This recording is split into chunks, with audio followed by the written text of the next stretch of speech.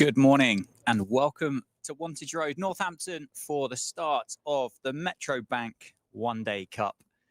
Opening fixture of the campaign for these two teams. It's going to be Northamptonshire are batting first. Derbyshire in the field. Ross Whiteley, the skipper, won the toss for Derbyshire and elected to have a bowl first at Wantage Road. The stream here at the county ground is powered by Daffabet, players making their way out to the middle.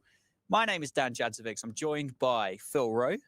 You got Metro Bank one-day fever? Is that what they call it? Well, it must be something I've eaten. Yeah, bit of a temperature. I'm about to get it.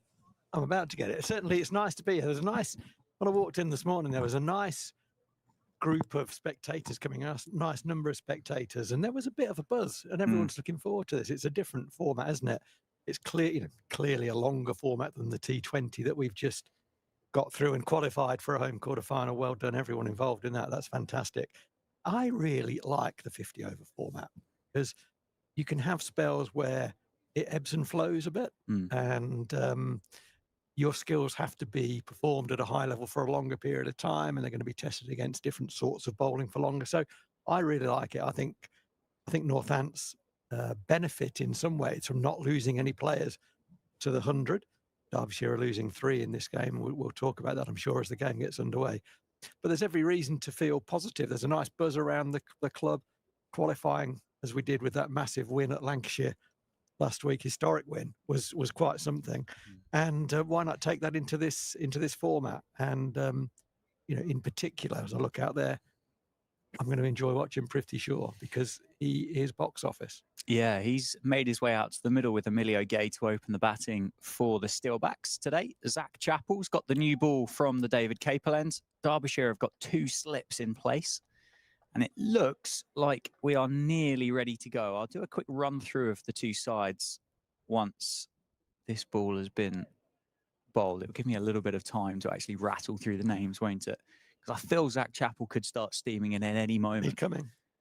He's on his way. The start of the One-Day Cup. Prithvi Shaw's on strike. 2 slips await. Zach Chappell bowls, and Prithvi Shaw. Well, that's nicely timed, isn't it? You said you're enjoying watching, or you were looking forward to watching Prithvi Shaw play, and he starts with, on top of the bounce, a square drive through a vacant offside for 4. The teams line up: Prithvi Shaw, Emilio Gay, Ricardo Vasconcelos, Rob Keogh, George Bartlett, fresh off a big 100 against Norfolk in the warm-up game. Safe Sabe, Lewis McManus, Gus Miller, Rafi Weatherall makes his list day debut, Ben Sanderson and Jack White.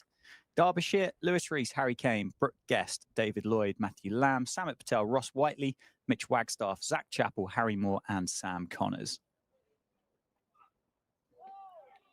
Maybe just kept a little bit low. It's the same pitch that was used in one of those 2 fantastic T20 wins for Northants. The pitch that was used against the Birmingham Bears. That have much of a hangover? It's been a little while since that game has been played. Yeah, I guess you might expect it to be a bit slow, a little bit slower than it was on that night, and but no more than that. I would. It's only a 20 over game, but it's a few days ago, isn't it now? So a little bit slower, I would have thought. Wow, that's poor. That's nicely timed by Prithvi Shaw, backward of point. It's going to run down towards the boundary. It's not going to go. Emilio Gay is going to come back for a 3rd. Strong arm back in from, I think that's Sam Connors that ended up doing the fielding down in front of the covers in the ice cream van. 7 for no loss after 3 deliveries. And Emilio Gay, the left-hander, will take guard and face up against his first ball of the morning. There's one thing I do want to talk about, and we will talk about it as I'm sure the day goes on. You said you really enjoy the 50 over format. I do. And I do as well. But I quite like it because it might be because I'm a young man, but I quite like it when it's a little bit shorter. I really enjoyed the 40 over competition that was run not that long ago. Yeah, that was great. That was a fantastic format. Big appeal by Zach Chappell. Oh, I saw that umpire's finger just twitch out of the pocket there, didn't you? That was a twitch from the ump. Heart in mouth for Emilio Gay. Just a bit high. Oh. It was a good delivery, wasn't it? It really was. In fact, although he's gone for 7 in 4 balls, it's not a bad 4 balls. Just going to watch the replay. It's straight. I mean, that's tight. The doubt in the umpire's mind why his hand twitched was the line was fine, but was it just sneaking over the bails? I think it was a good decision. Emilio Gay turns it around, well fielded by Sam Connors at 45. I would imagine he will be Zach Chappell's opening partner from the Lynn Wilson centre end this morning. Nicely played by Emilio Gay. Certainly one of those moments as an umpire that your heart rate just suddenly goes a bit of a flutter, doesn't it? And you go, oh, hang on. Well, yeah. So we kind of giggled a bit, which is inevitable because we're so childish. But the umpire did twitch, but I'd rather that than he just fired it. Drew the pistol and fired. We see some umpires give them out so quickly. He gave himself a second. Nice shot. Not well timed, well fielded. In at cover. So first over complete. 7 for no loss. The Steelbacks. All 7 of those going to Prithvi Shaw. Yeah, so just back on that decision, really. I think the line was fine. It did him for movement. It nipped back into the left-handed. Emilio gave us a good delivery from Zach Chappell. And the instinct of the umpire was clearly that's straight. And he just gave himself that even half a second. Actually, he's a tall guy. It's just above the knee roll. A brand new ball. There's doubt. And I'm going to give the benefit to the batter. It's a really good bit of umpiring. And in the game, that's what you'd rather. Give yourself that second. If you go through that process and you give it out, you've given yourself that second. If it not out, great. No one minds that. What players don't like is the trigger. So, the so-called trigger that's so quick that the umpire hasn't given himself that thinking time. Oh, squared up, Prithvi Shaw, but shows the quality of the player. That's flown down to deep backward square for a single, fielded by Samit Patel in front of a few of the spectators that have made their way into the ground this morning. Nice coffee van down. It's a bit early for a Mem Saab, isn't it? 11:05 in the morning, but it is. It is a bit early for a Mem Saab. The queue gets quite long, so it might be a good time to join it. Give it 5. Give it 5, yeah. It's good though, isn't it? 8 for no loss. Prithvi Shaw with the 8. Sam Connors with a good start. Emilio Gay back on strike. On into the thigh pad of Emilio Gay. Sam Connors last year, 12 wickets at 34s in the One Day Cup. Best of 3 for 32 in the fixture here at Northampton. Looked like that just left Emilio off the wicket. Yeah, it did. It bounced and left him. That's done a bit there. It's quite green, isn't it, the pitch? I wonder whether they left a bit more grass, live grass on because it's a bit old. The surface is old, a bit more grass. That helps the ball to go through. It will help a little bit of movement as well. Nothing wrong with that. Beauty by Sam Connors. Well played by Emilio Gay as well. Didn't follow it, didn't poke at it as it went past. I think with the Northant seam attack, and clearly this kind of pitch is going to complement other seam bowlers as well. And Zach Chappell, Sam Connors, 2 of those that will benefit from a tinge of green to the pitch, and probably a big contributing factor as to why Ross Whiteley chose to have a bowl first here this morning. However, with Jack White, Ben Sanderson, Rafi Weatherall, Gus Miller, it's kind of suits Northants, doesn't it? I think, I just really agree entirely with what you've just said. A little bit of live grass on there. You look at the Derbyshire lineup, you probably think that batting is slightly their stronger suit. And actually, Northants have got a strong batting lineup. Let's get them in on with a bit of green around and see if we can nick a couple off early. Get into the middle order. Yeah, I think that's a great shout. Sam Connors has started really well here. Really nice rhythm through the crease. Very front on bowler, chest on bowler. He's hitting the wicket quite hard. Over pitched, nicely played by Emilio Gay, who stands and watches it go through mid off for 4. Emilio Gay off the mark. Thanks, Sam Connors. Commentator's curse. 11th ball of the game. He was bowling beautifully. What he's done there now, you'll hear me say this from time to time. He's gone past the outside edge a couple of times, hasn't he? One hit the back thigh pad and one went past the outside edge, but they were a little bit short of a length. He's given that one a bit more chance. I'd rather he got driven than left at this stage. So that's not a bad error. The error really is the hit ball. So that's not a bad error, getting driven. Nicely played again. Almost flamingo-esque, wasn't it, by Emilio Gay? Takes the score up to 13 with that single down to deep mid-wicket. So 13 for no loss after 2. Prithvi Shaw on 8. Emilio Gay on 5. But yeah, you're right. There's a real nice buzz around the county based on those last couple of results in the Blast to firstly qualify for that quarterfinal here against Birmingham on the Thursday night, which was an incredible feat in itself. The first time since 2020, and I think the first time since Northants had beaten Birmingham or Warwickshire, whatever kind of incarnation of that side it was from that 2020 season.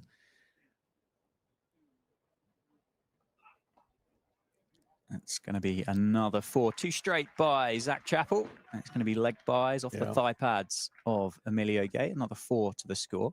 And then well, I would imagine, but I don't know the exact timings, but I think it might have been a later night on the Thursday here at Northampton. And then the bus straight to Manchester to get to Manchester. I think Ricardo Vasconcelos said it was getting on for about 1:30, 2 o'clock in the morning by the time they arrived. As you said, to go and beat Lancashire, the game that you were at, in such a high-scoring game and in such a fashion as well, to secure that home quarter-final is a massive buzz for the county down the leg side. Yeah, it was. I was so happy to be there, and I'm so happy for everyone involved. It was some win that. I thought at half time, with a number of 200 on the board, it's going to be an exceptional. Clearly, it's going to be an exceptional run chase to ever chase 200, whoever you're playing, wherever it is. But add into that Lancashire's home record, add into that our record at Old Trafford, and turn that around was absolutely wonderful. Big drive by Emilio Gay, shaping up to go through the offside, ends up with a rather sizable inside edge, picks up a couple of runs through mid-wicket in the end. It wasn't in control. Bit of shape on it, I think, back into him. Let's have a look at the replay. Just there was a bit of width, actually. He's hitting that initially through extra cover, and he was just early through the shot. He was a bit ungainly in the end. You don't say that too often about Emilio Gay, do you? You really don't. You really don't. Well said. Ungainly and Emilio Gay do not go together particularly well. I like ungainly, though, because that kind of combines the two, doesn't it? Yeah, it does. That was an accidental skill, I think, as you'd call it, wouldn't it? Skill. It was an accidental skill. Royalties to Kyle Kurtzer for that. But it was an accidental skill. Ungainly. This is how these things start. They do. Get it on a T-shirt. Not sure I'll catch on. Yeah. Well, you'd need to know what it meant, wouldn't you? Yeah. Should we move on? Yeah, I get us into any trouble? I think it's a very good idea to move on. Crack on. Well played. Yeah, covers that up nicely, doesn't he? This power play, this first kind of 10 overs will be equal balance, won't it, between Prithvi Shaw and Emilio Gay to cover up and make sure they see off these 2 new white kookaburras here at Northants, and plus also to take advantage of the fact that there's only 2 fielders outside of that 30-yard circle. Yeah. Does it sway either way, or is it pretty much kind of 50-50 in terms of responsibility and role? Well, yeah, I think it's 50-50. They will know pretty early on who's playing well. Hopefully they're both playing well. Sometimes it doesn't happen that way. And I mean, Prithvi Shaw is not a man who, from what I've seen and what I hear, he's not a man who really suffers with form like mere mortal. So he just plays. So it's likely that if he's in, he's playing well. If he's not in, he's not playing well. Emilio can sometimes get a little stuck and sometimes gets a bit ahead of himself. He's still young, he's still learning, but it's a good place to watch for him, I would say. So just get up the other end. Zach Chappell's just losing his radar from time to time as he's bowled a hit ball, first ball of the over that went for a leg buys, then a wide, and now a wide down the leg side to the right-hander. So the left and right-hand combination is proving challenging for Zach Chappell. I do think his length has been good this over overall. No, I think length for both Chappell and Connors has been good, hasn't it? Through these opening 2 and a bit overs. One timed to short cover, and it's going to be a dot ball to finish. So 3 overs then complete, 22 for no loss. Prithvi Shaw 8, Emilio Gay 8. Yeah, we just talked about length, and just watching that last ball of the over. Okay, so it was a mistimed drive, and it reached extra cover on the bounce. So no damage done, well bowled, in fact. But it was a very positive shot, again, from Prithvi Shaw. And as a bowler, you have an instinct when you let the ball go that's length, or is that length? Yeah, that's length. Okay. And he's still looking to drive that on the up in the third over of the game. There is no safe length to Prithvi Shaw. Mm. You know, anything back of that, he rocks onto the back foot and hits it off the back foot just as well. So you've got tiny margins against this guy. Good pace by Sam Connors. Half an appeal from the bowler, but that would have pitched outside leg stump into the thigh pads of Emilio Gay. Yeah, you and I were both on commentary last year, and we had the pleasure, didn't we, of watching Prithvi Shaw's 244 against Somerset here in this competition. And it would be really difficult, I think, to come up with an innings that either of us have watched live to go, that innings is definitely better than the 244. There'll be a bit of debate here and there, won't there? And yeah. Nice shot, Emilio Gay. Hold the pose, straight drive, straighter this time, just past the stumps, and it's going to be another 4. There'll be context, won't there? There'll be kind of, oh, this guy dug in here at this moment and really kind of got us out of trouble. Yeah. But the 244 against Somerset, you would have to come up with a good, compelling argument to completely discount it. I've talked to a couple of people about that in here, just around Northampton, guys I know who know the game of cricket, and the first thing they've said is, yeah, but and I've said, no, stop, let me stop you there. You obviously haven't seen it, because it was extraordinary. It doesn't matter who's bowling. It was a decent bowling attack, by the way, but it's, you know, it's too easy to say, oh, well, it's only in the 50 over cup, all the good bowlers are in the 100, and no, forget that. Watch that innings, because that was, well, it was the best innings I've ever seen in terms of shot making, timing, skill, decision making. It was just a beautiful thing for a very long period of time. It was extraordinary. Yeah, and they don't tend to give away list A double hundreds, do they, generally? No. Ask Jack Brooks how good that innings was, because I've done that, and he's happy to tell you. It was all right. It was quite good. Yeah. It wasn't bad. 27 for no loss after 3.5 overs then. Pretty sure just asking one of those that are in the hospitality boxes below us to stop fidgeting about. Sam Connors gets back to the end of his mark and makes his way into the bowl. It's on top of the bounce and guided just wide of a diving backward point who keeps it down to a single. That last ball there has really bounced. Sam Connors, he's got good rhythm here, and he's made that ball really climb and bounce. And lots of other players receiving that ball are dropping their hands or flinching away from it and looking back at the pitch. Prithvi Shaw, who's a short guy, just rides the bounce, knocks it behind square on the offside, runs up the other end as though nothing has happened. And it was kind of, if you're not watching closely, it's just kind of, oh yeah, he's just run that down for a single. That ball really misbehaved and was well bowled. That's how good this guy is. He's so skillful. So the thigh pad once again of Emilio Gay. Good endorsement for whichever thigh pads he chooses to use, although that one I think might have missed a bit of the padding as he takes a little shuffle over to square leg to reset.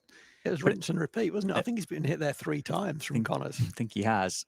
Which suggests to me round the wicket might be, if he's getting the ball to go away there, away from the left-hander, come round the wicket, and that might find the edge. Although he has an issue with his run-up, which might mean he runs down the pitch. Yeah, that's too straight. That's turned around the corner by Emilio Gay.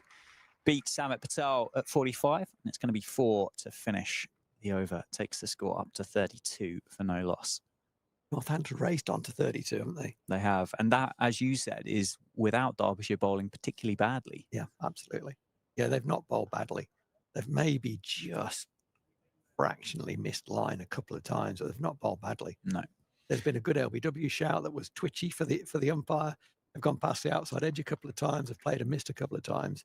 And yet, it's 32 for no wicket. Emilio Gay is on 16 already. Yeah, 16 off 18 for Emilio Gay.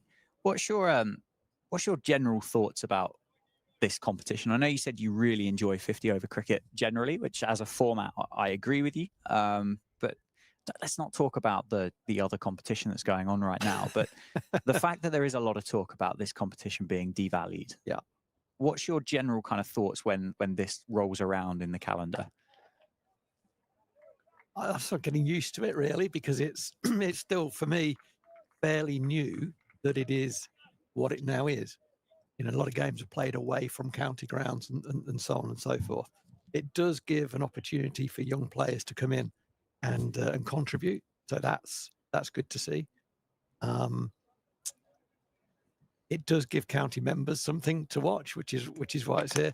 I just wish it was best against best because it's a valid format. It's a format that's played around the world.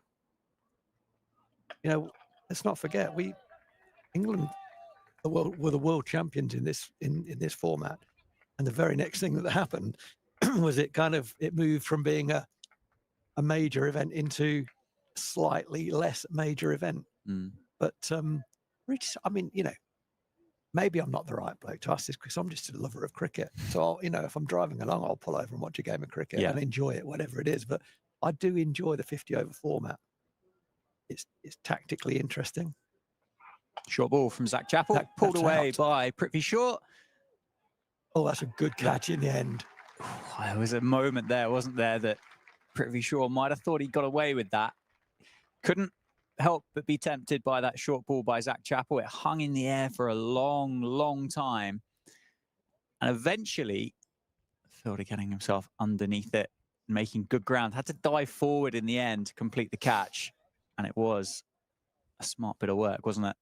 It was a good catch because it was swirling. It's quite blowy, isn't it? It's quite breezy. And when it was top edge with the bat speed that Prithvi Shaw has, it puts spin on the ball as well, which will have effect in terms of the flight of the ball. What the fielder did very well, he got his work done early. So he's got his footwork done very early.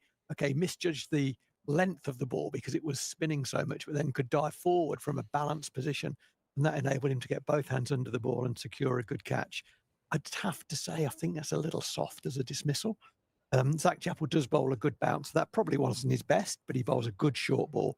He's a strong lad and doesn't usually waste his bouncer either. That was reasonably well directed on line. It wasn't really banged in, didn't get that high, but Shaw wasn't able to control it. And that's a softie. I think teams may employ that tactic to Prithvi Shaw from time to time on the back of that. But it's a disappointing dismissal from a Northamptonshire perspective. I'm disappointed because I do like watching him bat, but you could hear the celebration from the Derbyshire fielders. They know that's a very, very big wicket in the context of this game. Yeah, catch taken by David Lloyd down at deep backward square. The new man for Northants is Ricardo Vasconcelos, batting at 3 today. Joins Emilio Gay, his usual county championship opening partner. Derbyshire stick with the 2 slips. Yeah, that was a very good catch. And David Lloyd will obviously have known that's a big wicket as well, which puts an extra bit of spice on the catch as well, an extra importance to it. All catches are important, obviously, but he is the main man in this line. He's hurt his knee, I think. David Lloyd's just flexing his knee there. Yeah, it was a big dive forward in the end, wasn't it? First ball for Vasconcelos, covered up. Defended to Samit Patel at mid-off. Both of these 4 Northants picked up hundreds last year in the competition, 1 apiece. Zach Chappell, as we spoke before we went on air, was 100 bound, wasn't he, last summer? Yeah, he was. Yeah, I think he was with the Oval Invincibles, if memory serves me right, and they won the tournament. He wasn't in the side that won the final game. I don't know what his contribution was, but obviously he's back with Derbyshire now. Short ball. Left alone by Vasconcelos this time. So 2 left-handers in for Northants now, which will allow Derbyshire to just settle in on a line and be able to set consistent fields, not worrying about the right-hand, left-hand combination that offers a lot of success, doesn't it, with regards to putting bowlers off lines and fielders making sure they're in the right place. It certainly adds a bit of confusion. 5 overs done then. 32 for 1. Pretty sure the man to fall in that over, the first wicket going to Zach Chappell. And I think that's just made it a fairly even first 5. Yeah, it has. And maybe even slightly in Derbyshire's favour. I think that was a wicket made in that last over. Well bowled, Zach Chappell. It was a very fast start from Northants, tucked into a few, not poor balls, just sort of hit balls at missed fielders and a couple of nice drives, both from Shaw and in particular from Gay down the ground, as he loves to do. Emilio Gay got the score to 32, but then the dismissal of Prithvi Shaw, a really good catch in the outfield by David Lloyd, just swings it back early doors into Derbyshire's favour. Emilio Gay is obviously sweating under that helmet because he's just squeezing the sweat out of it. Humid, isn't it? It is humid, yeah. It's been, well, it's not been warm, is it, in the UK of late, but it's been as warm as what it probably has been through the summer, and it's pretty overcast today. Oh, so Sam Connors has been listening. He's coming around the wicket, and he does, as I suspected from around the wicket, he's going to have to get off the pitch, which is what Neil Mallender, who's the umpire at this end, ghosty, former Northants player, what a good man Neil Mallender is. He'll be watching for that. Zach Chappell's very front on bowler. His chest is facing the batsman through release, and that means he's going to find it hard to get off the pitch. He's not allowed to run down on the line of the stumps. Needs to get off the wicket after release. Nearly has immediate success, and here we go. Neil Mallender, no, he's not. I thought Neil Mallender was going to come in and have a look at his follow through. That ball really did bounce. It was an attempted drive for Emilio Gay. That's the length, really, that Sam Connors needs to be operating. But I thought round the wicket, just to get the ball to hold, he'll be angling into the stumps, and his natural delivery looks to just go away from the left-hander, trying to entice Emilio Gay to push and prod at that.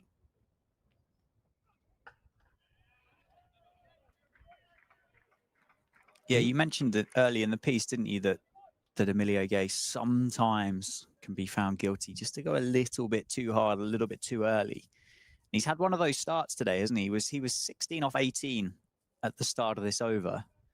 And it's one of those days that you think that it could be one of those stories where you go, oh, just went a little bit too hard, too early, got a bit carried away. Yeah, I agree. I think reading the pitch and playing accordingly is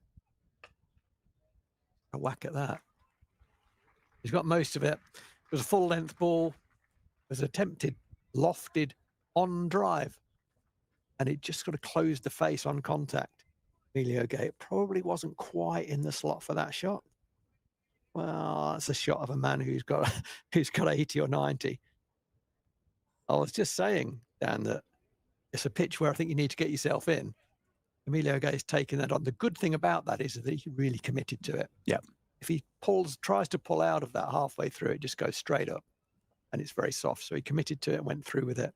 He clothed it a bit, but got enough of it. Oh, there's a run there. I'm running there, Dan. Are you coming? I'm running. If you're calling, yeah.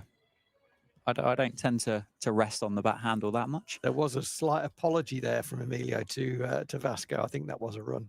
I've only run my mate out once this year. Once in how many? How many games have I played? League games? Maybe 10? Okay, 10% run out.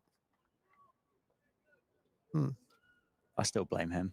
I'm a terrible runner between them. Well, I am now, but I always was. When I could run, I was a terrible runner. Well, that's very delicately played fine and will beat Zach Chappell on the inside. That generally means that third man is too wide. I don't think that's the case there. Third man was in a lovely slot. Orthodox third man, but it was played very, very fine by Emilio Gay. He'll be happy. That's the second over on the trot from Connors, where the sixth ball has gone for a boundary, which is very frustrating for the bowler. Probably even more frustrating for the captain, who's thinking, yeah, okay, we've got one boundary off that over, but he's looking good from round the wicket, and then just runs it down for another 4. Northants on to 40 after 6 overs. Yeah, it was a good over, wasn't it, for Northants in the end?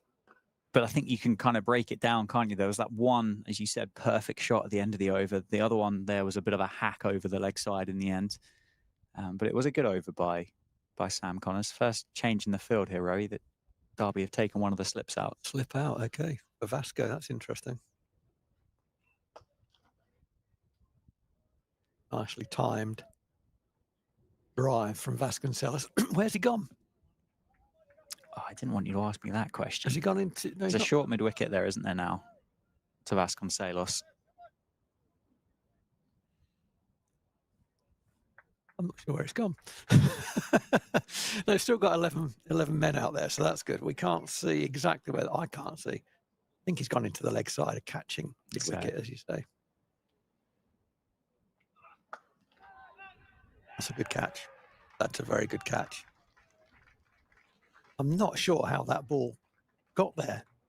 I'd need to see that where on the bat that hit. Vasconcelos looking, yeah, he's saying the ball just bounced a bit more on him. And it kind of came off the splice. It's a big shot to play fifth ball of your innings, I would say that. It wasn't a half volley. It wasn't a good length. It was between the two. So maybe a push drive or a let it come to you and open the face through the offside. But Vasconcelos has tried to drive that on the up through the covers. And it's just bounced a little bit on him and was very well caught by Lamb diving forward. The second dismissal to a diving forward catch. But again, I've just been saying about it's a wicket you've got to get yourself in on because it's a little bit green. There's been a couple that have bounced. There's been a little bit of sideways movement. On 0 to play that shot on the up to a bowler of Zach Chappell's ability, I think that's a big gamble. If he hits it for 4, we say great shot. But still, I think you have to respect the wicket that you're playing on and make decisions accordingly. If he's in and when he's in, that fielder won't be there. I guess there'll be a man on the boundary and he can play that freely and it'll go out for a single and we move on. But he has to get that ball down before it reaches the ring of fielders on the offside. Wasn't able to do that. And that's a soft wicket, I have to say. Yeah, it wasn't the best of Vasconcelos, was it? As you said, early in the innings, it looked to me like he just got a bit handsy, just kind of tried to throw the hands through it rather than kind of convert the body weight through the shot. Leaning back a little bit, and as you said, but that bit of extra bounce just kind of skewed off and spun and hung in the air. And yeah, another good catch by the Derbyshire outfielders. You know, I'm going to bang on about my old friend decision making. It's the uncoached, the undercoached, the underspoken about part of batting. The best players make the best decisions. That was a poor decision. That has to go at catchable height, really, off that length. Brings Rob Keogh to the crease. Well played, Rob Keogh. Good decision. It's nice to see Rob Keogh out there. He hasn't featured in the T20 campaign and will have expected to. I think, at the beginning of the season, he will have expected to be part of that squad. He's not currently in that squad. Things can still change because Northants are still in the competition, the quarterfinals. Don't know if I mentioned that. But he will want to make a mark here. There's no doubt about that. Got a good delivery first up from Chappell. Okay, so it's pretty clear already from those two balls. It's pretty clear to me that the Derbyshire plan to Rob Keogh is bowl 6 stump, 5th stump, hold length on 5th and 6th, because Rob will want to feel bat on ball. Don't go too straight. Don't let him knock one off the hip. Keep him dotted up. I expect to see that. It's one thing having that plan. It's another thing having the discipline to bowl to it. It looks pretty clear plan. It's early days. Nicely bowled again. Challenging off stump. Nicely defended by Rob Keogh. It's like he's bowling a really good pace today, Zach Chappell. Kind of hitting the bat very hard, isn't he? And like the reaction of Rob Keogh's body there with that defensive shot was if I'm absorbing a lot of power here from the ball. Yeah, the bat sort of wobbled, didn't it? It got a lovely story, which I'll tell you in between overs about the ball hitting the bat. I say it's a lovely story. I like it. Catching extra cover comes in for this last ball of Chappell's over. It's a slower ball. Ends up being almost Yorker length, and Rob Keogh knocks it into the hole on the leg side, and he'll be happy to get off the mark. It's 41 for 2. It was 32 for no wicket, and Northants are on top, and Shaw and Gay were looking brilliant. Gay's still there on 24, but Shaw has gone. Vasconcelos has come and gone pretty quickly. Keogh is the new batter at the crease. Yeah, there was a Northants player from the northeast who's well loved, passed away a few years ago, Alan Hodgson, and just a really good, honest seam bowler from the northeast. Good guy. Back to beer, did Hodge. And he was playing at Grace Road against Leicestershire, and Andy Roberts bowling at him. And Hodge said he went onto the back foot, and before he got his bat in place, the ball hit the bat, knocked the bat out of his hand, carried the bat over the stumps, and he turned around to see the wicketkeeper and the slips on their hands and knees laughing. He had to walk around behind the stumps to pick his bat up and come and face the next ball from Andy Roberts. It's a much better story when Hodge used to tell it. Oh dear. But that's pace. That is, yeah, and there were not many quicker in the game, were they? No.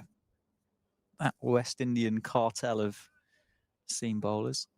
Anderson, Montgomery, Everton, Roberts knocked Hodge's bat out of his hand as a 17-year-old youth. That's quite funny. What a baptism! Yeah. Welcome to cricket. That has. There's an expression in the game which I can't repeat. That has gone through very, very quickly there. It's zipped off the wicket. I said earlier, there's a bit of live grass on the wicket. The ball must have been presented beautifully by Connors, and it has nipped through. It didn't do a lot in terms of line, in terms of changing line, but it zipped. It was the pace that it gathered off the pitch almost. It zipped off. And that's hit the seam. That's nicely bowled. There's a lot to like here, Connors. I say, I think. Well, you said, didn't you? The start, those first kind of 4 overs, 32 for no loss, very much Northance's way, and the two of them looking very well, very good. But as we said as well, 32 for no loss didn't really kind of paint the story. No. Chappell and Connors had bowled really nicely through that period, those 4 overs. Yeah. Which sounds ridiculous, doesn't it, in a 50-over game that we're talking about a 4-over spell, but kind of always felt they were in the game. Yeah, sure. Like it wasn't an 8-and-over bowling attack to start with. It wasn't, and it was about boundaries, wasn't it? Really, that 32 was largely in boundaries. I think there might have been 6 4s in that. It wasn't as though we were scoring easily off every ball. There were a number of balls that were played and missed out. So there was a big LBW shout, looked a bit high. The caution was applied to it by the umpire and said, no, I think that might just be creeping over the bails. Benefit of doubt. Oh, that's hit hard. And again, Connor's getting the ball past the bat. For the right hander, that's inside the bat. And it's hit Rob Keogh on the upper thigh. He's hit Emilio Gay there 3 times. It's just gathered again off the wicket. It's done him for a little bit of pace off the pitch, back into the right hander. Just needs to get that one a little fuller. The issue has been for Connors when he's gone a little bit fuller, it's been too full. It's just that perfect length in between that length and a half volley length. That's where he's going to get his joy. That length. Oh, that ball misbehaved as well. Kept a little bit low. Another good delivery. People are changing ends and the scoreboard. Oh, scoreboard was 3 balls behind. That's a good over again from Sam Connors. He bowled very well here. Both wickets have gone to his opening partner, Zach Chappell, but Connors has done his job really in terms of backing up more experienced Chappell. Yeah, that ball just held its line and didn't quite go through, getting to Brooke Guest on the second bounce. So the game's changed. The ball's moving around. There's balls beating the outside edge, the inside edge. Catching the edge, as that one did. Just holding again. It's no huge surprise, I don't think, having watched the game here on Thursday night on this pitch, with the start that the Northants seamers had against Birmingham, about 3 wickets in 3 wickets, well, not very many. Was it similar to what happened against Durham here in the Blast as well?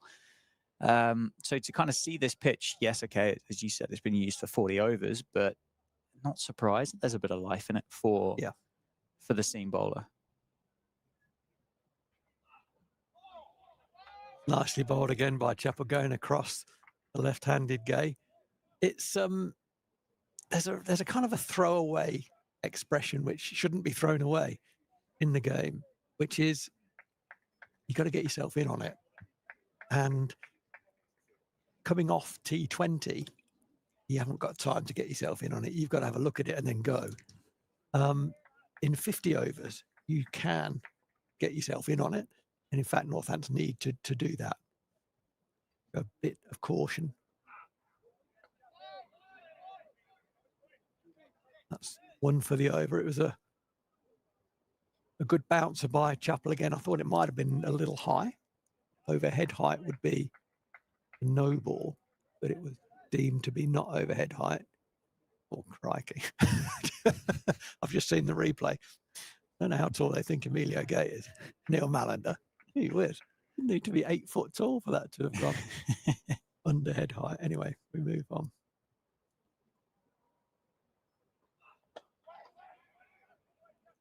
Chappell's bowled well here. Both bowlers, opening bowlers for Derbyshire have bowled well. Chappell's got 2 for. He'll desperately want to get Emilio Gay before he leaves the stage. He bowled so far. He's bowled 4. This is his 5th over.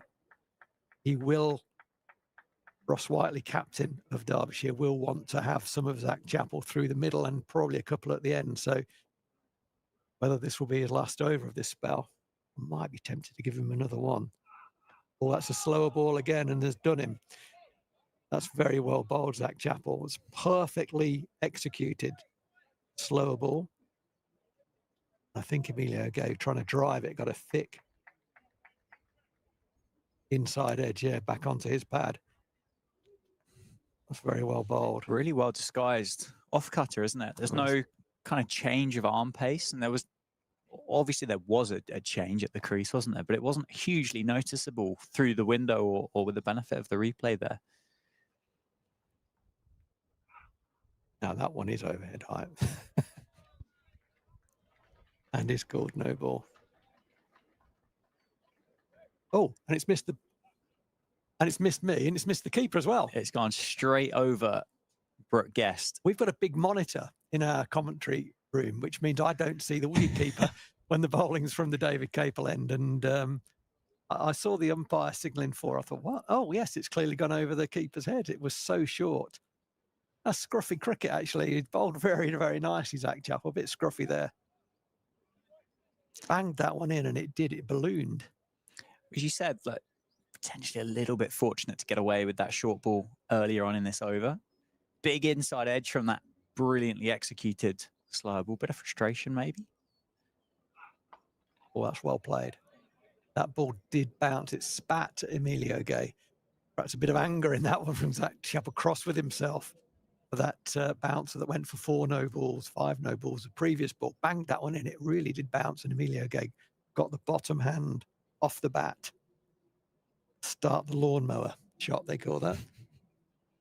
As in pulling the cord. Got it down very quickly. 47 for 2 after 9.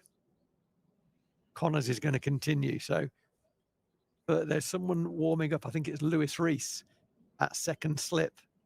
The left arm seamer will provide a different look. So it looks like he's going to come on to replace Chappell. But now it's going to be Connors, who's bowled impressively. Oh, that's tight. Nipped back and struck Rob Keogh on the pad. My colleague indicates leg side. No, I wonder whether Rob might have just triggered outside the line of off stump. Outside off stump, okay. Certainly fell that way afterwards, didn't he? He did. I've been done. Yeah. Well, it was a stifled appeal. I think it was missing leg and probably a bit high, but it did jag back. Just got to get that ball starting just outside the stumps, really, Sam Connors. That's nicely bowled, young man. Got to be tempted here. I know you just spoke about Lewis Rees warming up. What did he pick up? 11 wickets last summer in this competition. Better than handy option with the ball. But with the way that Connors and Chappell have started, if you're Ross Whiteley, you've got to be tempted to think about to keep one of these going. Definitely. I definitely would give them both another over. That's not going to happen. I think we're looking at Lewis Rees still warming up. So that looks like that Chappell's going to be replaced. at the David Capel end. Could be, I could be mistaken, of course. We'll see what happens there. But yeah, I think wickets, and there's threat. There's threat from both ends, both from Chappell and Connors, providing good threat. They do look like taking a wicket. I think I'd be tempted to give them one more each. I wonder if that last over from Zach Chappell, where he conceded the 5 no balls, might just swing the balance to Lewis Rees. We'll see. Rob Keogh down the wicket a little bit, tucks it off his pads nicely for 2 out to the fielder. Was at square leg, runs round to mid-wicket to field, nicely thrown in. Nice move by Rob Keogh, I like that. Just trying to disturb the bowler's length, and did. Connors will be thinking, why didn't I just hold length there? Particularly with Rob, who was just 1 not out, having faced 13 deliveries, been hitting the thigh pad a couple of times. Big flashy drives at a couple of wide ones. He's given himself a bit of a freebie, didn't he? Again, just a little bit straight. Connors looks like the world's against him. I think he thought that was going to get through the defences of Rob Keogh. He tucked it into the leg side. Able to rotate the strike. 50 up for the Steelbacks as well. Inside 10 overs. First milestone of the campaign ticked off. 50 over cricket is weird, where you kind of end up with 250. You just play. Nothing extraordinary happens. You almost end up with 250. So long as the pitch is okay. If it's a minefield, clearly that's not the way. But generally speaking, in this tournament, it'll be interesting to see how many scores there are under 250 in this tour. I think there'll be very few, to be honest with you. The weather's decent around the country. I think there'll be very few scores of under 250. So that's 5 overs now for Sam Connors. End of the power play. Yeah, so 50 for 2 after the power play. 2 wickets to fall. Prithvi Shaw bowled by Zach Chappell, caught by David Lloyd at deep backward square. Good catch in the end, and Ricardo Vasconcelos went without scoring off the bowling of Zach Chappell. Good catch, short cover by Matt Lamb. And you are right, Rowie. Zach Chappell is going to be replaced. He's going to be replaced by Lewis Rees from the David Capel end. Going to be 1 slip in place. Ross Whiteley now has the ability to have a few more outside of that 30-yard circle. 4 he's allowed out. Looks like they've got 2 on either side. Lewis Rees starts with a dot ball defended into the offside. So those 4 fielders outside that 30-yard circle. One's at deep cover. One's at a very wide, deep third. Sam Connors in front of us. One's at square leg. And the other, I'm assuming, is around the corner at fine leg somewhere, but I can't see around the. I think he is. Around the window. Let's say he is. If he's not, he needs to be, because that ball swung. First ball from Lewis Rees swung back into Rob Keogh. So you're going to need a fine leg. I'm sure there is one there. We just can't see him. Nicely played. Samit Patel does the work at mid-on. Good start from Lewis Rees. Good bowling change. What do we know? Well, Lewis Rees is a very fine cricketer. He's a guy that he won't be known widely around unless you're an absolute cricket badger. But started his career with Lancashire and has been at Derbyshire for a number of years now. He's a very, very handy all-rounder. Opens the batting often in white ball cricket. Nice shot by Rob Keogh, and well fielded by Ross Whiteley in at cover. That was a shot that you would have expected just to have held the pose there and watch the fielder trot off to the boundary to underarm it back to the bowler to go again. But really well fielded by the Derbyshire skipper in there on those wicket ends now. The first time really this summer that we can turn around and say that there's wicket ends here at Wantage Road. It's been so lush and green and, well, wet, isn't it, through the course of the summer so far. But there's real sign of some wear and tear here on the square now as the season draws on. Wide ball from Lewis Rees, just shaping that one down the leg side. Rob Kerr needs to be, and he will be aware. I was just he wasn't necessarily looking at the score, but he's looking in the direction of the scoreboard to see where the fielder is on the leg side. But he's 4 off 18 balls. And it becomes a bit of an issue at times for a batter. It's like, well, I can't throw it away because I've been in for 3 overs. I've got 4 runs. At the same time, I need to move on. What he desperately wants is a 4 ball. Give me a short wide run that I can cut, or give me a hit ball that I can tuck up between the 2 men on the leg side. Just give me something to get me going at low risk. But Lewis Rees is not that bowler. He's not going to do that. No, He's got a slip out now. I'm surprised he's taken slip out there. I'd have left a slip in. Wickets is what you need in this format. If Keezy edges one through there now, he looks all right, Muppet. The ball is swinging. So, yeah, but he does bowl that goes across as well. Short ball, and it's going to be pulled away down to the fielder at deep backward square. So it's going to be just a single off at final delivery. And there's going to be one more because of the wide as well. Well counted, Dan. Well counted. Emilio Gay, who feels like hasn't seen the ball for a little while, will be on strike. Slip comes back in to the left-hander. 52 for 2 off 10.5 overs. Stream at Wantage Road, Northamptonshire, powered by Daffabet. And Lewis Rees completes the over with one. Straight into the body of Emilio Gay. A bit of bounce on it, which will excite Lewis Rees. And it's well played by Emilio Gay to ride it in the end. Drops it into the leg side for a single. 53 for 2 after 11. Emilio Gay on 25. Rob Keogh on 5. And that's us. Rowie, it's us. Oh, we're on the thing. We're on the TV. The telly. Mum. The telly box. But yeah, you get the pleasure. What, is it pleasure? What? Privilege, I think is the word you're looking for. You have to enjoy our company for the One Day Cup this summer.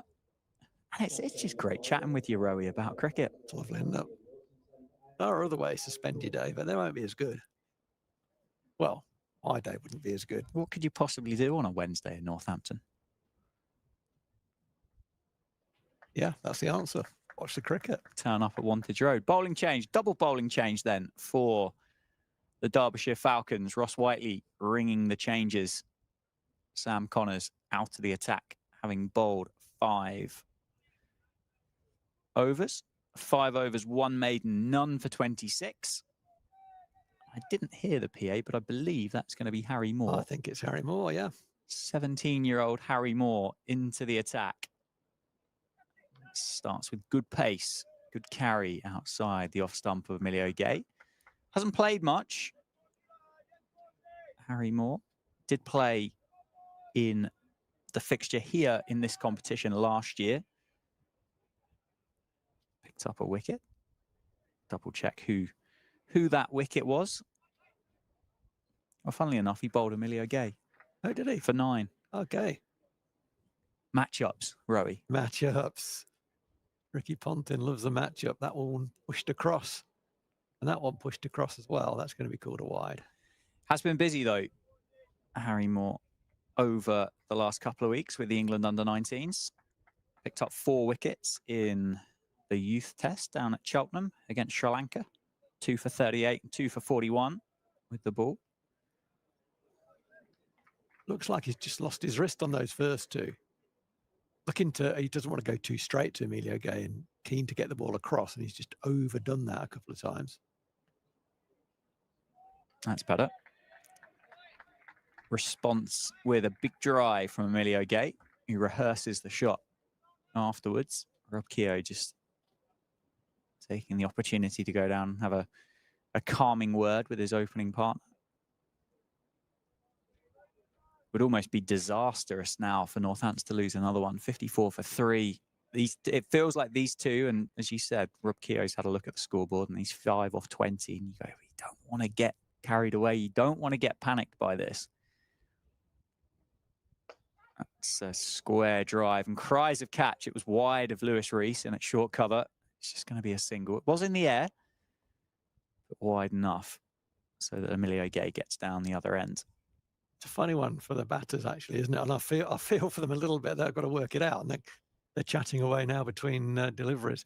The Northants got off to a little bit of a flyer, not an absolute flyer, but a pretty brisk start up to 32 very quickly, a number of boundaries, attractive shots, and so on.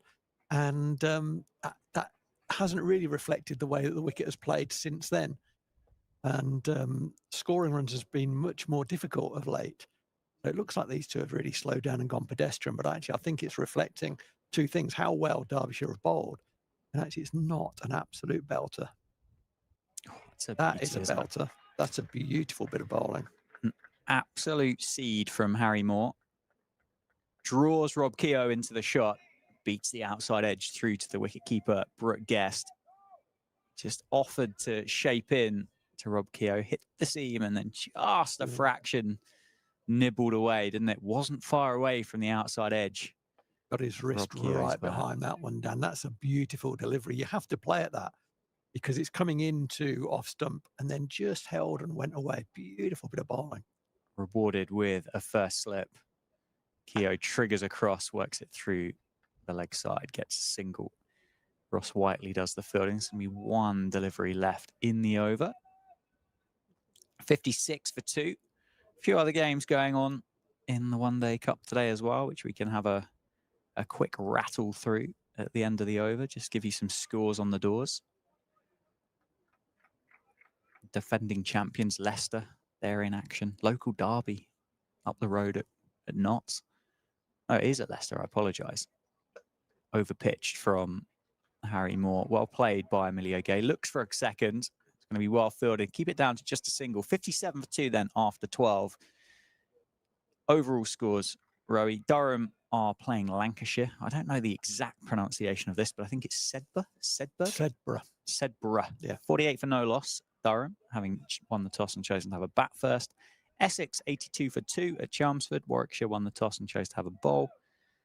Middlesex chose to have a bowl at Worcestershire. 46 for no loss. Worcestershire and Leicestershire, the defending champions, 13.1 overs, having been put in by Notts, are 78 for no loss. Started briskly, haven't they? There's been a few there, haven't there, that have got away.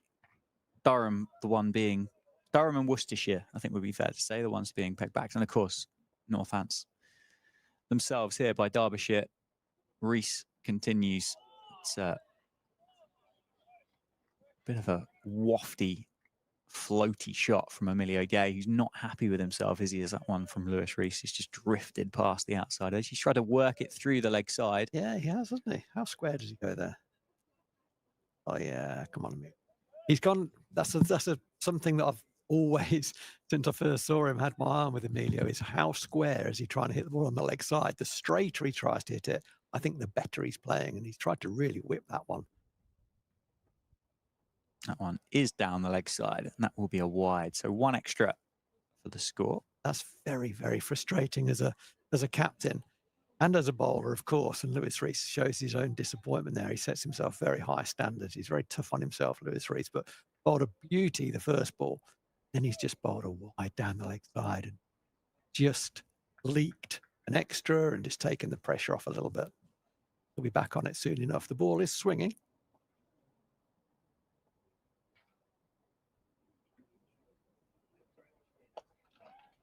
Nicely played, nicely bowled.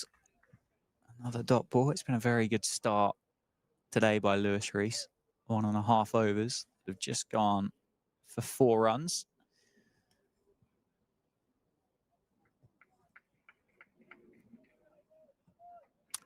One of the jobs these two have got to do, Emilio Gay and Rob Kerr, they've obviously got to set the platform for what's to come and cash in themselves and go on. Once they've got themselves in, Emilio is in. Very nearly out. That wasn't far away, was it? It wasn't. An outstretched arm of Lewis Rees on the follow through. It must be difficult as well, though, for the two of them, because they're two of the Northants squad that, well, they haven't played first team cricket, have they, since that block of championship game, or say block, those 2 fixtures of championship games in the middle of the Blast season. Neither of them featuring in the T20 Blast this summer.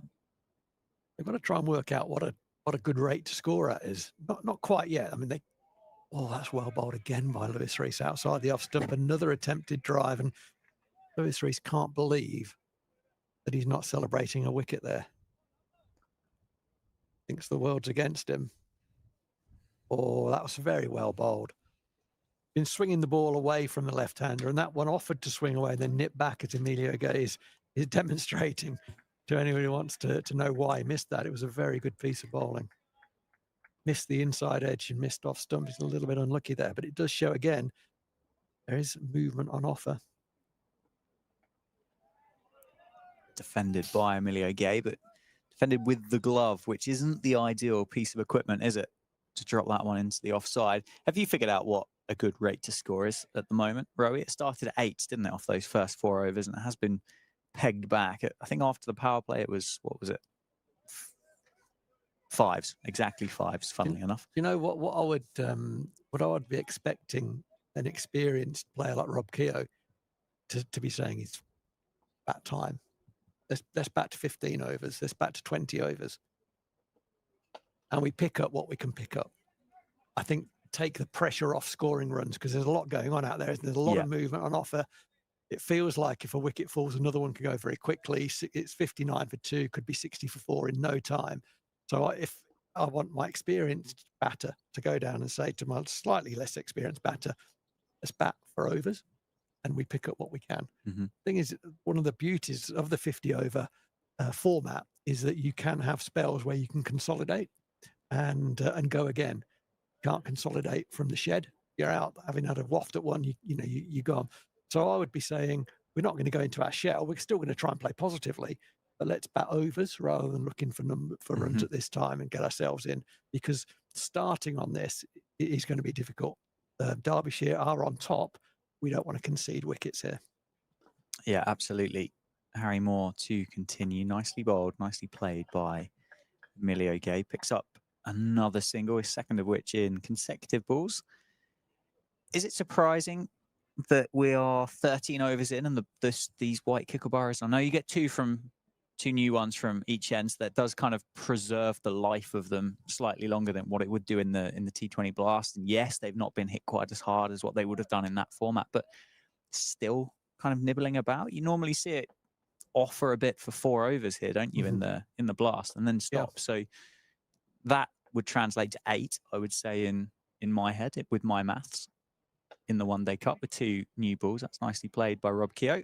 It's just going to be a single, though, well fielded down on the boundary at deep backward square. Yeah, no, credit to the bowlers. I think in the main, certainly after the first couple of overs, they've been there or thereabouts, haven't they? And challenged off stump, challenged the outside edge. Haven't bowled a lot of rubbish at all, actually. So yeah, credit to the bowlers. There's more movement than one might expect. As we said, there's a green tinge to the pitch just to keep the carry going through, which is a good thing for both batting and bowling. But yeah, absolute credit. They've bowled very, very well, Derbyshire. They, another day, they will be feeling, I suspect, have we only got 2 wickets here? We've been, with the white ball, we've been past the outside edge 7, 8 times. We've struck all players around the thigh pads and pads. Okay, we've taken 2 good catches, but actually they will be feeling slightly aggrieved that they've only got 2 wickets. This is tough for Northants right now, and Derbyshire are putting them under the pump. Good cricket. Well played. Well played, Emilio Gay. That's good. So that says to me, good decision making. You've got to keep making good decisions all the time. That says I'm prepared to let that go.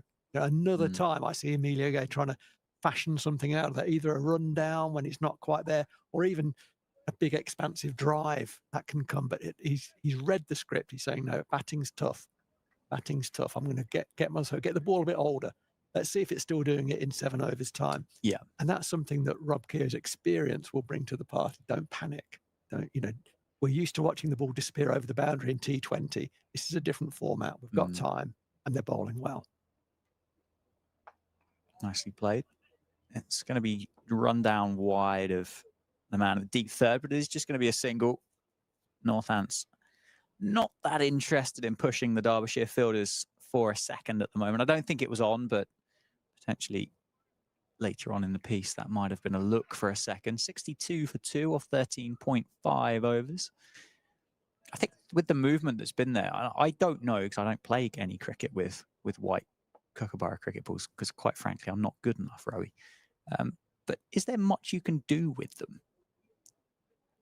Obviously, within the realms of the laws of the game. Obviously, with the red ball, the Dukes, you kind of see people frantically kind of polishing them up on trousers and sleeves and applying the perspiration from where they can get it.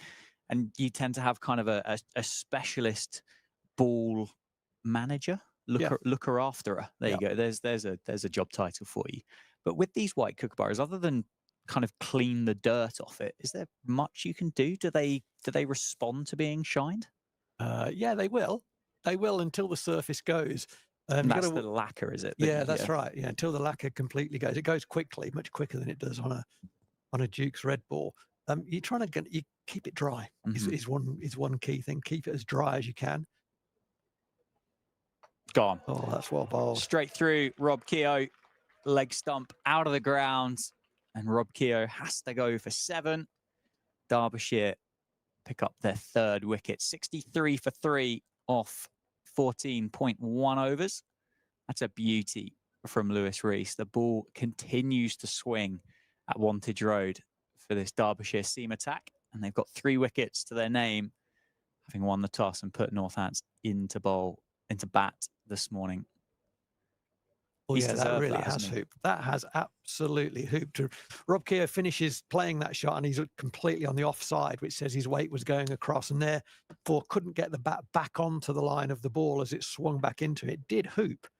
And we're now in the 15th over, and you don't normally see the ball swinging that much for certainly in the 15th over. Really well bowled by Lewis Rees. He was bang on there. If Rob Keogh had held his shape and not fallen over, he may well have been able to get a bat back onto the line of the ball as it swung back into him. But from a Derbyshire perspective, they're good for 3 wickets. 63 for 3. That feels they're good for that. They've bowled very, very well. There has been movement on offer from both ends for all bowlers from the word go. It's continuing to swing. So Northants under the pump here. They need a partnership. And the man in form, George Bartlett, joins Emilio Gay, and slightly disappointed from Rob there. I thought he had got a grip on what was required. And I think he just maybe it's a technical thing, a form thing. As you said, he hasn't played a lot of cricket and just fell over that one as it swung back into him. But it was very well bowled. It swung late and significantly. So well bowled, Lewis Rees. Yeah, you said Derbyshire good value for 3 wickets. And as you said a moment ago, if it was 4, I don't think you'd be shocked, would you, if there had been another one that went slightly differently and Northants were 4 down? It wouldn't be a huge surprise. She said George Bartlett is the new man for the Northants, in at number 5 today, fresh off 128 in the warm-up or the exhibition games, I think they like to call them, between the first class and the showcase game, against those NCCA counties. It was Norfolk, wasn't it, that Northants played on Monday? No, Sunday, wasn't it? It was Sunday up at Horsford. I can't believe they've not got a slip in here. I mean, yes, Lewis Rees is swinging the ball back into the right-hander. But in playing for that swing, you can always play inside the line. It doesn't quite swing as much. I mean, come on, it's 63 for 3, Ross Whiteley. Get him out before he gets in, surely. I mean, he's the captain will be thinking, where does he come from? Where does that slip come from? For me, he can come from the point boundary. Big trigger across outside off stump, that, wasn't it, by George Bartlett, trying to counteract some of that swing from Lewis Rees.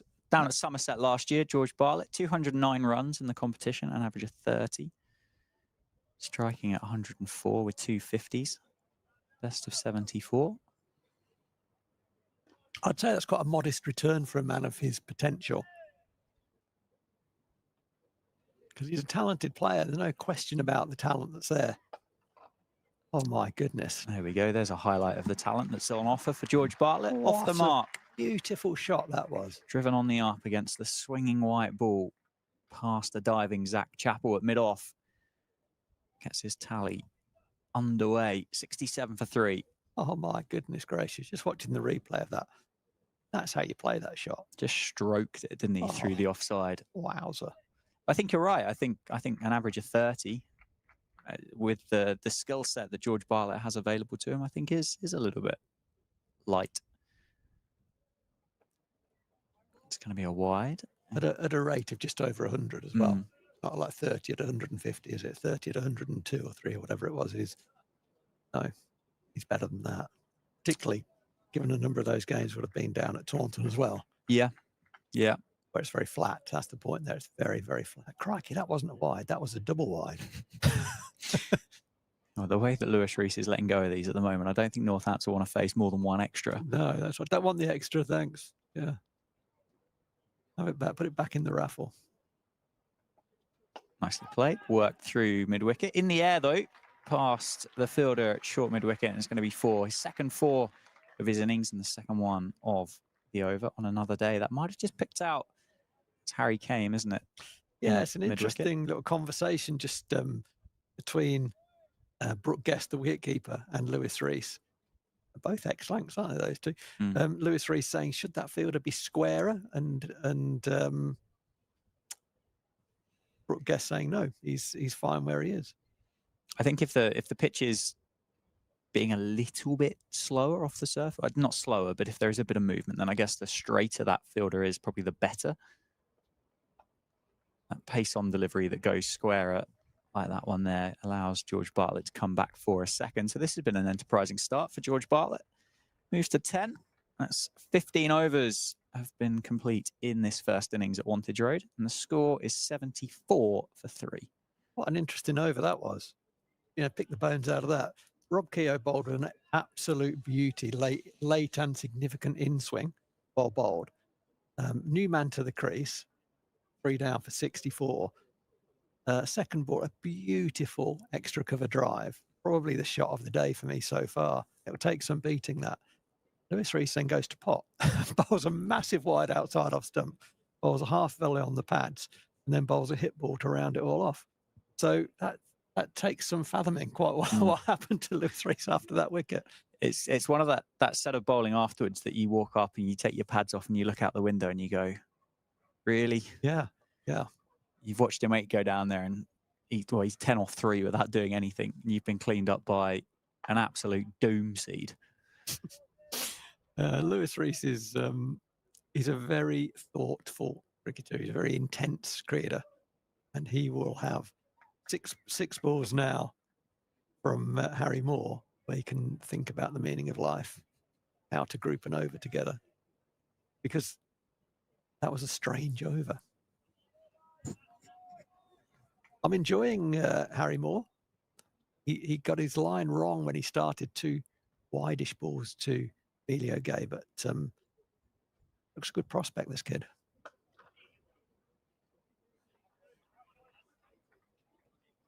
The early days, very early days, it looks like he's happier bowling to right-handers than left-handers. He tends to, so far at least, he's pushed the ball across the left-hander rather than bowled the ball across the left-hander. It's something that he will work on with the coaches up at Derbyshire a lot, is being able to really bowl that ball across the left-hander, not push it. Very different delivery, the ones that are pushed, the ones that are bowled. Yeah, did he or didn't he? I don't think he did, but that would have been an end, wouldn't it? That would have been a demise of George Bartlett if that had brushed the fingertip of Harry Moore. I think the bail hit Neil Mallender as well. He's got his hands up as though someone's just walking him out of a bank or something in a hostage situation. But I thought initially, I did think that could be a run out at the non-striker's end. A lovely cricket shot from Emilio. He drives the ball straight so beautifully. It's a great effort at mid-off by the captain. Ross Whiteley diving forward. It didn't reach him. Emilio Gay, I don't think this is something that, I've talked to Emilio about when he was a young player, is being very specific about where you're hitting that. He just hit that ball. It was just a lofted drive. and it didn't come off the middle of the bat. Be specific about where you're hitting it. He wasn't, and he clothed that a bit, and he clothed it so badly it didn't reach mid-off. Thankfully for him, because Ross Whiteley is a brilliant fielder, catches pigeon. Another error. The ball was bowled across the left-hander. Busy, isn't it? There's a lot happening. It's not been dull. It's 15.5 overs that we've had. It's certainly not been dull. Emilio Gay just seems to be rattled, doesn't he, by that straight drive that was fielded by the set of stumps at the other end. He's done. I think he was lucky there that Ross Whiteley didn't pick that up straight away. He reacted a little bit slowly. Whether he thought that Emilio Gay had timed that better than what he had, I think that's right. Felt like the ball had travelled a long distance, well, a relatively long distance towards Ross Whiteley before there was a commitment to that dive forward, which probably saved Emilio Gay in the end. But yeah, it's been a good innings by Emilio Gay, but it's not been one that's not had a few moments where Derbyshire have kept themselves interested. Harry Moore, 3 overs, 0 for 10. I think he's going to be replaced from the signals I just saw by Samit Patel. They want to get Samit on early. I get that. But actually, there's threat from Harry Moore. And I wouldn't be replacing him personally. No, unless they look at him as a bit of a classic kind of Liam Plunkett style middle overs bowler that they're going to bring back again later on in the piece. Someone who bowled in those kind of 20 to 40 over period of the game so well, so successfully. But I agree with you. I think he's bowled really well. But then again, we said that about Zach Chappell, said that about Sam Connors, and both of those have been backed up really nicely by their first and second change bowlers. So it's not like there's been a dip in quality. No. Get your slip in, Lewis Rees. You know that's the right thing to do. Yeah, Brooke Guest just having a word with Ross Whiteley there. I think that might be the call for the helmet, call for the lid. Yeah. You've got to get a catcher in here. Anyway, I'll get off that hobby horse. I tend to find a hobby horse pretty easily. There's my hobby horse for the moment. It'll change. There'll be further horses will be along, no doubt. That's well bowled. The conveyor belt Phil Rowe hobby horses. That's very well bowled there by Lewis Rees. It started to swing and then held. And actually, George Bartlett did well to adjust. Almost played that off the wicket. The man in form. Wow. It is an interesting move from Derbyshire and Ross Whiteley to go to spin after 16, 17 overs of real challenging seam. Whether that's a continuation of Harry Moore or whether it's a bring back of another. But it is an interesting decision, I think. I think it's an interesting decision. I think it, I mean, firstly, let's get off the fence. Firstly, I wouldn't do that if I was captain. I'd keep Moore going, back him. He's bowling well, keep going. He's causing problems. Secondly, you've got Samit Patel there, one of the best 50 overs cricketers that this country's had in recent years. Will be champing at the bit to bowl. Is Gay a good player, as good a player of spinners as I've seen? Probably not yet. And so there are reasons why you'd want to get Samit Patel on. But I wouldn't do it just yet, to be honest. I want to show the young man that I'm backing him. And actually not just that, but he's bowling well. He's bowling. Anyway, we're going to see Samit Patel. Is there a nod to the fact that 4.5 and over here might be a match-winning run rate? And can Samit Patel come on and bowl dry for 6 overs, 8 overs, or whatever it might be? Yeah, I think there's something in that. If the captain's looking at a situation, it's these things are never straightforward. The captain might be thinking, well, look, I know that Harry Moore's bowling well, but he's getting tucked around a little bit. He's getting ones and twos, and with the seamer on, it's easier to rotate than it is with the spinner, particularly someone of Samit's class. So, yeah, it could be a little bit of that. And as I said earlier, there'll be an analyst in the Derbyshire ranks somewhere saying that a good matchup is Samet against Emilio. Yeah. So that'll be in the captain's mind as well. So we'll see. I mean, it's not, I'm not saying this is outrageously terrible. I'm saying my preference would be to go the other way. But that's why I'm up here and he's out there. Played a lot of white ball cricket, Ross Whiteley, at a very high level. He's one of those guys as well in the game. Everyone knows how good a white ball cricketer Ross Whiteley is outside. People say, well, Whiteley, where does he's been around a bit? I'm not sure. He's okay. Actually, he's a very talented, very skilled, very dangerous cricketer. Amit Patel, how good is this bloke? Yeah, I don't think either of us sat here saying this is a wrong decision, is it? No, it's just not Ross Whiteley, because you know what you're going to get from Amit Patel. Absolutely. It's unlikely that Emilio Gay and George Bartlett are going to pick him up and take him for 24 or something off and over, and everybody's going to go, well, that was silly, wasn't it? It might just be a case of Amit Patel isn't going to nip it around a bit for a couple of overs. There is an argument here for one of these guys taking him down. Get after him early. Or that's a quicker ball. Skidded on a little bit. Little subtle variations in angle and in pace, in trajectory. Some he'll cut under, some he'll get over the top. It looks the same arm speed. One will drop, one will skid. He reads intent so well. So experienced. Slower ball there. Hooked into the leg side. I think we're going to pick up 2 here. Yeah. Interesting. The fielder dived to try to prevent the single, and had he stayed on his feet, they'd have only got 1. There's a big gap. Yeah, he's going back now. There was a big gap at mid-wicket. I fancied slog sweep if there was one he could have got hold of, but now that fielder at mid-wicket has gone back towards the boundary. Slight hesitation there, wasn't there, between the 2 batters? It was blocked into the offside. There's normally a run there between point and extra cover. Ball went right in the middle of those 2. It looked like it gripped a bit off the surface. Oh, well bowled, Amit Patel, a bit flatter that one. Samit's been involved, hasn't he, in the 100 since its inception. I'm sure he was playing for the Rockets team last year. Yeah, I think he was, yeah. He hasn't played a list day game of cricket since May 2019 when he played against Somerset. So how good is it, the fact that Amit Patel has come out of the blast and gone to Derbyshire, or part of the contract, or Mickey Arthur, or wherever the decision has come from, and gone, do you know what? I do want to play.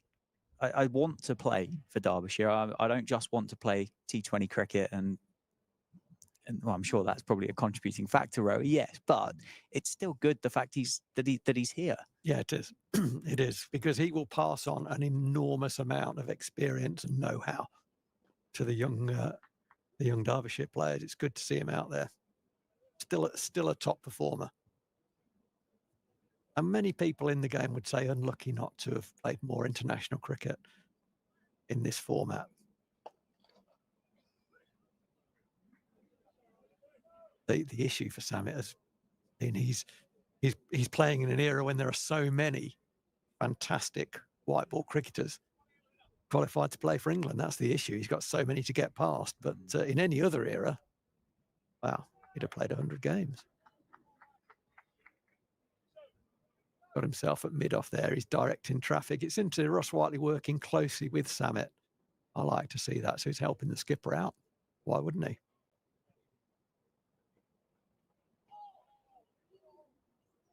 The umpire is not going to signal that wide. Oh, Emilio. Emilio Gay's trying to encourage the umpire to signal wide by putting his arms out. I'm not sure that's a smart move, Emilio. After your own game, it was very close. Oh, very close to the base of leg stump. And the umpire's not given that as a wide. I think that's a good decision. I think the umpire's kind of indicated to Emilio that it's not a wide because you've triggered outside off stump. Yeah, that's right. They're called profile wides, aren't they nowadays? The umpires call them that. The The profile being where were you stood, basically. Is that going to go for 4? It is. What a beautiful shot. That's the first boundary in a very long time. Well, the first boundary since George Bartlett's opening cameo, wasn't it? Against Lewis Rees, but that really, really nicely timed. I think it's the first boundary for Emilio Gay for a while. Much needed. Just going over length there.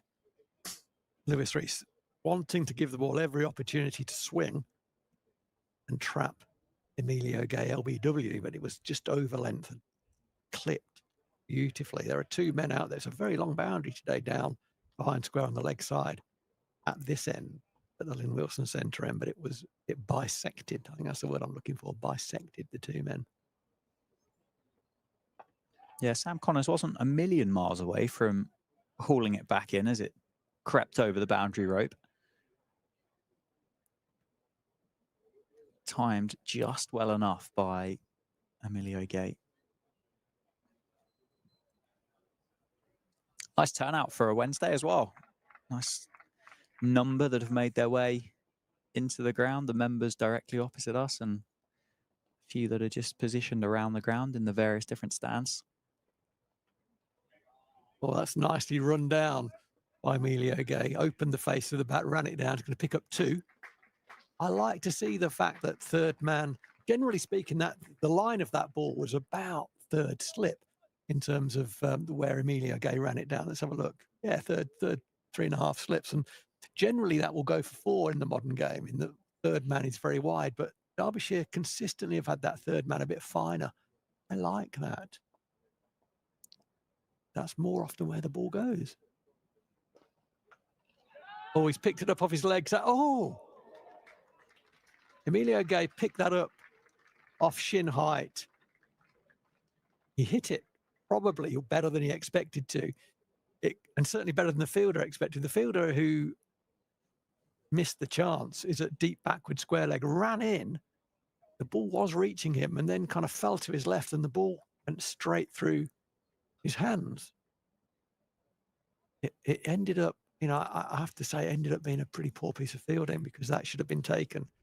But he misjudged it in a number of ways. He misjudged the line and the speed and the height of the ball.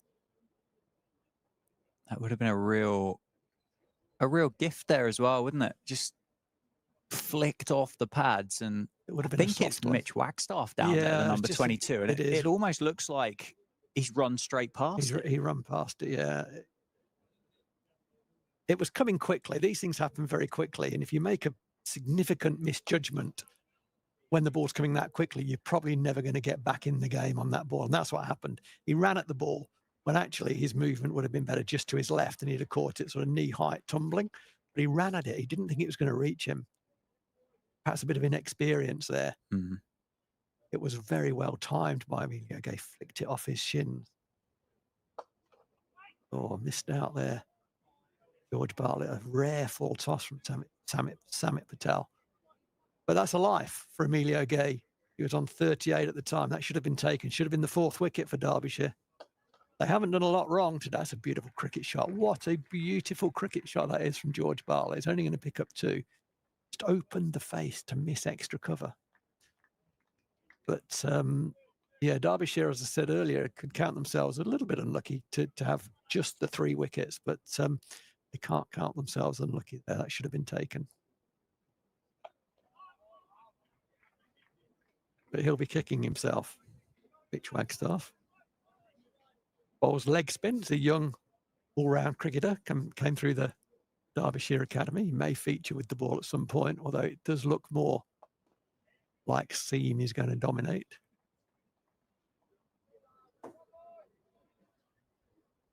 These white cricket balls, when they're hit by these guys, he's a big, powerful guy, Emilio Gay. I think it just bounced once, actually. It got over that long boundary. It didn't get any part of his body on that ball at all. Well, that's well played, Emilio Gay. Very well played. He came down the wicket, opened the face of the bat to get it sort of right, really, of mid-off for the single. I thought at one point his first intention, I think, was to play a lofted straight drive for 6. And Samit Patel just held it back nicely. It was a real nice bit of cricket all round, and Emilio Gay adjusted, saw that he'd been done in the air and had enough about him to adjust and push it firmly just for the single. So a bit more positivity, a bit more intent. They're not going to allow Samit Patel just to settle and bowl at them.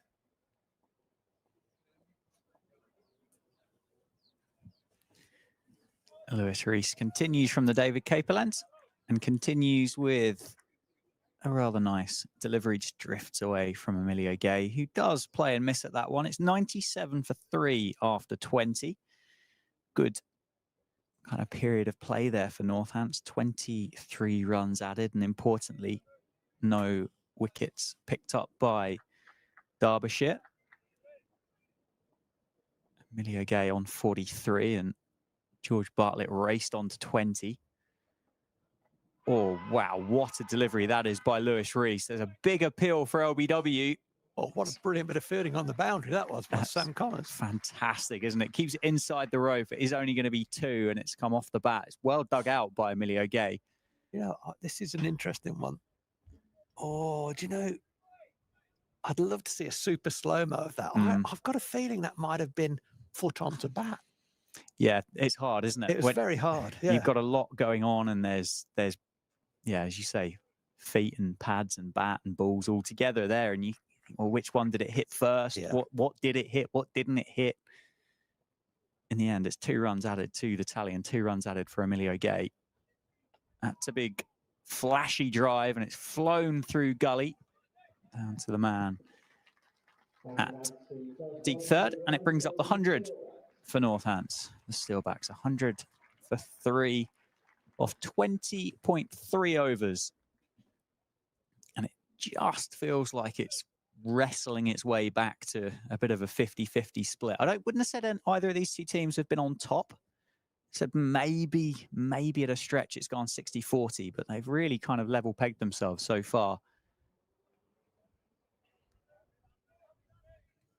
It's quite interesting. Since the dismissal of Rob Keogh, scoring runs has come a little bit easier, hasn't it? And we said at the time that Lewis Rees got a beautiful delivery to account for Rob Keogh. And then since then, his line has been poor. He's just lost his line and his length to some extent, but he's still got that wicket-taking delivery in him. No doubt about that. Nicely played by George Bartlett. There's going to be a look for a couple here. That is going to be cut off by Mitch Wagstaff. It's going to be another 2 added. The other thing as well, we had Emilio Gay and Rob Keogh that both hadn't played competitive cricket for a while. Yes, okay, that showcase game against Norfolk wouldn't have been considered competitive. It would have been a full list A fixture, wouldn't it? And it would have counted towards the statistics and the analytics and all the other good numbers like that. But we have got a guy that's walked out at number 5 who's fresh off 128, and the ball looks slightly differently, doesn't it, when you're in a bit of form? No doubt. Not that I've ever been in a bit of form, and I've never come in off the back of 128, but I would imagine it looks a bit bigger than what it would do if he hadn't have done so.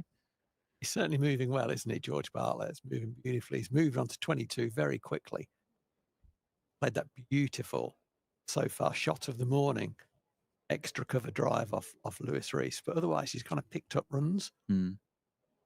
That's a sign of a good play. In this format, it's not necessarily about the whams and the bams. It's about scoring at a runner ball without really breaking sweat, getting yourself in, and then going. Alan Lamb was the master at that white ball cricket. Nicely bowled, nicely played. 1 more added to the score for Emilio Gay. Samit Patel continues 2 overs, none for 10 so far in his spell. So Northants not quite hitting Samit Patel out of the attack. If Ross Whiteley's plan was to bring Samit Patel in and bowl a little bit dry for a while, he's not exactly offered that at the moment. Unsurprising that on a pitch that's offered a bit of seam movement and some good carry, that the batters have looked to be a bit more proactive against the spinner. Shorter ball, quicker ball. Beat George Bartlett. Yeah, it's just raced on a little bit, hasn't it? expected him for a bit of pace off the wicket. Not for the first time. Connors did that a lot. Timed through the leg side, beats a falling Ross Whiteley at mid-wicket. It took a while to get down there, didn't it? It did, didn't he? Had a few goes at it. I thought, well, can I dive? Can I? No, I can't. He went down in installments, my coach used to say. 104 for 3. Emilio Gay advances, punches it down the ground. It's a long on for a single. Another good over then for Northants so far. 4 runs, 3 runs coming off the first 5 deliveries. Run rate 4.81 for the Steelbacks. Swept by George Bartlett, but that's going to be cut off by Mitch Wagstaff at deep backward square. So it's going to be 4 off the over. 106 for 3 off 22. At the rate, if they continue going at 4.82, Steelbacks would get to 241. I think that's a match-winning score, or do you think Northants have to go a bit more than that? More. I mean, it could win because Northants have got a very good bowling lineup in this competition. And there's, if this continues, I suspect it may not continue quite in this fashion. If it continues to offer assistance for the seamer, Northants have got seamers who can exploit this. I expect it to quieten down a little bit as the day goes on. And the warm weather, it's not really direct sunlight, but the warm weather continues. But I would have thought 240 would be a modest number, but you never know, do you? Oh, where's that gone? Oof. Land safe. Bartlett tries to lift Lewis Rees up over the leg side. Ends up getting there a bit early and pops it up over short cover. Ends up adding a couple of runs. Is that Zach Chappell at mid-off? I think it is. I think it might be, yeah. He really didn't move well to that ball. No. I mean, that was markedly slow, if I could put it that way, to his left. When it left the bat, I thought it's 1, and actually canted 3 for 2. Well bowled, well defended by George Bartlett. No, you're right. The second it left the bat, I thought, oh, hang on, we could be in trouble. And then thought, no, this is just 1. Get down the other end. And it really was a laboured. Yeah, so there's so much great fielding in the game now, isn't there? That when we see sort of something that's not great, it stands out. And that did. And a couple of times in the field, Derbyshire have looked slightly off the pace.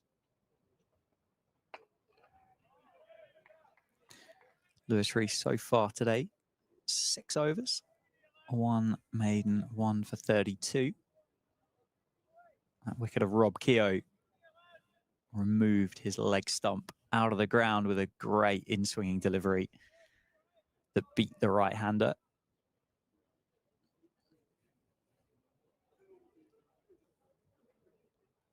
Emilio Gay's done well here. Got off like a rocket, didn't he? And then had to absorb a number of deliveries and had to absorb some pressure as well because the ball was doing quite a bit. He was beating both sides of the bat. Lost a couple of partners along the way. And I think he's played really well, really maturely. Yes, he's had a life. He had a life on 38.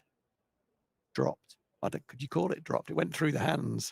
It was a chance, wasn't it? It was a chance to Mitch Wagstaff on the square leg boundary. But otherwise, he's played very, very well. Hit ball for George Bartlett. They're going to allow him to come back for a couple. It's well gapped, splits the 2 fielders down on the leg side boundary. Comes through for a couple. He moves to 30. He just moved that fielder down. The fielder who fielded the ball, who is now at forward square leg, was behind square on the leg side, exactly where that ball would have gone. I don't know why they moved him. He got no work. The ball did not go where he's... Anyway. 2. Lewis Rees back on it to finish the over. 110 for 3 off 23 overs. Bartlett, I apologise, is on 28. Emilio Gay on 48. So I don't know if Lewis Rees is going to bowl through.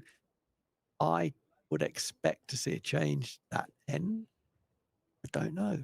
Yeah, he's bowled 7 now. Bowled 7. Is This there- is quite a lot. Is there much currency in keeping back 3? Is he going to come back later in the piece? I just feel like it's a bit comfortable at the moment. Mm. In 50 overs cricket, that's the position you don't really want to be in as a neutral, watching a game where both teams are kind of happy with the situation for too long. Yes, it can happen occasionally in all formats, but it can happen in 50 over cricket where there might be a 10 over, maybe even 15 over spell during the middle, where both sides are happy with proceedings. And actually, I like captains to grab that and say, no, we're going to win these 15 overs.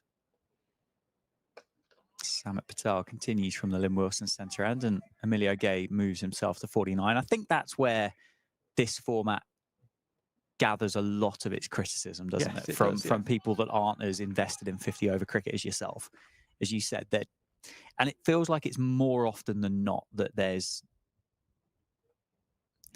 I'd almost go so far as to say between 15 and 20 overs of I'll shake your hand, you'll shake mine, and we'll just kind of see where we are, and we'll play 30 overs cricket rather than the 10 to 15 that you initially said.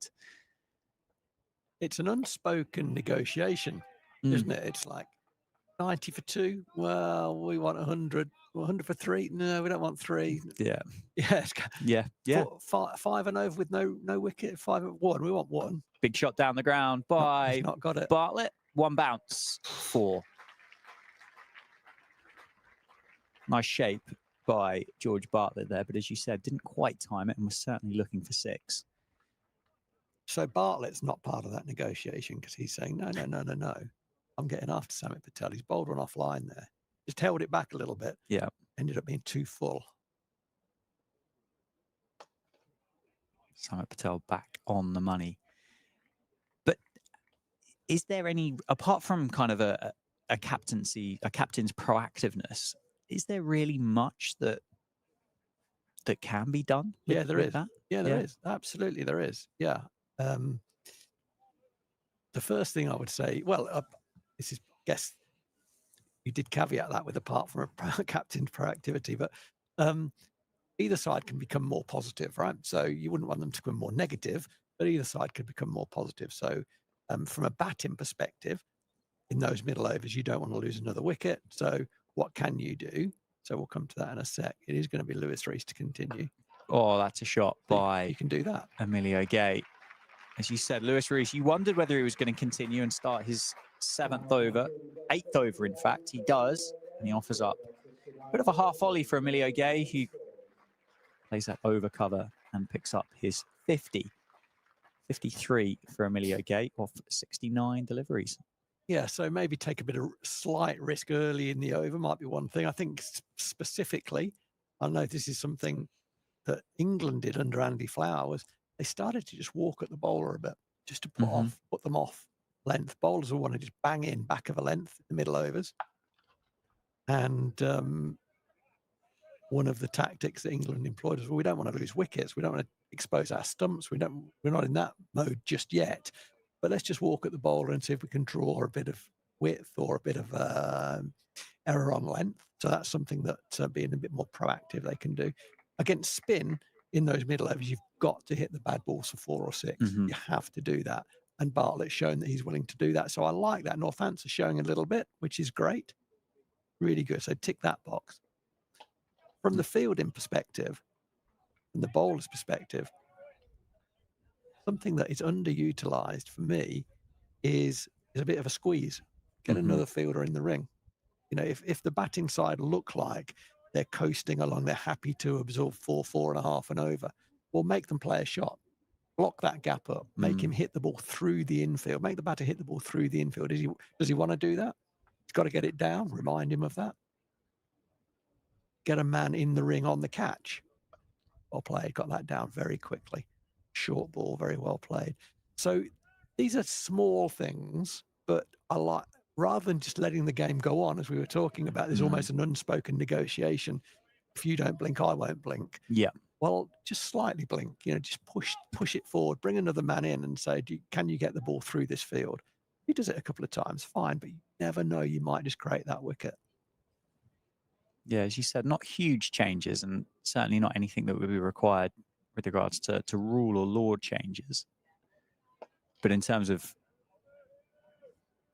application from those players involved, then yes, there is an element to do so. Emilio Gay, they're doing exactly what you just mentioned about walking at Lewis Rees. Did defend it in the end, but still showed the intent. 24.5, last ball of the 25th over. It's 121 for 3.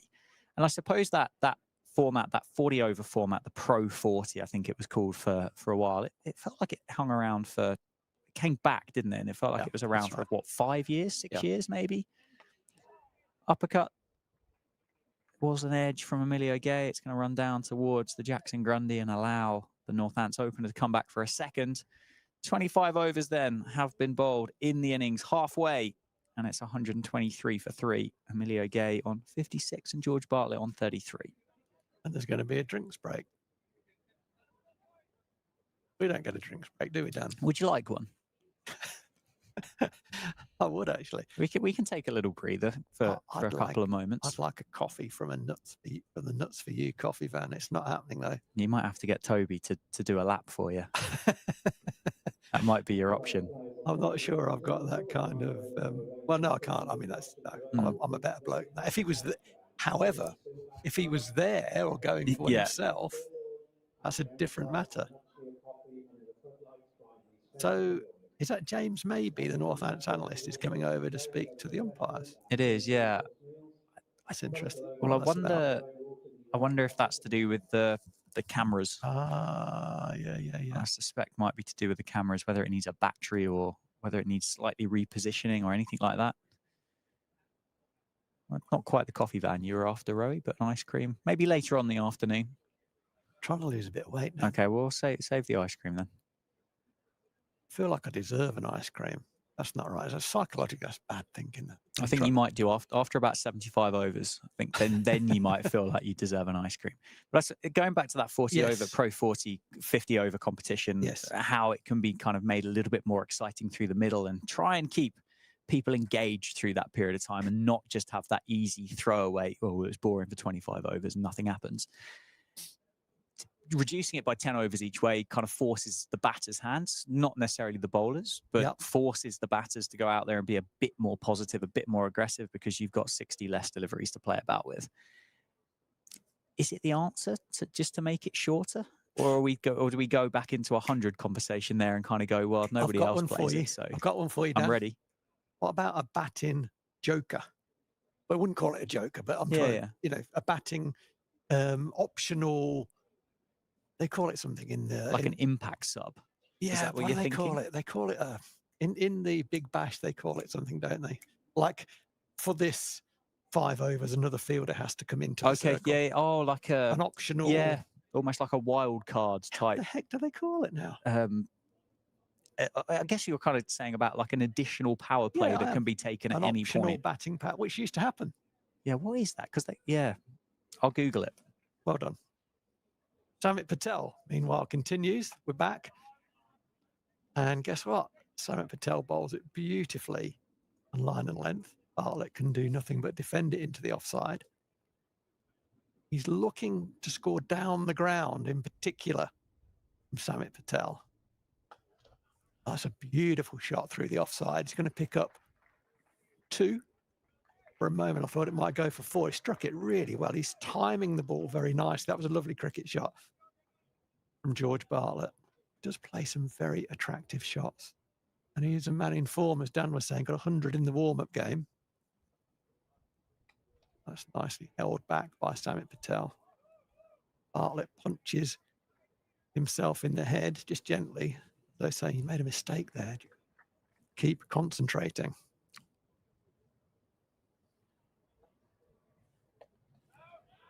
You found it, Dan? Yeah, it was 2020 that they had a little bit of tinkering with the rules in the Big Bash, and they've called it the Power Surge. Power Surge. I think that there's other bits of branding that you could use for that, but essentially that's what you're saying, isn't it? Yeah, let's not call it that. That's a terrible name. But are you saying that initial 10 overs then becomes 6, and then the batting team can use 4 overs when they want to later on? Or are you saying it stays at 10 and then you get like an additional 5? Yeah, that one, the second option. Yeah. That sounds like you've just lost connectivity, doesn't it? Yeah, it does, doesn't it? You've had a power surge. That's not a good thing, is it? It's a bad thing, surely. Field change. So that's good. Okay, so Samit Patel's obviously got an earpiece in. I've said to him that George Bartlett is trying to go down the ground. Connors has gone back to long on, and the fielder who was at deep backward square has come into the ring. So sweep is on. Oh, well bowled, Samit Patel. Beautiful line and length. It just held on the surface, but so well.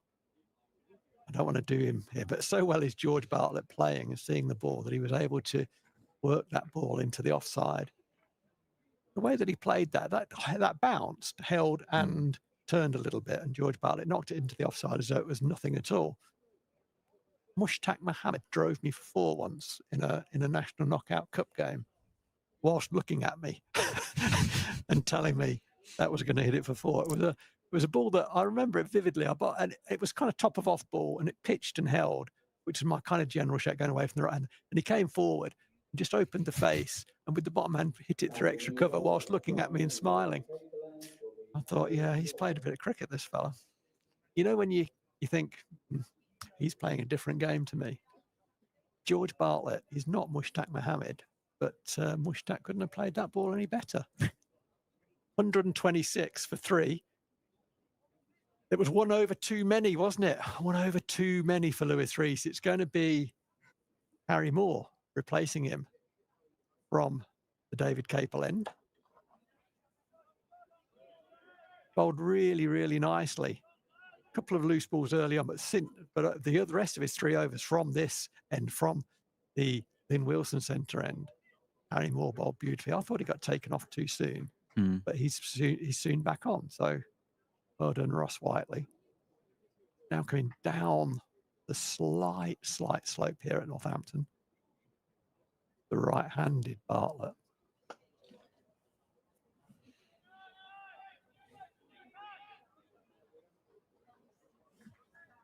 That's nicely played into the leg side, Bartlett. They did put the fielder under a bit of pressure. It was always going to be 2. Fielder just, David Lloyd, a little bit of a fumble out there. There are some old practice wickets. David Lloyd might be aware of that. He's been around a while now, but they're not used anymore. But it's still a little bit rough where our wicket ends were there, and that just caused it to bobble. It's beautifully timed down the ground. Jeez, he's hit that hard. Well fielded. I raised an eyebrow at Zach Chappell's fielding earlier. I have to put that eyebrow back down and say, well fielded there to his right. He fielded that very well. I could have escaped him and gone for 4, but tumbling stop in support of his young bowling colleague. There's something not dissimilar about Moore and Chappell in the way they bowl. Not a bad guy to learn from, is it? Oh, that's done him for pace. That's bounced, caught the outside edge. There is no catcher in. I understand that at this stage, but it went to a lovely catchable height through second slip. It really bounced and caught the shoulder of the bat. A very good delivery. Game's not fair, is it? He's bowled an absolute beauty to George Bartlett there, and he's gone for 4. Yeah, certainly. Well, it was the first time really that George Bartlett hasn't looked in control in this innings of, what's he on, 42 now.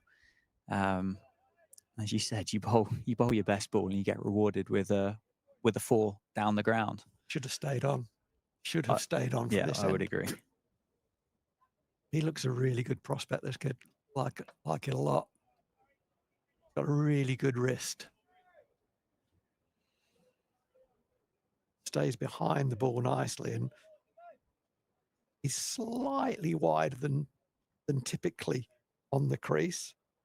Well, no, that's pretty straight actually. But he angles the ball into the stumps, and his general delivery pitches and goes away from the right-hander. Dangerous ball.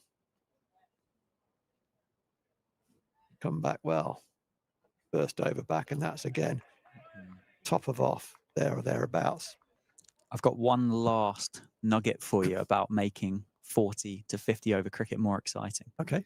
One of my local clubs, Southwick and Shoreham Cricket Club. I don't know whether you might have stumbled across this in the news over the last week, but because of complaints from residents, bearing in mind the cricket club's been there since, I think, Henry III, I think, was king whilst the cricket club was formed.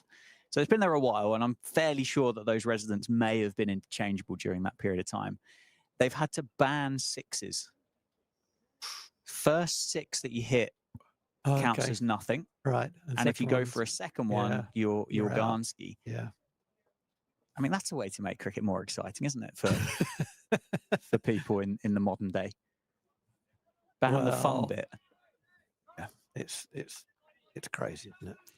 I don't know what league. I don't know what league they're in. I don't know what kind of column they're in the Sussex Cricket League. But in the league that I play, there's a lot of people that will hit sixes by mistake.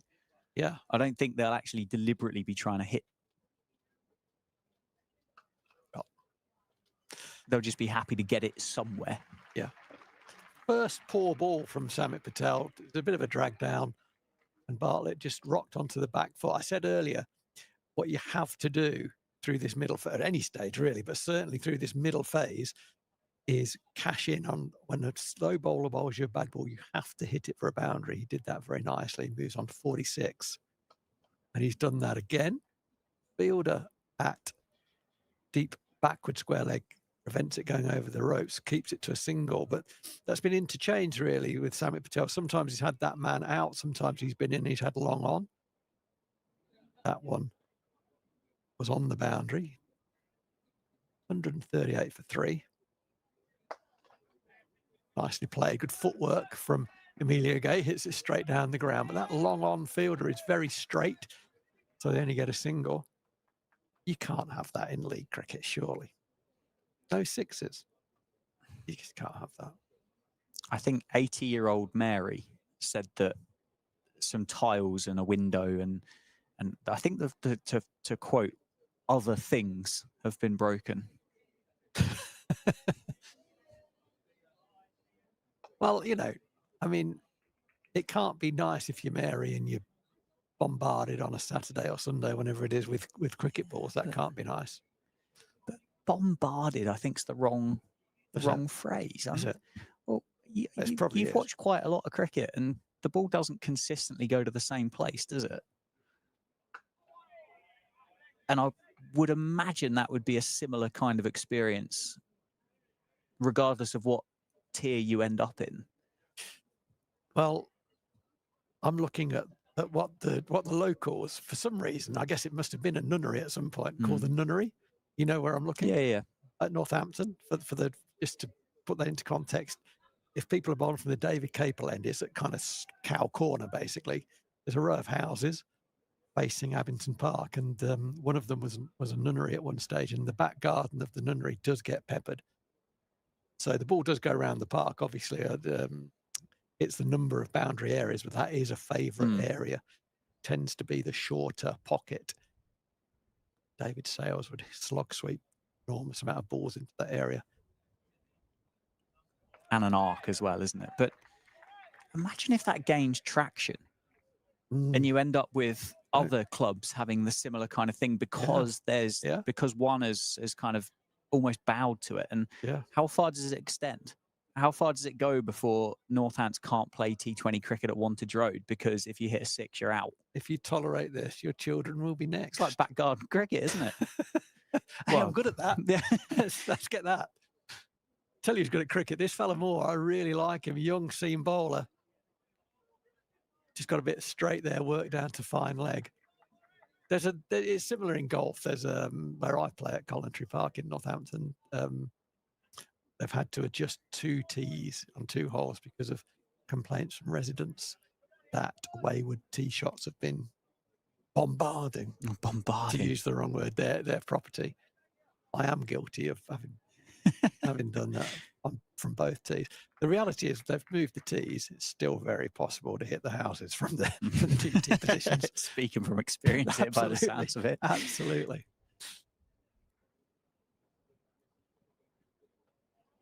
Emilio Gay, he's played that shot a few times, just looking to run down the back of a length ball. At this stage, the bowlers don't want to really leave the stumps in terms of line, so their length will be back of a length, just going over the stumps. That's exactly what Harry Moore delivered there, and Emilio Gay trying to create a little bit of room and run that down. He's got one man to beat at sort of backward point. If he beats him, he probably gets 4 for it. Certainly gets 2, but he missed it. He's on 58. It's been a good partnership, this, between these two. And again, Moore goes past the bat. He has bowled very, very well as Harry Moore, without any joy so far. In his first over back, he did George Bartlett all ends up, got a nick. Wasn't a fine nick through the keeper. It was a healthy nick and ran away for 4. He's counted himself unlucky there, but he looks a very good young prospect. Yeah, that one in particular was an absolute brute of a delivery. That was. Kind of one that I think if you nick it, you go, I've done quite well to actually hit it. Yeah. It's that kind of, we've all been there. You play it and you think, oh, this could be in the glove, it could be off the bat, it could be in the midriff, it could be on the thigh pad. It's a brute of a delivery. I've just glanced at the scoreboard. This partnership's worth 78 so far. George Bartlett has got 49 of them off 56. He's played really well. Very, very impressed with the play today. Emilio Gay drives it uppishly, deliberately, over the in ring. It reaches David Lloyd on the point boundary. They only get a single. I think Emilio Gay was intending to go a little bit straighter than that, more sort of extra cover. But at the end, the ball was going across him and just opened the face. Controlled that. It didn't look controlled, but I'm going to give him the benefit. I think it was, in the end, pretty much where he wanted to hit it. The run rate is 4.9. We'll call that 5 for argument's sake. Round that up nicely. That's 5 and over. 29 overs gone. 21 overs to go. 275, 280. Could be more, and that is stumped. And Samit Patel immediately points to the captain, Ross Whiteley, as though, yeah, there was a little bit of a plan there. A couple of times Emilio Gay has used his feet, looked to use his feet against Samit Patel early in the over. And on that occasion, Samit Patel bowled a flatter wide ball, first ball of the over, immediately turns to his captain to say, yeah, thank you. That's good advice. It looked as though there was a bit of planning about that dismissal. Nobody told Emilio Gay, and that has resulted in Emilio Gay being stumped comprehensively. 59 off 80 balls. He played very well. I don't think he's done a whole lot wrong in that innings. He had a chance on 38 earlier in his innings, but played pretty well, I think, overall. They just bowled very well at him, and it's not easy out there. There's plenty of balls nipping around still. There was swing early on, in particular, for Lewis Rees. So I think Emilio Gay's played pretty well. He took it upon himself, I think, to say, okay, I need to get going now. Took a risk, but that's why Samit Patel is Samit Patel, because he read the intent, mentioned that earlier, fired it outside off stump, and good night, Vienna. Yeah, he'd faced, 81 deliveries for 59, the point that he got out there. And having watched George Bartlett at the other end give you the impression that he was batting on a different pitch, felt like he needed to join George Bartlett and just up that run rate. What you were talking about before was 5 and over, and that score, and clearly that wicket of Emilio Gay isn't going to help, is it? But if Northants can continue to kind of tick around at 5 and over, losing no more than where they are, I think even having lost Emilio there is going to peg them back a fair distance, isn't it? But it does give you quite a nice launch pad to, as you said, target that score between 275 and 300. Yeah. Brings to the wicket young Saif Saib, who is playing some very, very good cricket at the moment. He will enjoy this situation. He's a player who, I said earlier, you've got to get yourself in on this pitch. Very often, Saif doesn't get himself in terms of just goes from ball one. Just plays at a certain tempo, that's Saif's tempo. Doesn't take time to get in, doesn't need to. He's kind of always in. That one just sat on the pitch and bounced a wee bit.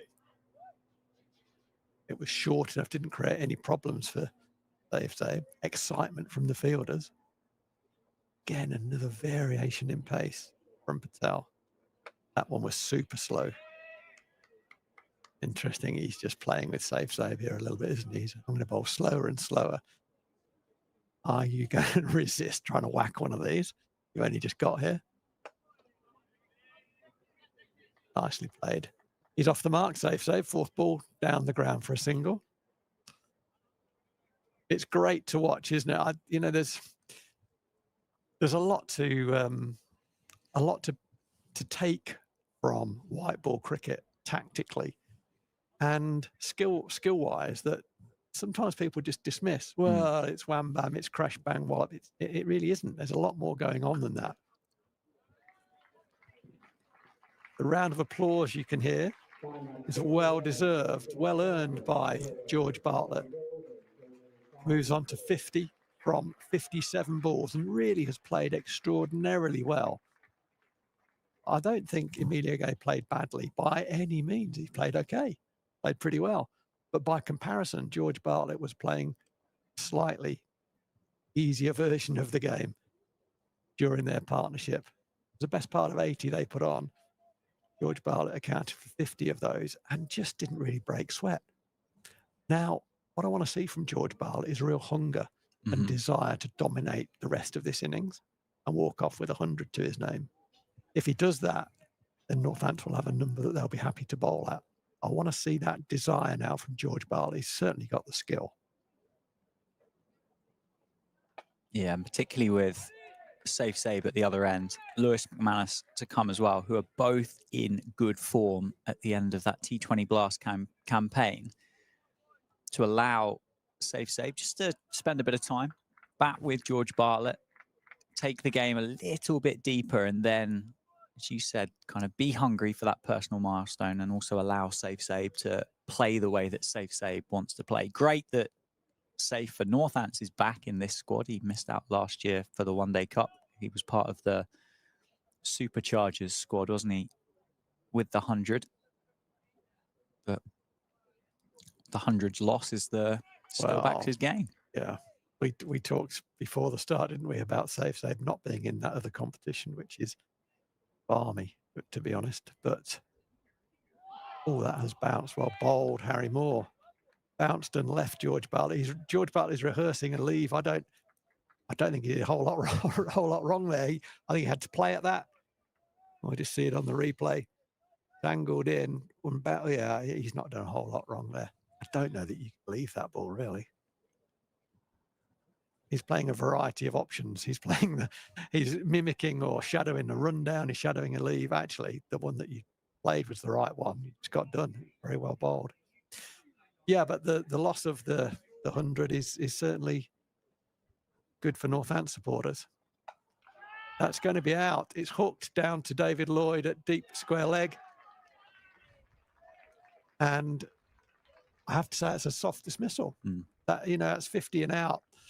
And the reason that I was banging on really about George Bartlett kicking on and making this into a match influencing contribution is that I've seen too much of that, really, which is promising start, get a number, and then really just throw it away. Harry Moore deserves a wicket. Credit to the bowler. He's deserved that. He's bowled some beautiful deliveries and he's bowled very, very well.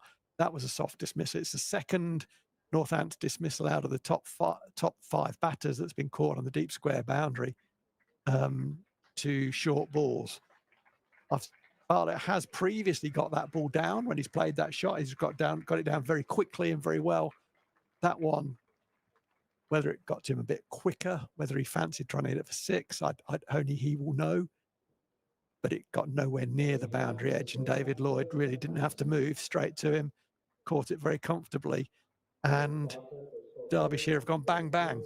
And what was a promising platform now sees McManus and Zabe in. McManus obviously yet to get to the middle, and Zabe has only faced 4 balls. There's 30 overs gone, and the complexion has changed dramatically. Yeah, it's gone back in the Derbyshire Falcons' favour, that's for certain. As I say, I still wouldn't have said it's much more than 60-40 either way, as it has been kind of throughout the course of these 30.5 overs so far, but certainly closer to that 60% in favour of Derbyshire at the moment. As you said, 2 new men at the crease with a lot of time left to play in this innings. Both of those slightly more used to walking out with a couple of overs, couple of balls left in the piece. Save, brilliant 80 against Birmingham on Thursday night in the T20 Blast, with plenty of time left in that game. Context obviously being considerably shorter than what we've got now. But yeah, 2 new men. The man on strike is the skipper as well. And Harry Moore has been rewarded with a first slip. Starts with a short ball, good pace. Funny, really, that you mentioned that quite similar bowling styles between Zach Chappell and Harry Moore, and they've both picked up their first wicket today in pretty similar fashion. Yeah, absolutely. It was a carbon copies, really. The banged in ball. It's a good. I love a bouncer. Don't waste it. And they've bowled some good ones. They've bowled one poor one, which was the 5 wides that Zach Chappell conceded, but they have used the short ball well. That was a good start. Bouncer from Moore to McManus.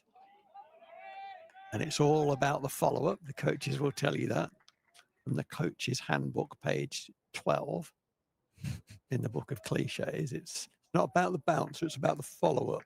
You have to say it in that way as well. And it was a good follow-up. A little bit northern. Oh, you could do southern, couldn't you? I'm not so good at that. No, it's a bit more your wheelhouse, isn't it? Really? You think Well, this it's is very you think this is I up do, north yeah. anyway, don't you? I do. I Get a certainly nosebleed do. every time you come in. Anywhere north of London. 128 runs last year for Lewis McManus in the One Day Cup. Averaged 18. Ooh. Well fielded by Harry Moore. An ooh from Phil Rowe, as if to say, why didn't you let go of it? That's exactly what I'm thinking. I mean, maybe Lewis McManus was right in line. We'll see on the replay. Maybe Lewis McManus was right in line and he couldn't throw it. Yeah, he probably was. I'd have thrown it. Not at Lewis McManus. No. But I'd have thrown it at the base of the stumps. If he lets that go full pace, it's the base of the stumps. I think that's out. Yeah. Angry fast bowler, Phil Rowe. Ran in fast. In the commentary box. Lots of huff, not much puff. Samit Patel continues from Dylan Wilson centre end. He's bowled 7 overs, 1 for 32. I'm not quite sure what you're... I'm mimicking a reverse sweep. I think reverse is a good option. A safe save. That's a better option, though. Nice strong single down the ground. Well, there's a rebuild here, isn't there, that needs to be done between these two. Well, there is, yeah, that's absolutely. That platform that they thought they had has just been wiped out from underneath. Absolutely. Did you ever play the Angry Birds game on the phone? You had I've heard of it. Fire the birds. It's almost like Derbyshire have just fired a couple of those at some load-bearing pillars. Nice shot from Lewis McManus, nicely timed, straight at Ross Whiteley, who's positioning himself at short cover. But they're going to have to take this, the 2 of them, really, if they can, through to 40, aren't they? If they then get an opportunity to accelerate. There's a mini squeeze, 6 men in the circle. Lost the right, haven't they? They have. And this is good captaincy. Mini squeeze, I like that. Don't let him get off strike too quickly. Make him play a shot. Good captaincy. Well done, Ross Whiteley. Well bowled, Samit Patel. You've got to bowl to that. And this guy can bowl to that for sure. Yeah, a bit more pressure maybe on the shoulders of Lewis McManus now with the captain's armband in this format. Advances. Does get off the mark with a quick single. Saw the big fast bowler, didn't he, at mid-on there and thought, I can take a single through to you. You just come through to the end of your over. Maybe you're thinking about your next one, thinking about whether you should or shouldn't have thrown that at the end of it, and we'll take one through. So McManus is off the mark. Sabe finding it slightly more straightforward. Drops that one down to long on again for a single, and it was a quick over there by Samit Patel. 32 overs have been bowled. It's 147 for 5. Yeah, you say a quick over, and that's something that Samit Patel does very well. Safe save, does a very similar thing when he bowls. It gets through his over so quickly. Simon Kerrigan, probably another example of that. And almost, I'm not suggesting they're trying to get any unfair advantage. I'm not at all. But they bowl at their pace. They're ready. They've got a short run up. They get back to it quickly. And that can just give the batter slightly less thinking time. And you kind of get away, particularly at the start and the end of the over. You can get away with a couple of dots there. Yeah. And then they're only really playing with 4 balls and over. So I like that. Play at your pace in the field. Yeah. The other classic there as well, isn't it? Is you, as a batting team, you try and kind of create that environment for them, and you kind of go, oh, well, have a look at the scoreboard, and 5 minutes later, there's 3 overs have gone by, and you go, well, where have they gone? Absolutely. I've lost 18 balls.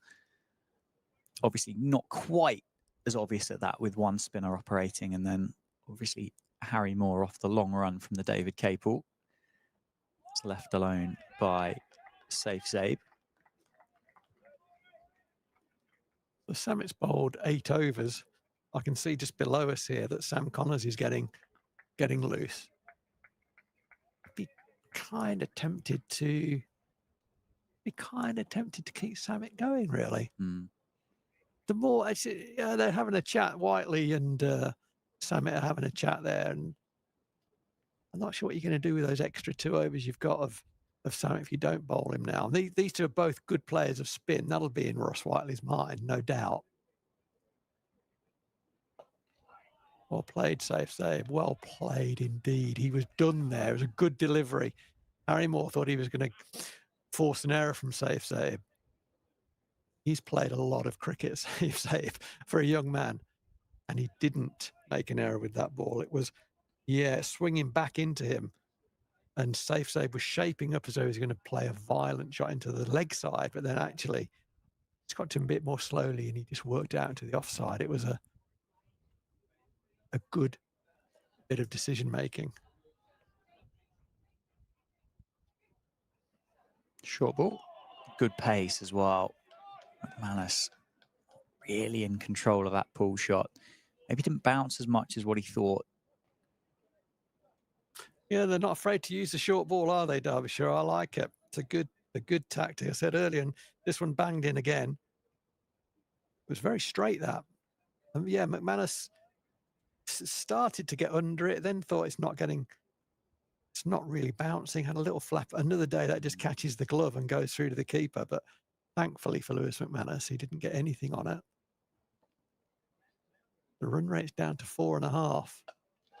It's a bit pushy, isn't it, by McManus? Whiteley throws his head back. Can't believe it didn't carry. Do you know what happened there? All about the follow-up. It was, wasn't it? That's classic. That's why that is a cliche, is that it is all about the follow-up. And he's bowled 2 in the last 2 overs, or 2 very good bounces, and then followed up with a really good, challenging, full-length ball. On the second of those 2, Lewis McManus, still thinking about the bumper, didn't really get forward to it and ended up pushing it firmly. It nearly carried to extra cover. Harry Moore bowling brilliantly today. As you said, was unlucky to be taken off in that first spell, but certainly hasn't let that affect him coming back into the attack. 6.5 overs, 1 maiden, 1 for 19.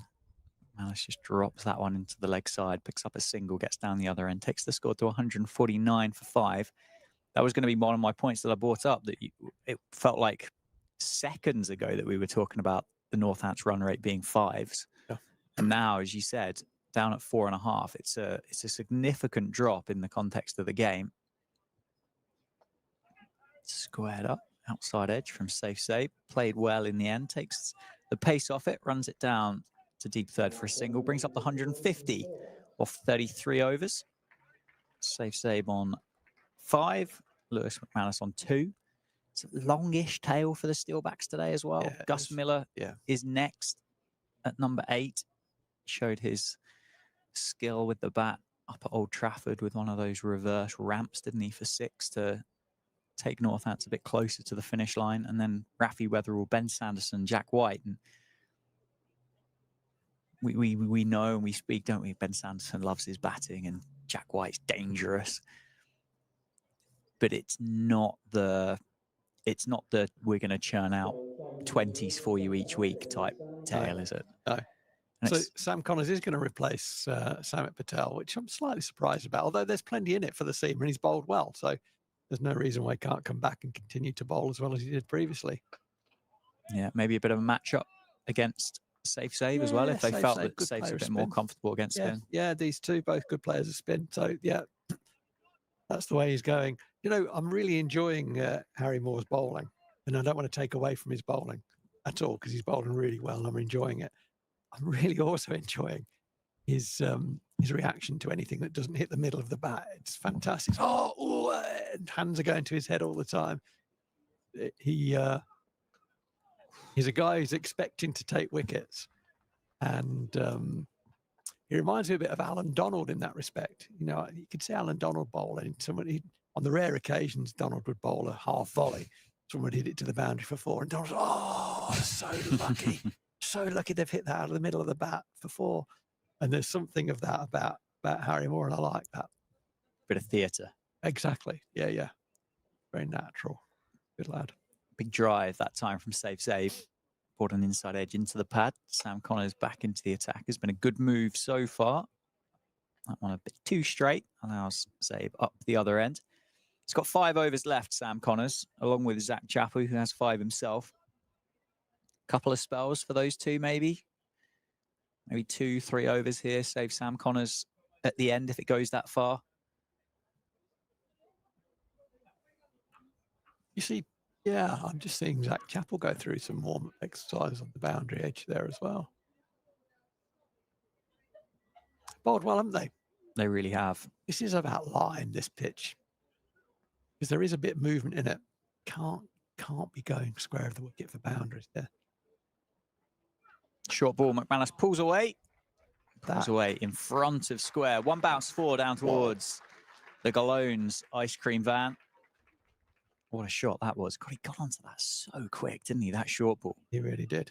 That was an impressive pull shot.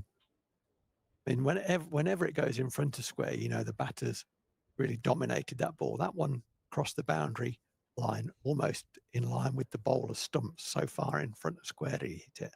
One bounce. Great shot. Outside edge that time from McManus. Well fielded down on the boundary by Samit Patel. Keeps it down to a single. Won't cheer Sam Connors up much. He's still wicketless today. 5.5 overs. None for 32. Those figures I don't think tell the whole story. He's bowled better than that, hasn't he? He's certainly built the pressure at the top with Zach Chappell. Zach Chappell with the 2 wickets. He got the reward. Sam Connors yet to do so.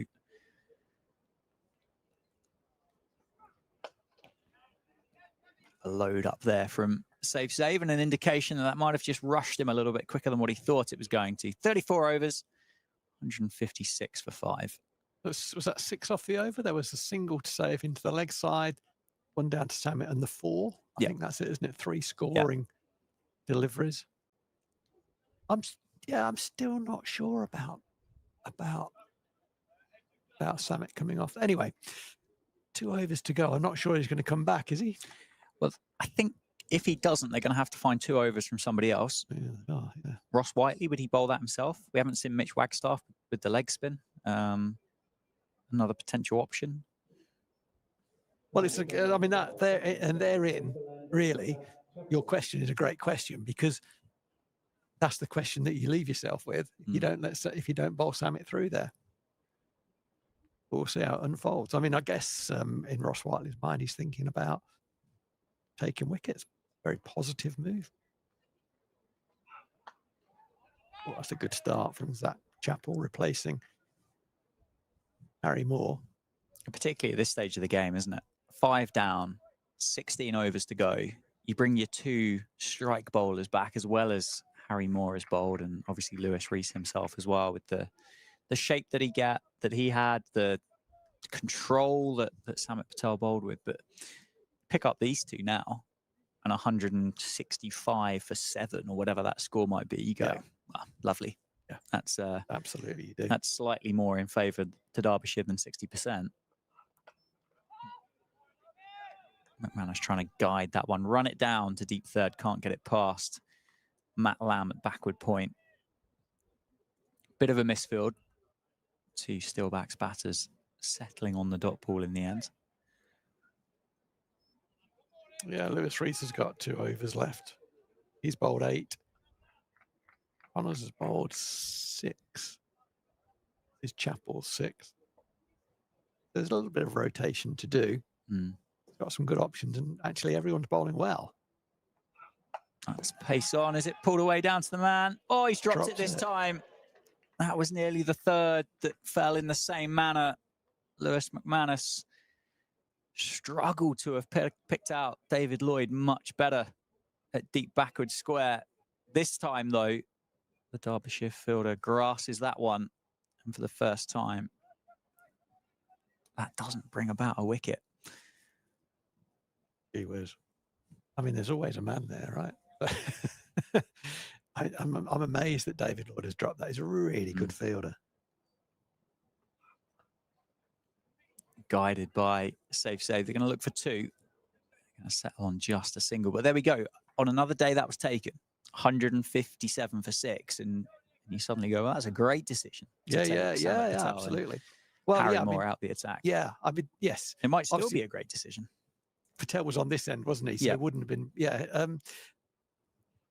I'm wondering about David Lloyd in the outfield, because he has caught 2, but doesn't look absolutely, he won't have found himself out on the boundary like that. He's been a captain quite a bit. He's been a slipper quite a bit. So I'm not sure how often he would have found himself in that position. That said, everyone should catch that. That was very, very catchy. Yeah, it was a good catch to get rid of Prithvi Shaw in the end, wasn't it? But yeah, it was. Did kind of didn't make a hash of it. That's completely unkind and not true, but didn't get himself into the optimum position, had a bit of recovery to do by the time the ball got there. Yeah. The catch for Bartlett was perfect. Rego. That one there, perfect up to the point that the ball ended up on the floor. Yeah, it was. In the 3rd wicket in exactly the same fashion. Banged in ball from the David Capel end. Hooked, pulled. Can't really call it.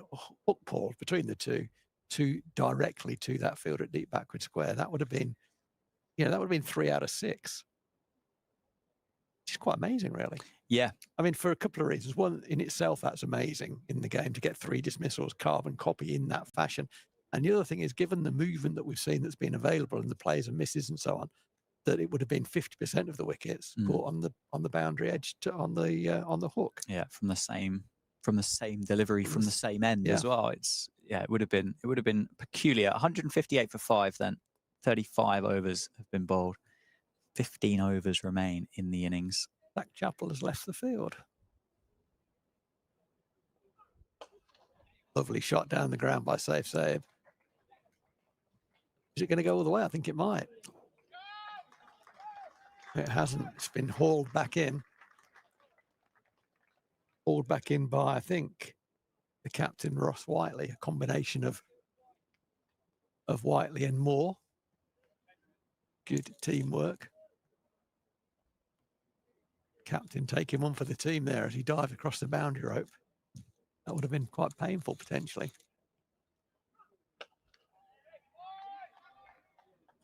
Back on it again. Sam Connors smashing a line and length. Yeah, they bowled very, very well of Derbyshire. They won the toss this morning, decided to have a bowl first. As we've said, there was, and still is, a green tinge to the wicket. It's a used wicket, was used last week in the T20 games with a little bit of live grass to help with carry, and it has done that. Also provided a bit of assistance in terms of sideways movement. As you'd expect, nothing untoward, I'd have to say. And I do like to see a bit of live grass at the wickets at Northampton because it does help the ball go through. And it has certainly done that. So there is pace still on the ball when it gets to the batter. You can play your shots. Derbyshire have bowled very, very well indeed.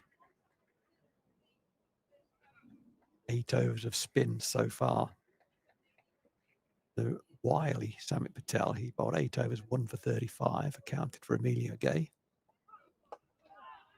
Firm-footed push from McManus. It's gone out to the man on the cover boundary who's throwing at the stumps at the bowlers, and the bowler didn't get back to the stumps.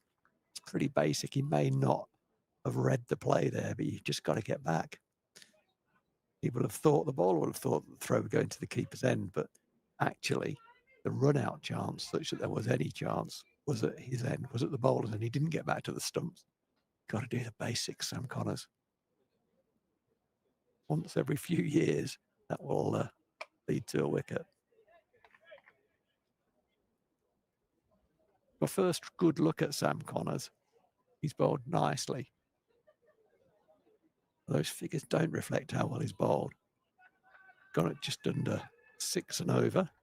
Hasn't picked up a wicket yet, but another day would do. Troubled Emilio Gay and Rob Keogh. Balls that nipped away from the left-hander and nipped back to the right-hander. That's his general stock in trade.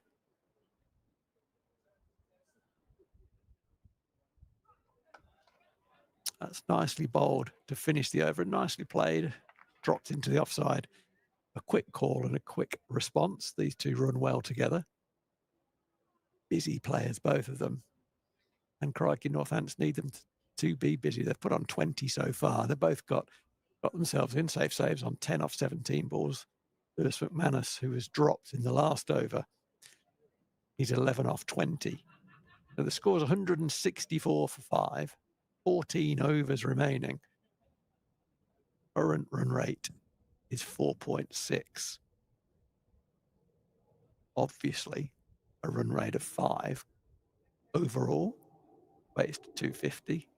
I suspect that might be the minimum number that Northants would be happy with, but you never know. There's a lot of wicket-taking potential deliveries in the Northants bowling lineup, that is for sure. That's a good run. That's a very well-judged run, Lewis McManus.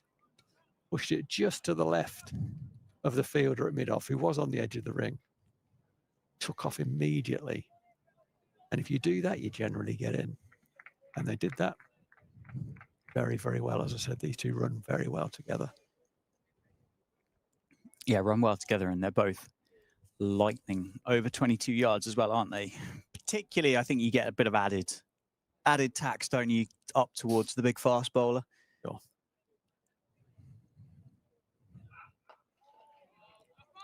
I wish we had a speed gun here today, Rowie, because I'd love to know the pace that Zach Chappell's bowling at, because he looks so quick. Yeah, he's got a yard, hasn't he? He has got a yard.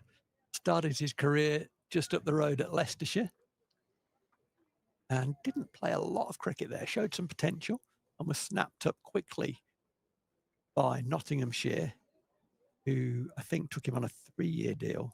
That deal didn't reach its conclusion before he moved on to Derbyshire. Oh, that's good judgment, Lewis McManus. It's not just drop it and run. You've got to make a decision. That was a good decision not to run. The fielder was alert very quickly. Something you can do in the ring on the offside in particular, if you see the batsman's foot go down early, get in tight, because it's likely that it's going to be a manufactured shot rather than a drive. You can get in and attack the ball. It's going to be dropped somewhere. And that's exactly what Matt Lamb did there. Read the play really well. Slower ball. Oh dear, Matt Lamb. Oh dear. I just praised you. Tried to pick that ball up one-handed when there was no need to pick it up one-handed. It did bobble, but if he'd gone two-handed, gets enough skin on it to stop the. Just went past his wrist. Yeah, there was no interest, was there, from Safe Save at the non-strikers end there at all? Could called no long before the ball even got to Matt Lamb. Bumper. I'm fancying bumper. Been successful so far for Zach Chappell. Oh, no, I'm not fancying that, Zach Chappell. I think he tried to bowl a cutter there and just got too much skin on the ball, dragged it. Ugly delivery down the leg side. I would imagine, I don't know what goes on inside Safe Save's head, but I would imagine there's a lot of instinct battling in a situation like this, isn't there, for a cricketer as talented as Safe Save, and that can put the ball pretty much wherever he wants it. Yeah, I think if you're playing on instinct, that's generally when you're playing at your best. I think you're unencumbered by too many other thoughts. I think it's kind of like for Safe and for a lot of it, it's like have a big picture and then respond. And because you know what's going to come down at you, you've got to respond to that. And if you're thinking if you've got too many near-term thoughts about I'm looking for that gap, I'm doing, you're not watching the ball and responding. So big picture might be, you know, in terms of risk appetite or whatever it might be, and then just respond to what's in front of you. Another slower ball to finish the over. That is the end of the over. It's the end of the 37th over. Boundaries are hard to come by. I'm surprised I didn't see a bumper in that over. It's been a good ploy for Derbyshire and for Zach Chappell in particular. He's got one wicket from it and had another dropped. And the pocket boundaries bowling down, they're quite big. I'm sure we'll see further. So there's a bit of a conversation. The captain looking at the board, he's trying to work out his bowlers now. That's what's going on. Brooke Guest is trying to help him out, looking at Samit. Samit's doing, what do you call that? An audition for Strictly, I reckon. It's kind of like a very slow river dance, isn't it? It is quite slow, yes. I mean, that's the worst warm-up in the history of world cricket. Maybe when you've played as much cricket as Samit Patel, maybe that's all you need to do. I don't think it was a warm-up, was it? No, I don't think so, no. It was funny. It was like a Michael Flatley impression. Yeah, it was a this is a long day, this, isn't it? Type dance or movement from Samit Patel. Lewis Rees, though, he's going to bowl out by the looks of it. Yeah, so he bowled, 8 overs in one spell from the David Capel end and used the breeze across the ground very much to his advantage, swinging the ball back into the right-hander away from the left-hander, and he bowled a beautiful in-swinger to account for Rob Keogh. He's going to bowl this time with the wind going the other way. Starts with a slower ball, which he lands perfectly. That was a slower ball, wasn't it? Mm. That had very little energy on it when it reached the batter, saying to Lewis McManus, you're going to have to bring everything here. I'm bringing nothing in terms of pace for you to work with. That's a high skill to bowl that first up, you know? To bowl such a good cutter first up is a very high skill. And a talented cricketer, this kid. So a little bit of width on that next ball, and McManus opens up the offside, gets it perfectly into the gap between long off and cover, allows them to come through for 3 as well, fielded on the boundary edge. He didn't time that at all, did he? That didn't sound good. No, it didn't. Off the bat of Lewis McManus. Placement was good though, wasn't it? It was. This partnership is absolutely key to Northampton getting a number that they feel they can defend. But I am looking forward to seeing Northampton bowl as well. Particularly with the movement that's just continued throughout the entire piece. They will have to find a bit of spin, won't they, in that lineup between Rob Keogh and Save Say. But four genuine seam bowlers in the lineup, 2 real high-class operators in Sanderson and White. Rafi Weatherall, who's making his list day debut today. Well bowled again, Lewis Rees off pace.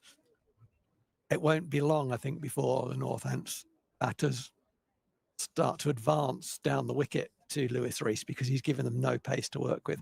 It'll be interesting for Rafi Weatherall, actually, because there will be a direct comparison here. Rafi Weatherall, Harry Moore, won't there? Both young seamers, both involved in the England 19 setup. And Harry Moore's had first go and bowled very well. That's a leading edge from Lewis McManus trying to turn it into the leg side. It loops, lands just outside the 30-metre fielding circle. Thankfully for him.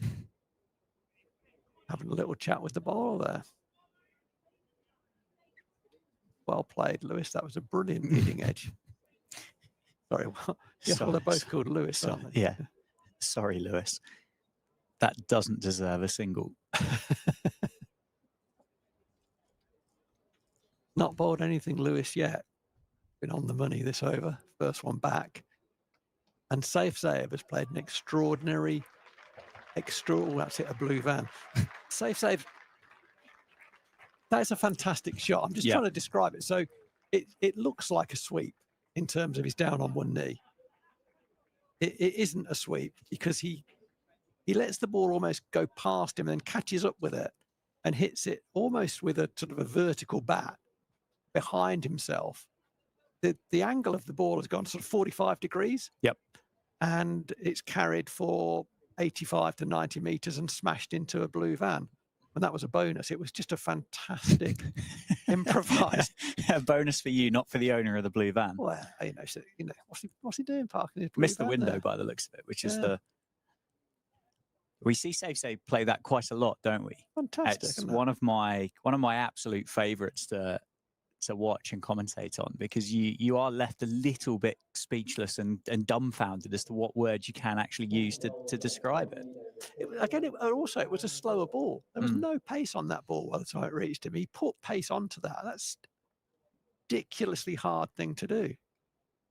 Samit Patel's reaction was brilliant, wasn't it? Just kind of just stood there, yeah. I mean, everyone on the field admired that, with the exception of Lewis Rees, who hated it. It was a fantastic shot. More of that, please. So Chappell is off and Moore is back. Was that a shot from Safe Save as kind of a nod of acceleration? Now, what is there? Inside 12 overs to go. 4.79 runs per over. They're going to have to go at sixes if they want 250. Well, it's a really clever option, I would say, because he knows that Lewis Rees has given him no pace to work with. He knows that Fine Leg is up inside the circle. He gets any bat on that, he beats him. So the fact that it went for six, obviously a bonus. It's a really clever, lowish risk option. Decision making, fantastic. Skill to execute to that level, ridiculous. This kid can play any shot. He just keeps improving. Every year on year on year, he adds to his game in some way, and consistently he's doing the right thing at the right time. He's not going to get everything right. No one ever has in the history of the game, but he's getting more right than wrong all the time.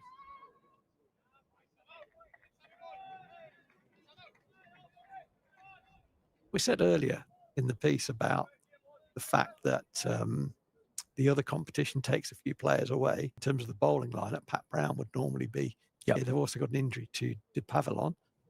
So they're two seamers down, and that gives an opportunity for Harry Moore. And boy, is he taking that opportunity. And it's really good to see a young English seamer given the opportunity and responding to it well. That's one of those kind of quiet compliments, isn't it, to the other competition, to kind of allow that next crop, that other generation, the next generation, to come through and play and maybe become a little bit more experienced than what they would be if that competition didn't exist. I know we're kind of stretching here to kind of pat it on the back, but you see what I'm trying to put down. I absolutely do. I absolutely do. And the other thing I'd say is, and there's a big discussion point here, but I'll try and keep it simple. I'll come back to it. I'll just let this all go past. The other point here is that, to just touch on this briefly, Harry Moore has come through the Derbyshire ranks. No Derbyshire, no Harry Moore.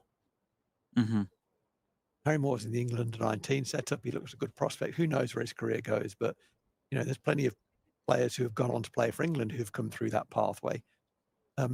Shut counties down at your peril. This is where England players come from. Yeah. Got to be out there playing in a professional environment to develop and become an England cricketer, unless you're a genius. The geniuses will come through anyway. Yeah. Joe Root's going to play for England, wherever he's born, and so is Ben Stokes, and they're going to come through because they're just geniuses. But for the vast majority, they have to learn how to play at this level by playing at this level. And that is about access, and it's about having access to first-class cricket, to professional cricket. This is what Derbyshire, Northamptonshire, Leicestershire, Worcestershire, all of these so-called smaller counties. Yep. It's important for the future of English cricket that these counties are continuing to play at this level. Yeah, I mean, you'll know yourself personally. You'd never want to watch one of these players leave for, in inverted commas, a bigger county, one that tends to get cropped of the England players. But you went through that with Ben Duckett and Ollie Stone. Both went to Notts in search of David Willey as well. Pastures new, or Jack what Brooks. they thought was going to be the kind of, well, if I go and play there, I'm going to be in a bit more of the shop window. But as you said, they did start somewhere. And if Northants didn't exist, would that player have ever been uncovered? Well, the answer to that in the majority of cases is no. Because they'd have to be better at that young age than everyone, and they weren't, because they improved later And a on. willing parent as well. Yeah, they improved later. Yeah, they learned to be a professional when they were a professional, if you know what I mean, in the majority of cases. So, change of field for Lewis Rees. Long on comes into the ring, and Samit Patel, who watched that one sail over his head, is closer to that boundary now. Fine leg. Oh, Safe Save has had a run at that one. And Lewis Rees is unhappy. Neil Malland has given that as a wide. Yeah, Safe Save did trigger outside off stump. The ball was very, very wide. I think that's good umpiring, actually. I do think it was a wide. Lewis Rees, he's got an argument. There's no doubt he's got an argument, which is he came outside off stump, which he did, but it was still a lot wider than the distance Safe Save had moved. So this won't feel like that to the bowler. Smashed off the back through the offside. Fielder on the boundary makes a good sliding stop to keep it to 2. A bullet arm comes in. So those first 2 balls suggest that Lewis Rees is not going to be happy for Safe Save to cart him over the leg side. If you're going to take me for a boundary, say if you're going to go through the offside, seems to be what Lewis Rees's plan is. Oh dear. Now that's going to be no ball. It's going to be a free. It was a attempted slower ball. It ended up as a balloon at chest height. Safe Save did very well to help it on its way to the fine leg boundary for 4. Yeah, it's also obviously a free hit for being above waist height. Yeah, and the warning went to Ross Whiteley as well. It did. I'm glad you picked that up, because I didn't know where Neil Malander was pointing there. It's a low full toss. Safe Save scoops it for 6. That's an extraordinary shot. How on earth do you hit that ball for 6? It was very, well, I look on the how low it was. Maybe it wasn't as low as I thought. Well, it was pretty low. It was on middle and off stump. It was an attempted Yorker, I think. Safe Save, half sweep crouch. Hits it as comfortably for 6 over square leg. Just gets himself into a really strong and good position early, doesn't he, to be able to hit that wherever he wants. Yeah. If it is a little bit straight, he can catch up with it and go leg side. If it is wide, he's outside off stump, he can powerfully play it through the offside. Wow, this is a big over. We're only halfway through the over. It's a big over already. So 2 balls in, actually. That's a good option, Lewis Rees. It's like Federer-esque there, wasn't it? It was, yeah, he smashed it. Another time he goes up and over. I don't know if he'd quite realised that third man, yes, that's the shot, where the third man come into the circle then. And I don't know whether Safe Save realised that, because he does play that little ramp over third man very well. Fancied the mid-wicket boundary, though, on that occasion. Now, is Lewis McManus going to follow suit, or is he just going to get Safe Save back on strike? I like get Safe Save back on strike as an option. Yeah, that's nice. They'll push for 2. There won't be 2 there.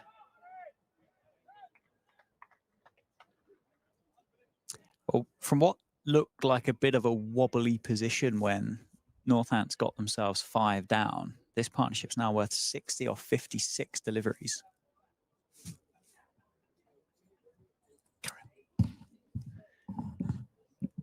and Safe Save just taking the game away from Derbyshire at the moment.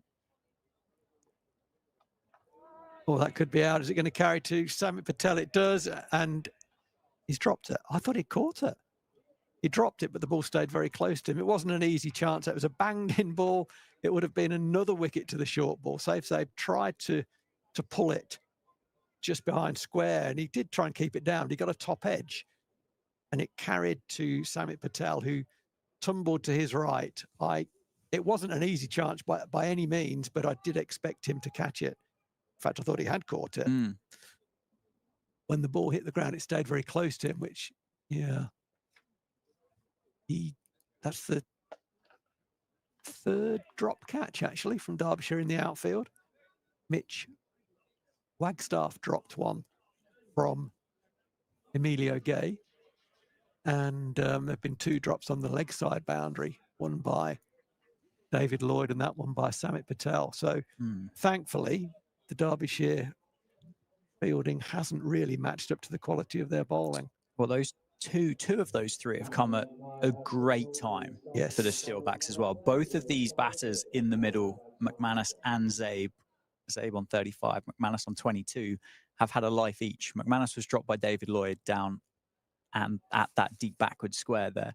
Safe Save just dropped by Samit Patel at kind of a square leg, I suppose, wasn't it? No, not even a square leg. Was it somewhere between fine leg and square leg? Yeah. I'm sure it's got a name, but it's escaping me right this. I'm going to say long leg. Long leg, that'll do.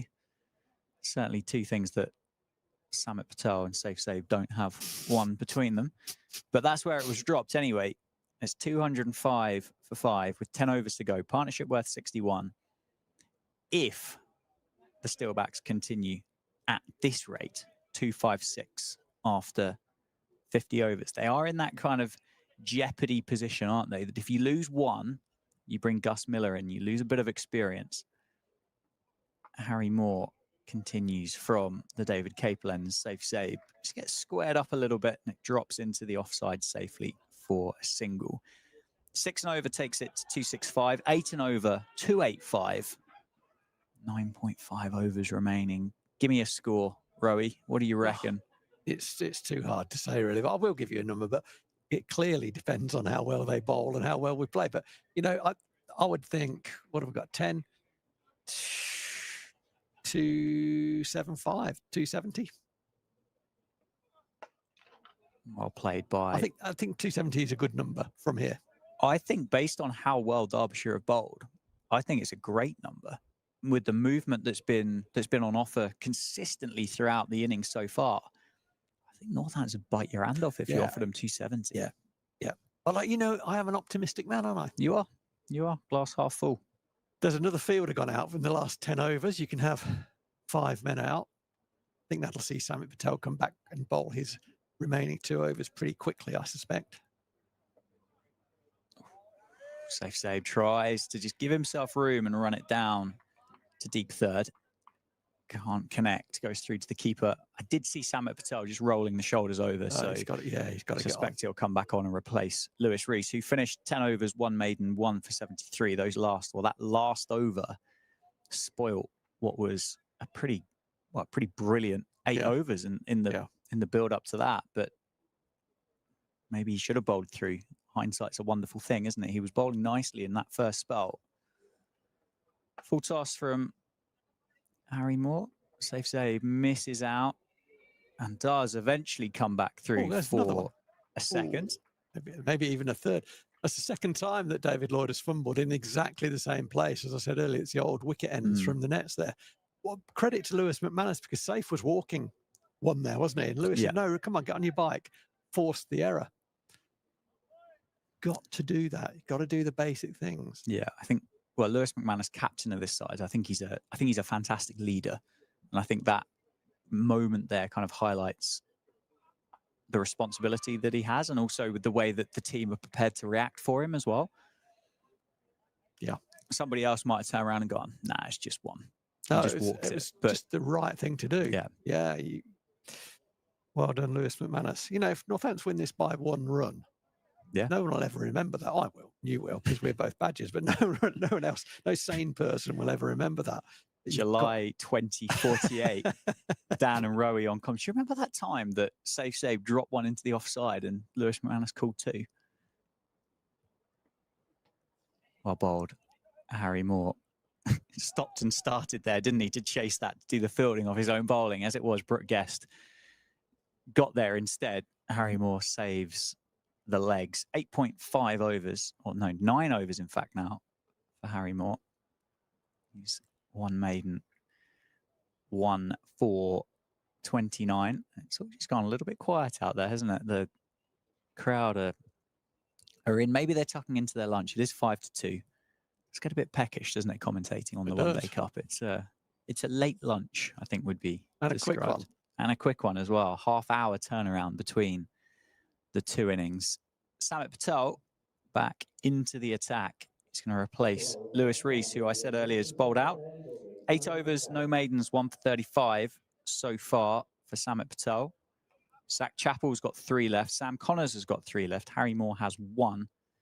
Samit Patel has 2. So right, I'm going to say this before he starts: do not lose a wicket to Samit Patel. You take 10 off his next 2 overs. Yeah, for no wicket, bank it. Cut away. There is a fielder out there. It's just going to be a single, I think. Straight at the man. Well picked up by Harry Kane, running in off the deep point boundary for just a single. Yeah, I think that's a really good school of thought. And then use that extra pace that's Absolutely. available from those 3 seamers. That's 7 overs of seam that's going to be left in and around these 2 from Samit Patel. Swept from McManus. It's going to have a look for a couple. McManus is going to respond and come back. Well run. McManus at the death against Derbyshire went particularly well for the Steelbacks in the T20 Blast at the start of the campaign, didn't it, here at Wantage Road? He did. I think he won the game. Yeah. Walked out with not many deliveries left and, as you said, won the game. Was Lewis Rees bowling at the death. Through him. Straight through Lewis McManus. Just as I was talking him up, the captain goes 25 off 33. And the skipper has got to go. 6 down now.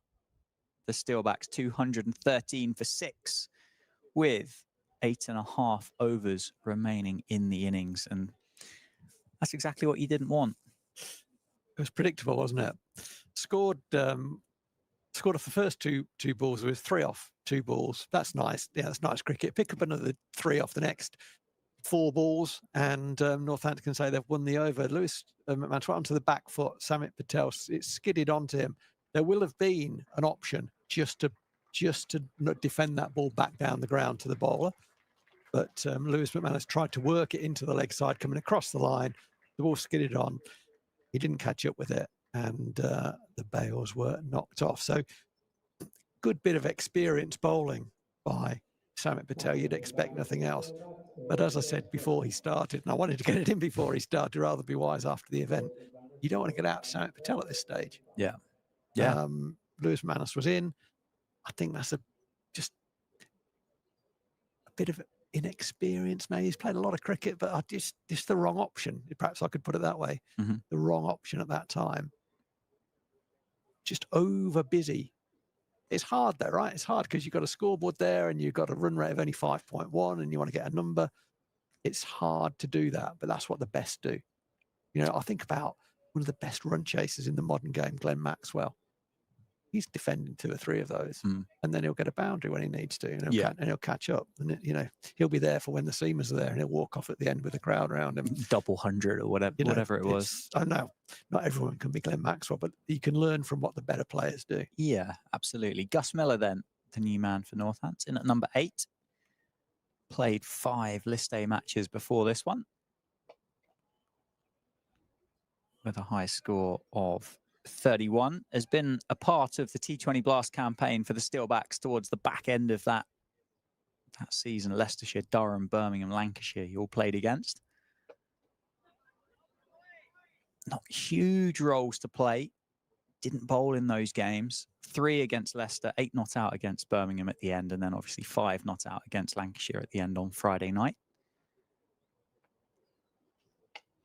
And if there's a young lad that's watched a lot of David Willey bat, I think Gus Miller is one of those guys. There's a lot of Dave Willey mannerisms with at the crease. I think anyway. You might tell me I'm wrong, but I've not noticed that. I'll look out for it. It's a lot of just kind of the bat flow just feels Dave Willey-esque, and he's not the worst bloke to look up to, is he? Good start, isn't it? Yeah. I was really pleased for Gus at Old Trafford. He got a 4 away in the penultimate over from Livingston. Just helped it over short fine leg. A lovely little sort of soft sweep shot. Just ran it off the face of the bat, closed the wrists on it. It just got it up and over short fine leg for 4. It was a lovely little shot, and certainly, at that stage, desperately what Northampton. I was saying at the time that one more boundary and we've broken the back of it, and it was great to see young Gus Miller do that. Yeah, I think we might see some short balls here. Yeah, interesting. Harry Moore out of the attack with 1 over left, and Zach Chappell back in. He's got 3 to go.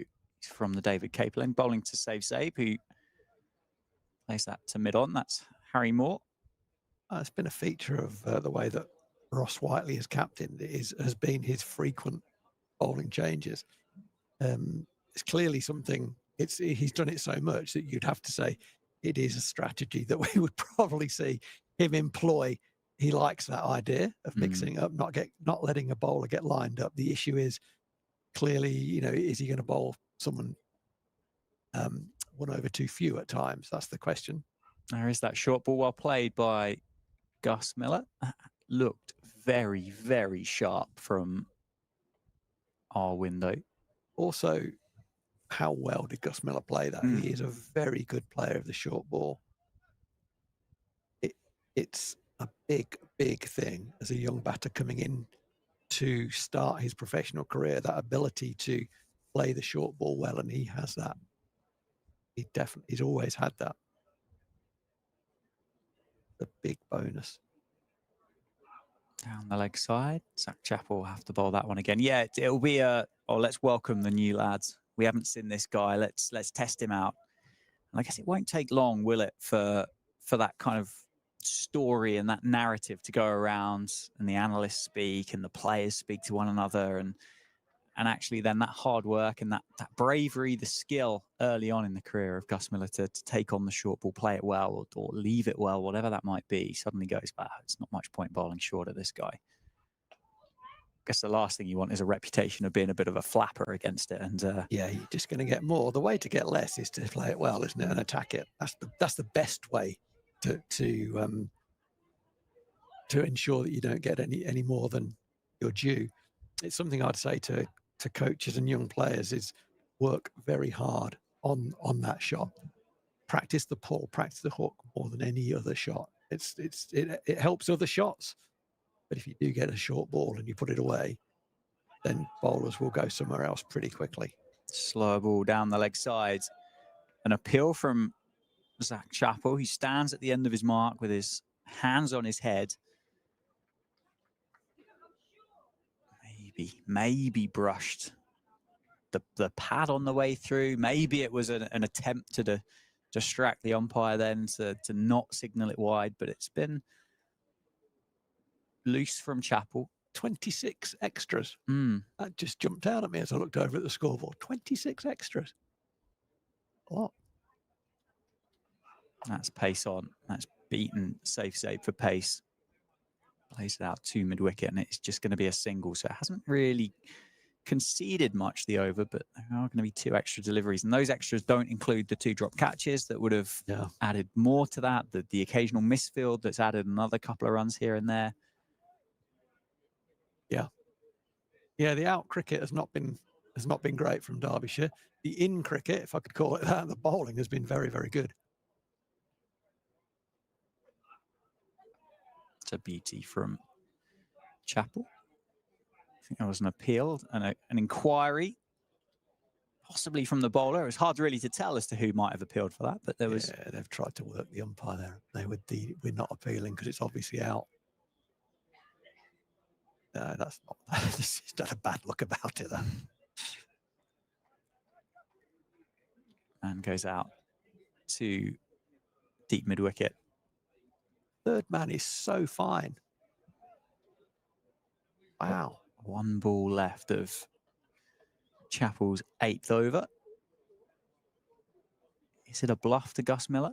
Is it going to be short? It's a bluff, and it's edged away down to Matt Lamb at third man.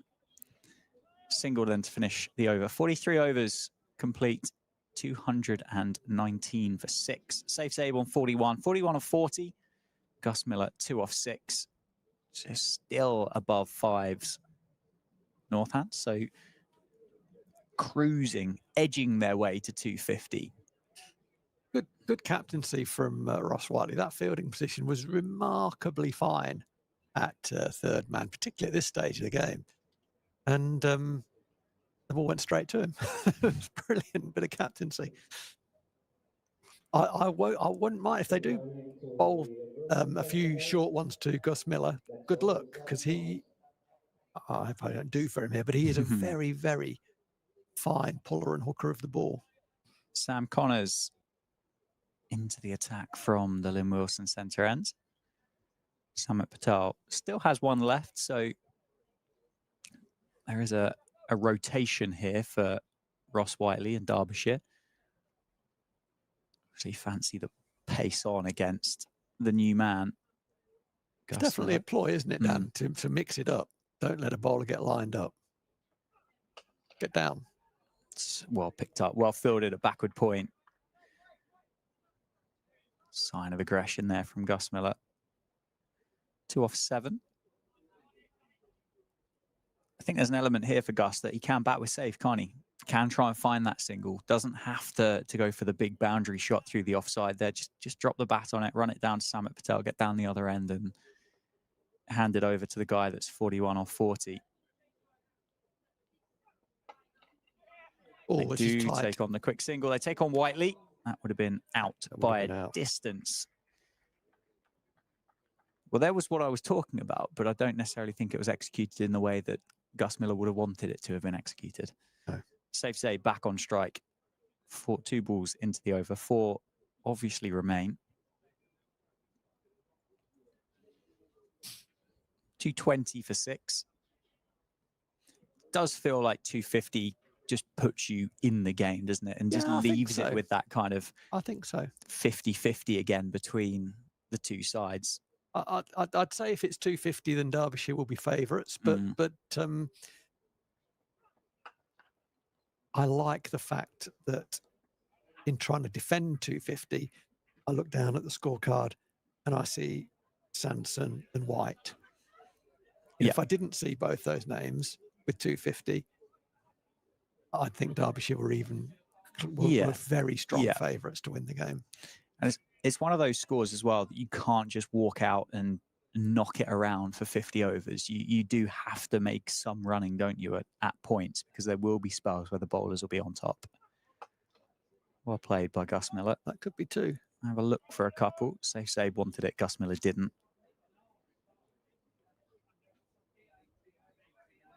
I think it was the right call to just take the single. It would have been tight. Zabe would have been running to the danger end. Why risk that when actually the option is get Zabe facing the next ball? So I think that was judicious. I think probably the right word. Thereabouts. Good comeback from Sam Connors. Just 3 runs off 4 balls. He's hit that hard, hasn't he? Safe Save. Well picked up at short cover. Can't believe he didn't get it past. There's a big gap, isn't there, down towards where the covers are here at Wantage Road today. Yeah, extra cover looks a good gap, doesn't it? Looks a good gap, whether along the floor or in the air. And with that extra cover, that lamb goes to the edge of the circle. He was on the single, but he's now defending there. Well, that's bounced and gone through. Wow. Quick, wasn't it, by Sam Connors? Great over from Connors. Just 3 runs coming from it. 44 overs complete. 2-2-2 for 6. Well done, Richie. I started, so I You thought I'd did. finish. I realised what I was saying before I got going, and I thought, oh, I'm just going to have to go for it now. Safe save 42. Gus Miller on strike on 4. 6 overs, 36 legal deliveries remain. Zach Chappell is going to continue from the David Capel end. 2 good overs really for Derbyshire there, just to kind of restrict this new partnership, not allow Gus Miller to get away. He's 4 off 9, partnership 9 off 15. 3 men on the leg side boundary tells you what the plan is going to be. Short outside off stump by the sounds It's of it. not the plan. And very fortunately for Derbyshire and Zach Chappell in particular, the ball was smashed by Gus Miller, but straight at the man on the point boundary. So they've got away with the one there. Yeah, he didn't have to move, did he? He didn't. It was so well placed. Left-handed safe save on strike. So the short side of the ground today will be the offside. Is it going to be short again from Zach Chappell? It's not. It's going to be That's out. pace on, and yeah, gets the outside edge. Safe save trying to run it down to deep third. All he can do is get a little tickle on it through to Brooke Guest, who takes a good catch. And Zach Chappell gets his 3rd wicket of the day. 2-2-3 for 7. Actually, it was a really well-directed delivery by Zach Chappell. It was going over leg bail. Safe save backing away. I think, credit to the ball, I think he followed safe save and tucked him up. So the shot that safe save was intending to play the rundown was a lot harder because it was so close to his body. He still got bat on it. That's how skillful he is, but it was too fine, too close to him. Went through to the keeper. 42 or 44. He's played nicely there, safe save. He has left the arena with 5 and a bit overs to go. And bring in, that looks like Ben Sanderson coming to the middle. I think it is, isn't it? Sanderson, promotion. Rafi Weatherall was carded at 9. Sanderson getting the bump up, so he'll join Gus Miller, maybe to kind of split the inexperience. Do you think? Maybe just to provide a bit of maturity at the crease and not have 2 young bucks in the middle. I would say that's dead right. But yeah, safe. Disappointing to leave, as you say, the arena with 5 overs to go. A lot of cricket left to be played in this innings still. Yeah, I think it was a cricket incident. I don't think, I wouldn't, clearly it'd been better for Northants if he was still there, but it wasn't like he sort of slogged one up in the air or played, took a ridiculously dangerous option. It was a low risk option. He just didn't quite execute it, and credit to the bowler because he followed him and cramped him. So I think if he runs it down to a 3rd man for a single, we don't say a word. So I think it was a good option, just not quite executed well enough. And I say credit to the bowler. Yeah, Chappell with 4 left in the over. Nice drive from Sanderson, straight up. Just come on. Comes back for a couple. Gus Miller takes on the fielder. 2 to get off the mark straight away. What a shot that was to open the account. Derbyshire here will have one eye on lunch, though, won't they? They'll be thinking 3 quick wickets. Sanderson, Weatherall, White. The thing about these situations is that you don't want to get ahead of yourself. You've just got to think every ball, execute it well. I'm a fielder in the right place, get my foot behind the line, execute my option as well as I possibly can, and don't think too far ahead, because games can really get away from you in this situation. Well played. Short ball from Chappell. Another one from the seam bowler, which is well played by Sanderson. Runs it down to fine leg for a single. As I say, I would love to know the pace of which Chappell's bowling at today, because it feels like it's up there with the quickest that I've seen at Wantage Road so far this season. He has got gas. There is, he's known for that. Just trying to think. Scrimshaw would have played, wouldn't he, that championship round? Oh, that's tracked Gus Miller and got him up in the ribs. Delanga bowled quickly here. He did, yeah. Round the wicket at safe save. He bowled very, very quickly. It's going to leave a nice badge for Gus Miller. Into the torso. Pace off, wasn't it, from Chappell, and Miller was through the shot before the ball had got there. Disguises that so well. And of all the deliveries, I suppose the leg cutter would be the harder one to disguise, but an off cutter, not the easiest one to disguise, is it? There's a clear change in wrist position as the ball comes through. That's pace on, nicely played by Miller. Square drive. I think it's just going to be one though. Bit of a misfield, but Harry Kane does well enough to keep it down to just a single. 5 overs to go. Then Rowie 2-7 for 7. Miller on 6. Sanderson on 3. Smart move, Ross Whiteley. He's bringing Samit Patel back for what will be Samit Patel's final over. 5 overs to go. You might think this is a dangerous thing, but what Ross Whiteley knows and what Gus Miller knows, if he didn't know, Ben Sanderson's just told him, is the Northampton really can't afford to lose another wicket here because we do get a bowler in. You know, we get either Weatherall or White, and we need Miller there at the end. So I'd take 5 or 6 off this over. If we can get more, great. You know, if he gets a ball he can sweep, great.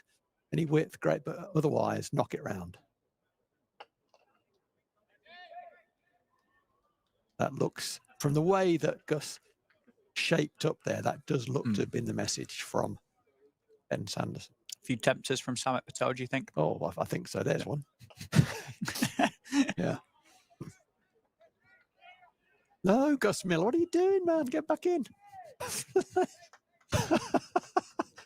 At least lose the wicket to the tempter.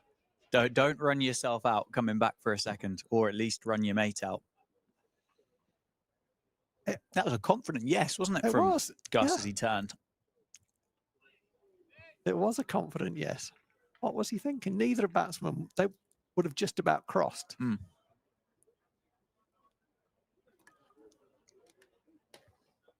To see this over through to some extent. Yeah, well played, Ben Sand. He's played a bit of cricket, Sando. Worth listening to. It's worth listening to, certainly is. 2 balls of the over to go? Or 1? Or 3, in 3, fact. I think. 3, 6 ball overs, aren't they? Yeah. Tend to be.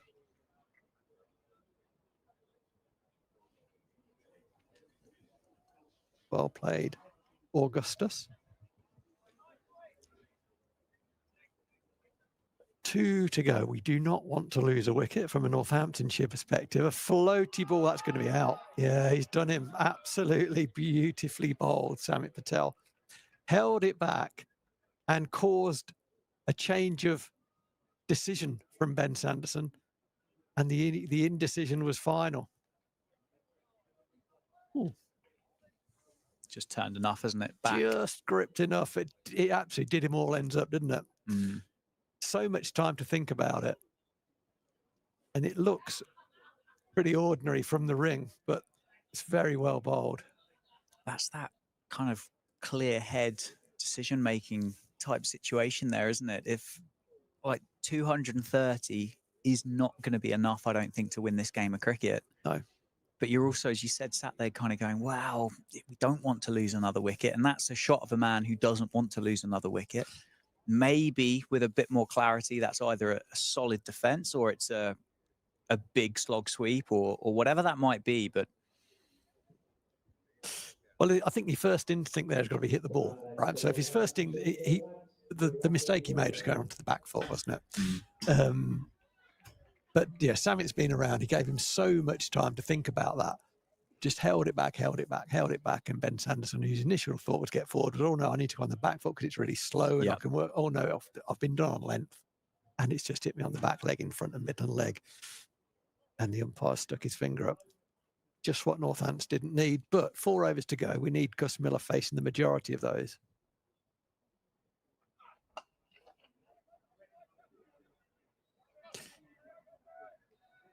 But you've got to take everyone that's on offer.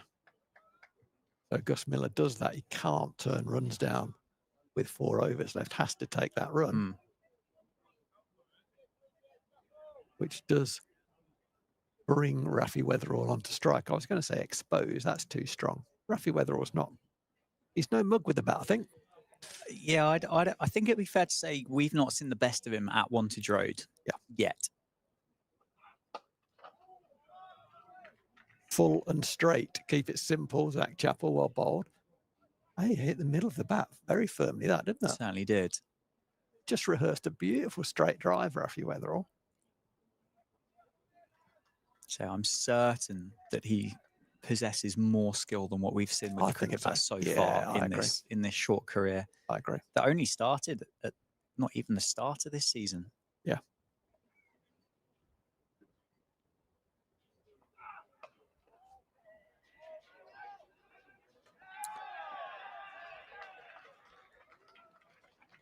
And that's out. I did think momentarily that they'd got in, but no, he's given out by Neil Malander. It was dropped into the offside. It was there was hesitation there. There was hesitation there on the single from Gus Miller. The fielder, all he had to do really was hit the stumps. He did.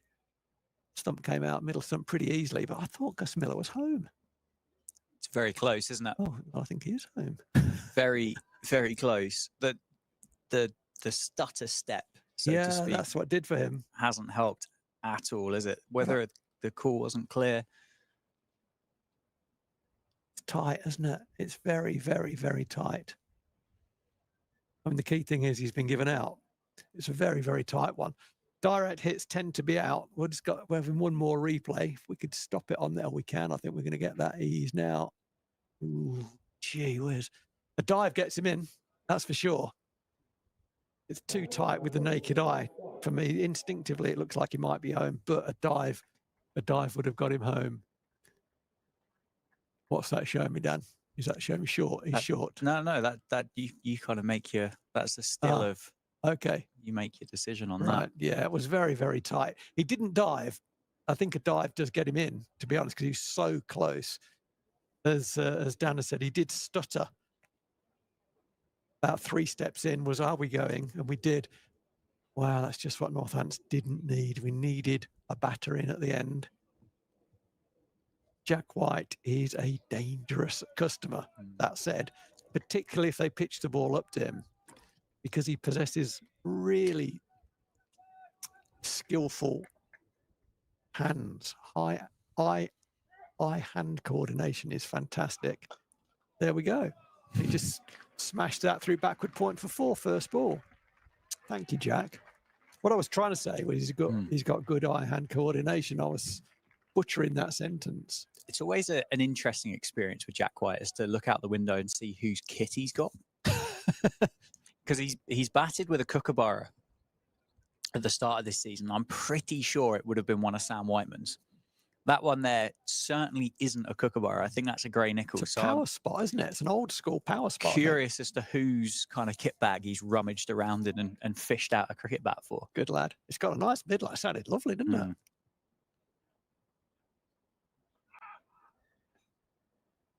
it? Yeah, I'm not sure about the efficiency ratio on that option of backing away almost off the cut strip and exposing your stumps to Jack White, second ball. We've got still 1 ball of this over left and then 3 more overs. So there's still 19 more balls. Potential, therefore, as a runner ball, another 19 more runs, which would get Northants at 254. The 250's on the cards if they stick around. They're not going to stick around because Zach Chappell has hit off stump with a full toss. And I think he's broken off stump into 2 pieces. It was a full toss. And Jack White was so far outside of leg stump that he pretty much couldn't reach it. He finished off the cut strip, in fact. And that's a strange option. That's why Jack White bats number 11. He's not there to score runs. And it's a very sorry end to the Northamptonshire innings, all out for 235, and that end has come around all very quickly, hasn't it? Just very sudden. Oh, we're all out. Yeah, didn't really even get me a chance to say the words Northants are in danger of not batting their overs here. How quickly it was that it all finished off, and it did finish 235 all out off 47 overs. So Northants leaving 3 overs in the shed. Derbyshire, having won the toss and elected to have a bowl first, will be very, very happy with their early morning and early afternoon's work. They'll need 236 to win from 50 overs, which on this pitch, there will be assistance for the seamers. It won't be easy, but I would say it's got a little bit more straightforward as the day has gone on. Rowie, we've got about 30 minutes to go and get some food, so let's take a break, and we'll be back for the start of the second innings.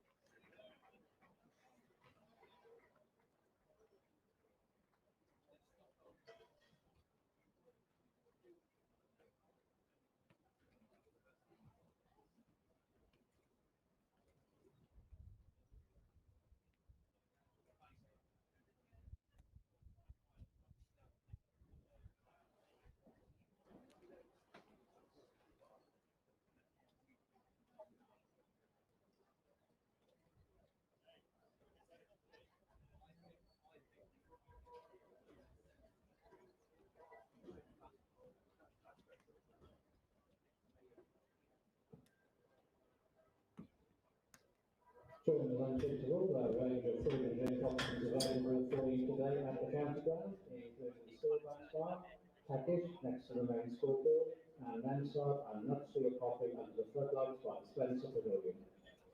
The Heavy Sweet restaurant is also open today, serving refreshments and 2 or 3 course lunch, plus the loading glass stream is available to the right of the sink stand.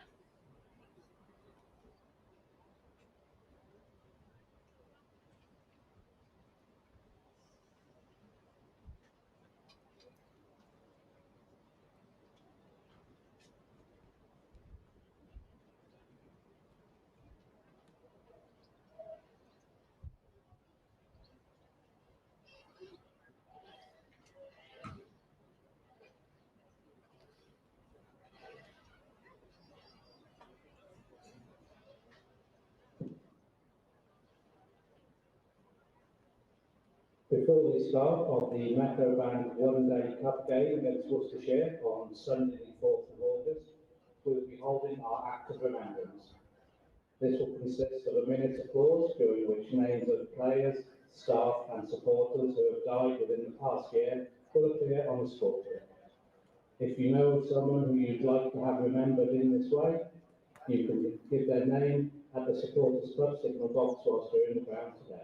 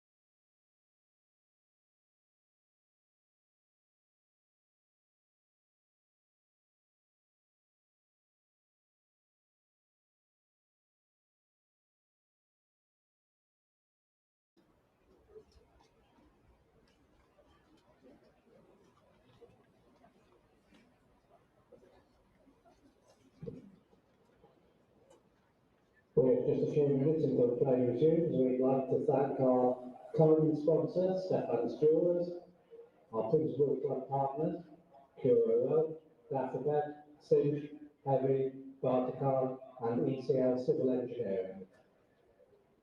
Thanks to all official partners of the club and members of the 1878 Business Club for their ongoing support of Northamptonshire cricket.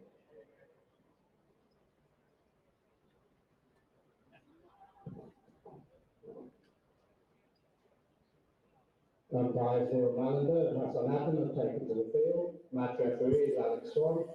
Good afternoon and welcome back to Northampton Wantage Road. Second innings of the opening Metro Bank one-day cup fixture between Northampton Steelbacks and the Derbyshire Falcons. Derbyshire won the toss and chose to have a bowl first this morning. Captain Ross Whiteley calling correctly and bowling the home side out for 235. Top scores for Northants: 59 for Emilio Gay, 50 for George Bartlett, 42 for Save Sabe. 4 wickets for Zach Chappell, 10 overs, 1 maiden, 4 for 39, 3 for Samit Patel, 3 for 41 off 10 overs. And they require 236 to win at Wantage Road. Players have made their way out to the middle. Opening the batting will be Harry Kane. I believe that'll be Lewis Rees at the non-strikers end. It's going to be Ben Sanderson to open the bowling from the David Capel end. There's a lot of names going on here, isn't there? My name's Dan Jadzovics, and I'm joined by Phil Rowe. Hello, Dan. Hello. How was your lunch? It was quick, but it was all right. Very tasty in the end. Excellent. The Memsaab tent at Wantage Road. One of the best options in county cricket, I think. It is. It's right up there. Haven't been to every ground, but the ones I have,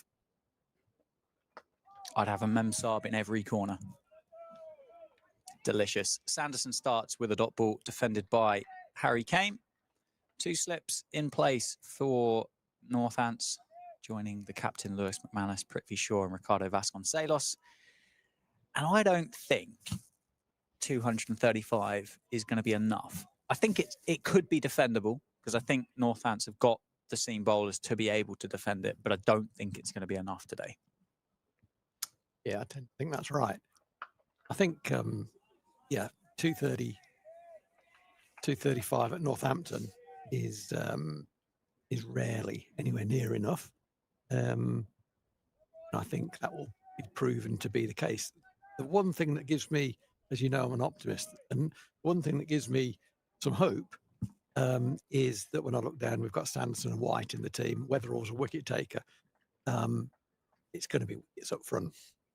Yeah, because it's kind of like 2 decent partnerships. Probably gives the game to Derbyshire. That's Ben Sanderson doing what he does brilliantly. So, yeah, for me, it's about how well Northants are able to use the new ball. And then one of the things that all teams struggle with a little bit is taking wickets when the ball gets a bit older. Yeah. So are Northants going to be able to do that? So it's all to play for. It's not 170. It's still, a number. Oh, that's well bowled. Nicely timed as well.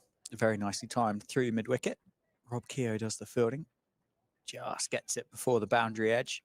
And Harry Kane opens the account with a couple of runs through the leg side. Yeah, you're right. It's a number that is defendable. You can bowl to it, can't you? It's not a foregone conclusion. But if I had the percentages in front of me, I suspect you'd lose more games than you'd win with 235 on the board. I'd say it's 70-30 Derbyshire. I think at this stage, I don't think that's too big a number really. 70% win from here is probably about right. But in terms of any competition, let alone the 50 over competition, but we are in that. So in terms of the 50 over competition, there won't be a better bowling attack than this, than White and Sanderson. Yeah, the two openers. Yeah, for certain. Yeah, sorry, that's specifically. Yeah. edged, nicely played by Harry Kane. Gonna be cut off by Jack White just for a single. Saves his team an extra run there with the work that he does for his opening partner, Ben Sanderson. Jack White is going to be opening the bowling from the Lynn Wilson centre end. As you said, Rafi Weatherall's a bit of an unknown quantity in this format. We know he's a wicket taker. We know how good he can be in the T20 Blast as well. Gus Miller, again, another little bit of an unknown there as to what he might offer with the ball. Are we going to see a bit more spin from Northants compared to what we saw from Derbyshire between Safe Save and Rob Keogh? Well, yeah, I guess Lewis McManus will give the first two a good go because they're his main chance. And then after that, I think he might rotate quite quickly, try and find a combination that works. Safe Save will be interesting here. I expect he will bowl because some have skidded on a little bit and some have gripped and turned a wee bit and held, I would say, really, for Samit Patel in particular. So there's no reason why Safe Save can't bowl some of those deliveries. He doesn't obviously have Samit's vast experience. That's a nice shot for 4. Yeah, width on offer from Jack White. Square drive, not timed perfectly, but it does run away through the offside. First boundary of the afternoon. Comes off the bat of Harry Kane, who's faced all of the deliveries so far in the innings.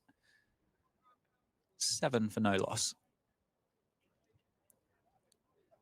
It looked like it had a bit of a way shape on it. It just started too wide, didn't it? Opened up the offside. It was nicely played, just enough control. On straighter. Lewis Rees wanted the single, Harry Kane didn't. 2 men outside the 30-yard circle for Northants. One is at final leg, the other is at deep third.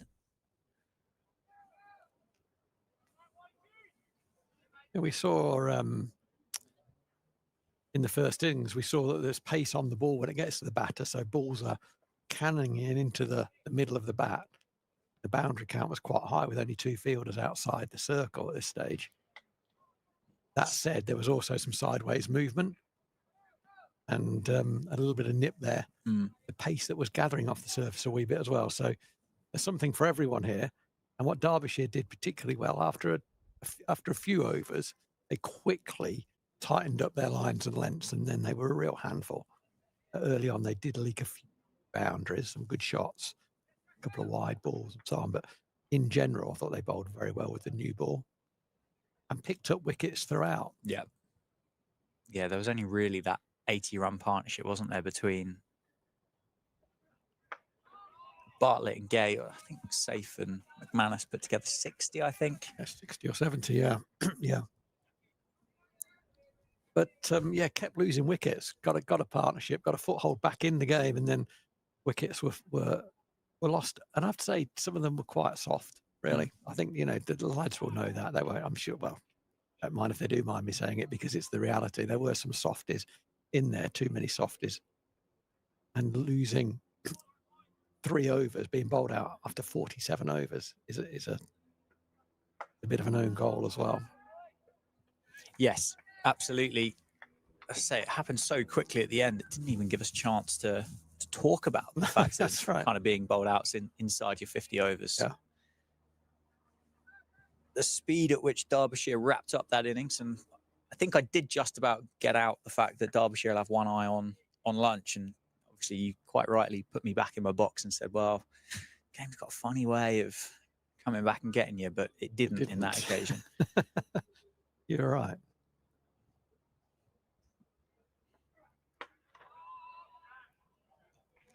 Solid by Lewis Rees to start his work this afternoon.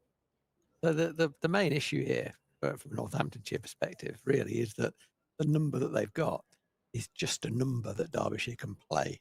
They just play reasonably conservatively, as I said earlier on, very much earlier on this morning, is in 50 over cricket, if you just bat sensibly, generally get, without doing anything, you generally get around 250. And that's a kind of, so therefore it's sort of a benchmark really. And Northampton clearly are short of that. And so wickets, currency, going to have to get wickets. Can't defend this score, it's going to have to be bowled out. Nicely played again by Harry Kane. Just splits the two fielders, Bartlett and Miller. Gets down the other end. As you said, it's a score that you don't have to take a risk for. It would take an almighty spell of bowling, I think, from a couple of these Northants bowlers to really kind of put scoreboard pressure on Derbyshire. You could let that drift out to 6s, 7s, and I still don't think you'd be that flapped by it. As it is, they require 4.75 and over.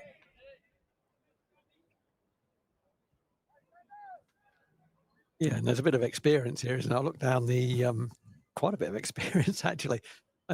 Top 7, Derbyshire: Rees, Kame, Guest, Lloyd, Lamb, Patel, Whiteley. That's a lot of experience there. Yeah, it's a lot of domestic cricket between those 7, isn't there? With some international as well. It's an appeal from behind the stumps. Sanderson knows it's too high.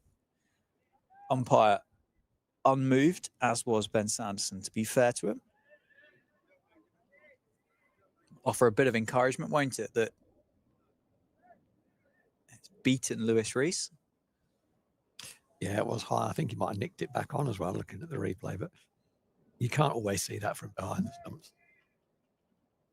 But yeah, you're right. In the Northants innings, the ball was hitting the pad and the thigh pad quite a lot, wasn't it? Quite a few plays and misses. Yeah.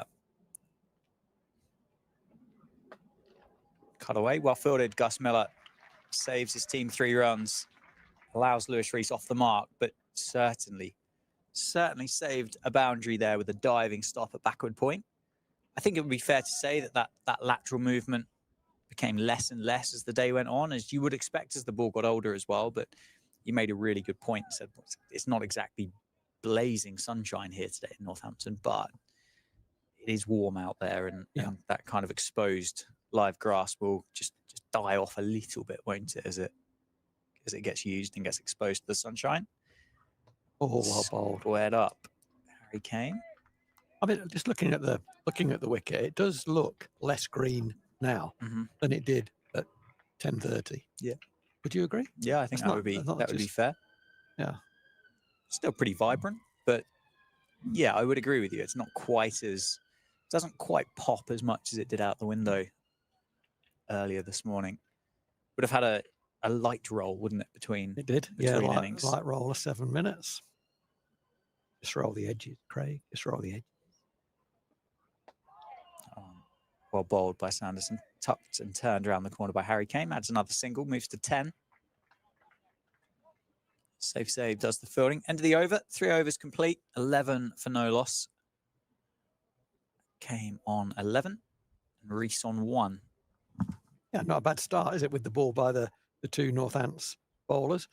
One loose-ish delivery. First ball of his over. I think Jack White a little bit of width on offer and was tucked into through the offside, but as you would expect from these two, pretty tight. Making the batsman play. Can't waste a new ball here. Have to make the batters play. Occasionally that means you're going to get a bit straight. Occasionally that means you're going to get a bit full. But that's the error that you have to make rather than bowling safe length. Have to try to bowl wicket taking length. So full of a good length. Left the line. Good pace, good carry from Jack White. Harry Kane busy at the start. 10 off 13. Faced the majority of the bowling so far. Yeah, it'll only get harder, won't it, for Northants? The longer this innings goes on, the older the 2 Kookaburras get. I think at the end of 10 overs, Northants stand a genuine chance of picking up these 2 points. You probably want Derbyshire at least 3 down. On the leg side, good take. Wide signalled. If not, maybe even 4. Yeah, well, yeah, absolutely. The classic bowler's error there from Jack White. You don't see that a lot. The previous ball, which was a nice outswinger, but Kame left it very early in its flight, as if to say, I'm not going to be interested in that. You know, that's going to swing away, and there it goes, and I've left it beautifully. And so Jack White trying to start the next one too straight just pushes it down the leg side, and it's called a wide.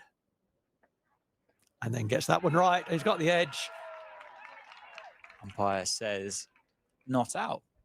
He didn't get the edge. I thought it might have been a bit of pad there, Rowie. Well, you and Neil Mallender both alike. I think it might have been off the knee roll through to McManus. I think you're dead right. Well, very good bit of vampiring from you. Bit of vampiring. Yeah, very good. And from Neil Mallender. Yeah, it didn't sound right, I don't think, when it went through. We are sat a long, long way away, and maybe need to turn the effects mic up a little bit to give you a fair chance to. But if it was pad, he was outside the line as well. But it was a good appeal, though. Certainly plenty of enthusiasm, wasn't there, from the Northampton fielders with regards to the appeal to back up Jack White? Yeah, no lack of enthusiasm. Sometimes as a bowler, you just,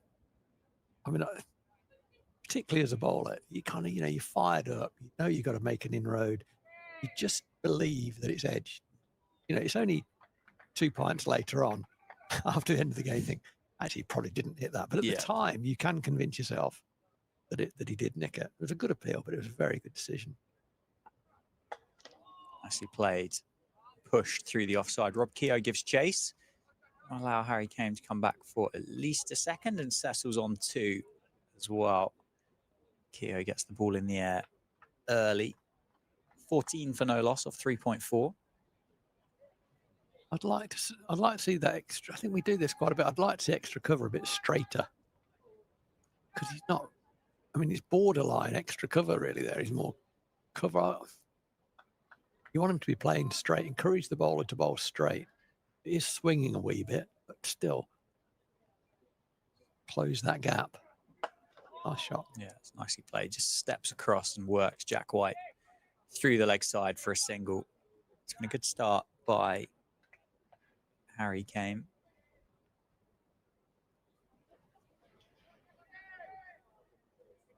There's been runs down at New Road. Wow. Worcestershire 371. Blimey. Did they get put into bat there as well? Did they get put into bat there? Oh my goodness. Let's have a look. You're probably right. The answer to that is yes.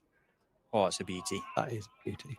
Straight through Lewis Rees to end the 4th over from Jack White. 15 for no loss. Just shaping in and hitting the seam, chagging away from Lewis Rees through to the keeper. No harm done for Derbyshire, though. Interesting. On my app, is the ECB app, so therefore it must be right. It says 371 for 3 or 48 overs, but we're between innings. Oh. A late start or something there. Anyway, these things tend to interest me. No importance whatsoever. Time for a wicket, Sando. Your county needs you. Left well alone. Good leave by the Derbyshire opener. Through to McManus. Yeah, 48 overs aside at New Road. There was a chance of a bit of weather about today, as it has done throughout the course of the year. Really, it's kind of missed us at Northampton. Right. Like, Microclimate. yeah, we kind of feel like I speak quite a lot when you and I are on live stream, going, well, it looks like it could be a bit, and then it never actually gets here. Or you look at it and goes, oh, it's chucking it down in Northampton. Uppercut down towards Jack White. Does the fielding, make sure it's only going to be one. And it never actually rains at the ground, but I think there might have been a little bit drifting over from the west of the country. So maybe they did have lose 2 overs. You're talking about, what, 10 minutes, aren't you? Mm-hmm. Yeah. Not a huge delay, if there was one, for that reason anyway. I think this is the matchup that Northants will prefer. Sanderson to the left-handed Rees. Oh, and I nearly called it as well. It was a bit expansive shot. He was trying to hit that ball very, very hard, Lewis Rees. He does hit the ball very hard. But luckily for him, he missed that one. It just tailed, didn't it, past the bat of Reese. That really jagged away from him, didn't it? Shows there's still movement there. Got a bit fuller. Certainly been a bit more from Sanderson, I think, than what we've seen from Jack White so far. One down the leg side. Has it been taken?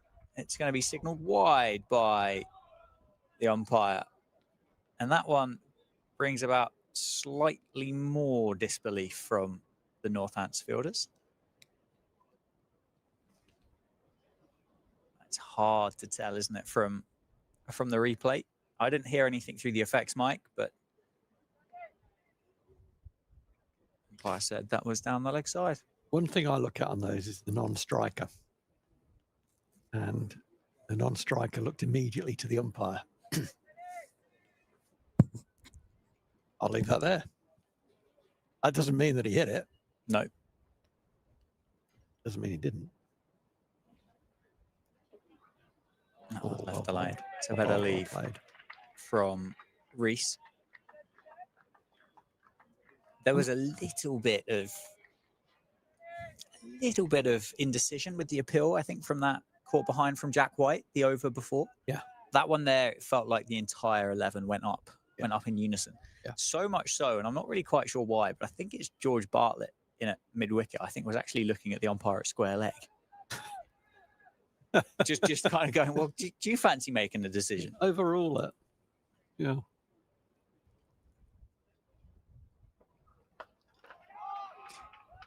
I think, I would say, I don't mean anything by this particularly, but my observation is that there have been a number of appeals to Hassan Adnan, and there may be umpires on the circuit that players feel are more vulnerable to a series of group appeals than others. Whether that's playing a part, I don't know. Mm-hmm. One of those mini games going on inside the game. Dot ball to finish them. 5 overs complete in the run chase. Derbyshire 17 for no loss. Harry Kane on 14. Lewis Reese on 1. Survived the appeal from the caught behind down the leg side. Was that a maiden? No, because it was a wide, wasn't it? Because there was a wide, which was the big appeal, which we've just been talking about. It's interesting. Ben Sanderson having a chat with Neil Mallender. He's a good umpire, Neil Mallender. Obviously, goes without saying, he kind of, knows the game so well, knows players so well, manages the game really quietly with quiet authority. He's a big guy, quite an unflappable fella. So tends to get on top of things just a look here, and he holds someone's gaze a little bit and furrows his brow. I've got a question for you. Would there be kind of a scenario there where Neil Mallender might have spoken to Ben Sanderson and just gone, yeah, I heard a nick there? No. Or would there be a case of I'm backing my mate up 100%. to the hill? The latter, yeah. The most you might get is a shrug, but no, they wouldn't throw him under the bus, so to speak. No. I mean, not that it would change anything. No. No, but it's a good question, but no. They definitely stick together. Ooh, that one targeting the front shin of Kane, but his head position was good enough that meant the bat could come through straight enough so that he got a thick inside edge on it. It picks up 2. I've been critical of Northants throwing, in fact, of every team's throwing. Rafi Weatherall. Waffy? Close. Rafi Weatherall is a very good outfielder. His throwing is almost always to a very high standard, as it was there. Where's this wicket coming from, Whitey? Not from there. That's going to run away before. It was a bit of a nothing shot. There was width on offer. Harry Kane thought, well, there's enough width on offer. I'll sort of push my hands gently through it. Wasn't really convinced exactly where he was hitting that. It bounced on him. It got a thick edge, but ran very quickly. Beat Gus Miller on the inside. He is very wide there at third man, and it comfortably beat him for 4. So, yes, Jack White, well done, got the edge, but it wasn't in the business area. It was too wide. 23 for no wicket. I just feel, I don't know how this game's going to go. Oh, I said the break 70-30 Derby, so that's my suspicion. Yeah. But, you're never quite in on this pitch. It's not a one-day wicket where you just think, well, where's a wicket coming from? The ball's not deviating. There's no swing. It's not spinning. It's a lightning out. It's not that scenario. So Northants do get one. Then one could quickly become two. Get two men in on naught. That's well played. Little bit of away movement, and Harry came nicely over the top of that ball, played that very well, ran it down safely to third man for a single. Yeah, it's a good point, well made. Although I think it would be fair to say some of those wickets for Northants were soft. I think a lot of them were soft. There weren't necessarily wicket-taking deliveries that were, or the deliveries that took the wickets, but there were certainly deliveries that didn't take the wicket that you thought on another day you go, okay, this is a good spell. This is a good over. That there's constantly asked questions throughout. I would say, and I would imagine you'd be in agreement that. That's well fielded. Gus Miller on the boundary, full length dive. I think he might have hurt himself there a little bit. Northants haven't asked as many or enough questions of Derbyshire yet as what they were on the receiving end of. Yeah, I think we've been maybe fractionally short of that nick-off length, and maybe we've been a ball and over, not quite as accurate. So fine margins, but yeah, I think that's fair to say. Absolutely fair to say. And the thing is, there's a lot of pressure on the opening bowlers, and they know they're the experience. They know they've got 230 to defend. They know they're the experienced bowlers, etc. Bit of pressure on there. And it is a very experienced Derbyshire batting card as well. It's not as though there's a couple of newbies in there who are getting a go in this competition. This is a Derbyshire side that's clearly been set out to try and reach the later stages of this competition. This is not a development competition for Derbyshire by any means, as it's been proven to be also for Northamptonshire and a number of other counties. Try to give their home supporters something to cheer on. Yeah, of course. And when you look at some of the recent winners of the competition, like post the change. That's just what the doctor ordered. Dr. Sanderson does the job. Nips back. So it's Fuller.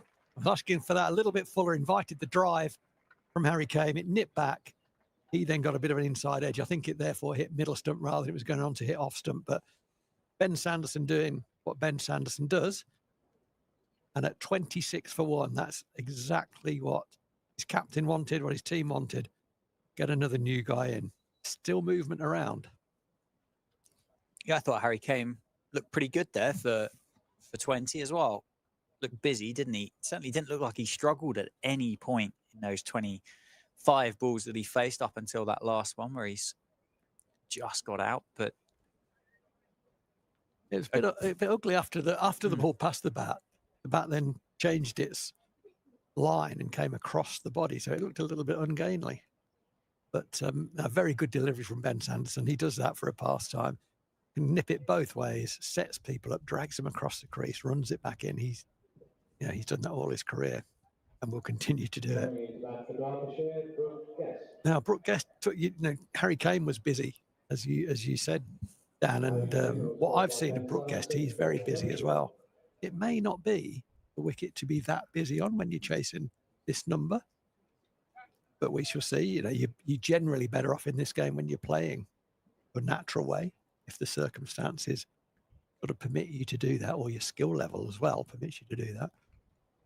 But that's exactly what Northants wanted.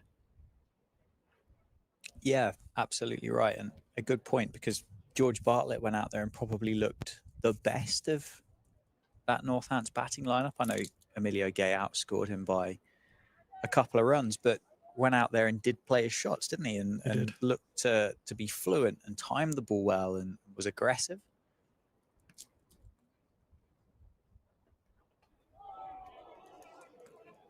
And that's going to go away for for 4, first ball to Brooke Guest, nips back, inside edge. Another day goes on to the stumps, and Sanderson's on a hat trick. Today, this is off stump, runs away for 4. Well bowled, Ben Sanderson. A moral victory for the bowler. Ball runs to the batter. But there continues to be movement available on this pitch, and I think that's going to be the nature of the pitch throughout the game. There is going to be movement. It did quieten down when the ball got a little bit softer in the first innings. Well bowled, Ben Sanderson. I'm hard at the ball in defence there. Brooke Guest very firm into that ball. Red ball cricket, that's a technique that would mean number 3 is a stretch for Brooke Guest. In white ball cricket, with the ball moving less generally, that's not necessarily such a problem, but in red ball cricket it would be if he's softer into the ball. Sanderson there enjoying nipping the ball back. That one again has nipped back. Look out for the one that goes. Yeah, Brooke Guest just indicating to Lewis Rees, yeah, he's nipping it back. That's exactly what Sanderson is showing him. Obviously, Guest will be aware that's the nature of the wicket as well. So in his mind will be the ball's nipping back. Wouldn't it be lovely? Just for me, really, if the next ball nipped away and caught the edge. It would be quite good. Can we do that Sunday? We know we can do it. Oh, what's he doing? Yeah, and that one went the other way. It's a really, the one thing that Brooke Guest has got as a massive advantage compared to anybody else on this pitch is the fact that he's the Derbyshire batter that kind of has had an innings on this pitch already. He's watched how that pitch is played and behaved, and the pace, the carry, the bounce, the movement. And if you get the opportunity to keep first on a pitch that maybe just offers a little bit more than what you'd be used to, it can help hugely. Catch. So you're saying he caught it, he didn't hit it. The wide ball, big. I don't know if it was an injury, he just lost his wrist a bit there, I think, Sando. So you're saying that keepers have an unfair advantage? No, I didn't say that. I didn't say it's unfair at all. No, you didn't. I'd say it's payment for being in the game for potentially all 300 of those legal deliveries. Hard job, isn't it? Hard job. Keeping wicket is a hard job. At the moment, winning this game looks a hard job for Northants. That's the end of Ben Sanderson's 4th over, the end of the 7th over of the innings. The score's 31 for 1. Brooke Guest with that streaky 4, first ball. Lewis Rees, the not out partner on 3. But the wicket of came at a good time for Northants. As I expected might happen, the captain is happy to have a look at different bowling options. So he's throwing the ball to young Rafi Weatherall. And it's early in his career, Rafi Weatherall. I have to take care to say that name correctly, so bear with me on that. I suspect it's a name that people watching Northants will be saying a lot over coming years, Rafi Weatherall, a young seamer who has got clear wicket-taking potential, swings the ball away from the right-hander generally, can nip it back in. He's bowling at the left-handed Lewis Rees, and it's his debut in List A cricket. And starts with an absolute jaffer. Well bowled, young man. Yeah, nicely played. I'll give Lewis Rees the benefit of the doubt there. I don't think he actually ended up playing at that. I think it did go across him and left him. Yeah, I think he just drags it inside the line, but it was a very good start. Just where he wanted to land it.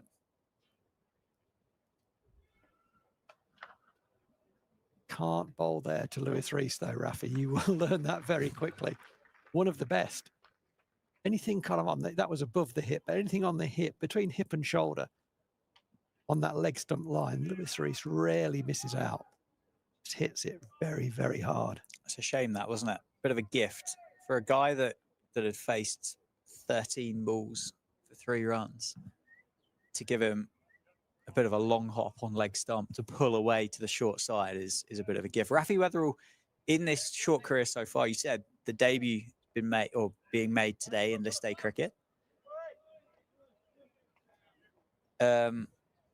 He has got a bit of a knack of taking wickets early in his spell, hasn't he? He does.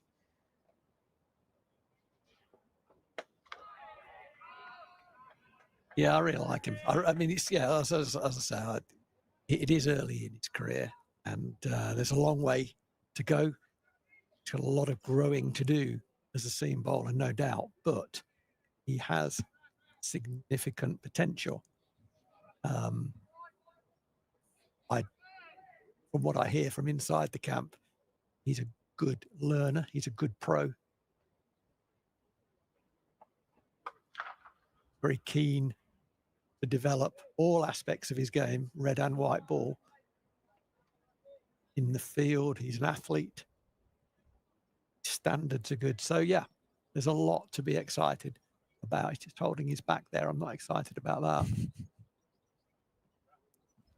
So he runs in with real intent, attacks the crease.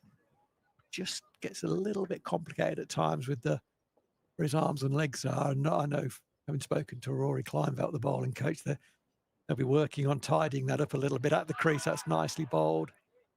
Nips back and beats Guest on the inside.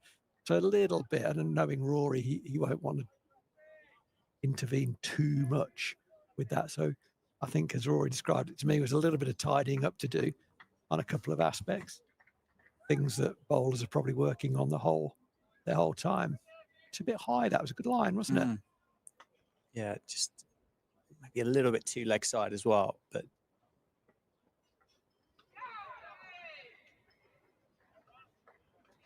that bounce, that last ball of the over, definitely bounced. A couple in the Northants innings from this end, from the Linda Wilson end, bounced on that kind of 5th stump line. The other day, that catches the edge. good start. Good start. Good start. decision Yeah, to good guess. Why not? switch out Jack White for Rafi Weatherall. And as you said, with that low score of 235, Lewis McManus can't really afford to sit on a bowling partnership for too long, because if it's not working, sooner or later that 235 becomes closer and closer and closer on the horizon, and it might be too late by the time you've had a look at one of your bowlers, or somebody comes on and bowls a magic spell and finishes with 6 overs left, or whatever that might be. Couldn't agree more. Very proactive from the captain. He's got a wicket-taking threat in Rafi Weatherall. Yes, he may not quite offer the control that maybe Jack White brings, but that's fine, because we need wickets. We don't need control. We need wickets. So whilst the ball is still new, get it into the hands of Rafi. And he showed enough in that first over to back the captain up and say, yeah, it was a good decision. Good to see.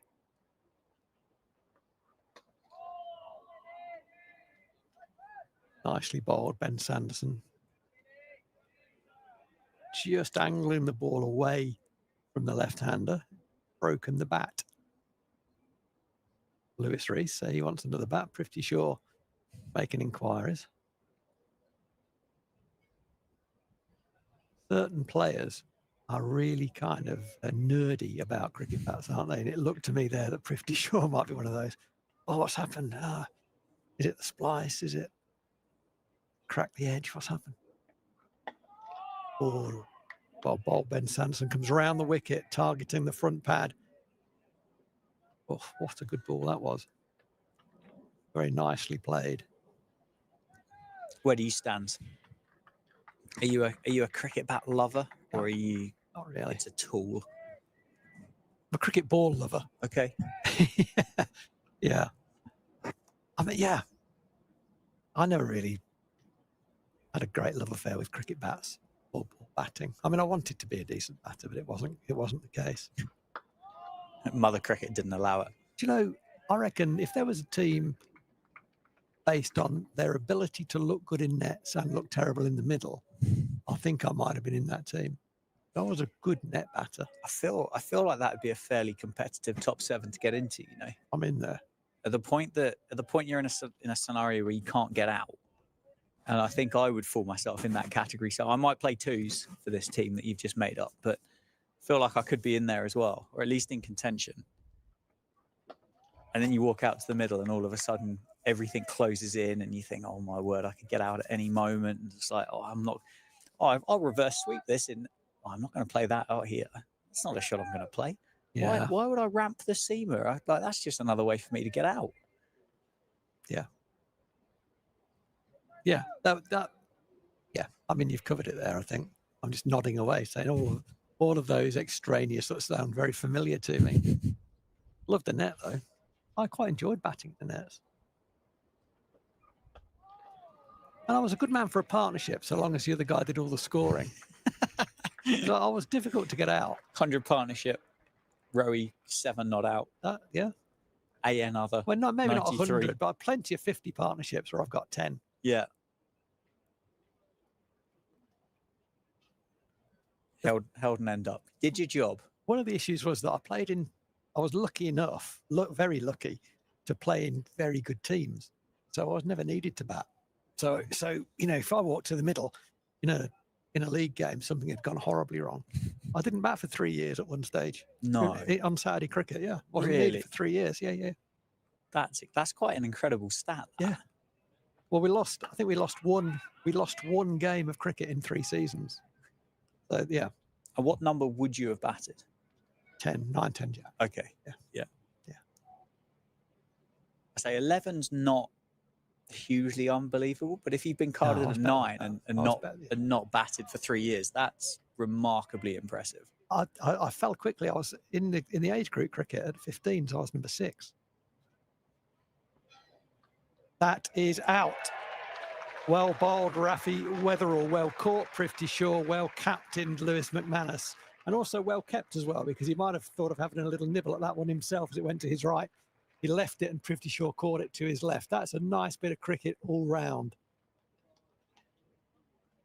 Yeah, it's just back of a length, just straightened on Brooke Guest. His only runs was the inside edge that missed off stump. The next edge results in his downfall. Well caught low to his left by Prifty Shaw. You don't see that a lot. First slip dive into their left to the right-hander and taking the catch. He did that. It was good decision-making all round, really. Nice bit of cricket from Northampton. That's a debut wicket. You said earlier, Dan, that Rafi Weatherall has a habit of getting wickets early in his spell. Well, you called it right. Yeah, he's running out of debuts to make now, isn't he? To pick up those kind of early wickets in the careers, but certainly seems to have a knack of picking them up early. We saw that with the championship debut. We saw that in the Blast as well. Obviously saw the brilliance in the death as well, didn't we? At the death from Rafi Weatherall.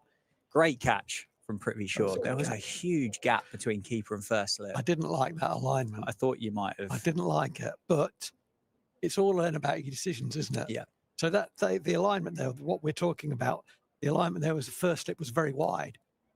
And that can give clarity. And generally, when that happens, the clarity is the keeper will say, I'm going there. Mm-hmm. If it's wide, I'm going. So you can go wider, Prifty. Clearly, that wasn't the case. And Prifty's saying, I'll go wider because I'm happy going left. And he did. There was no question that the keeper was going to go for that. So it's clearly something they've talked about. That's good planning, good communication, good execution.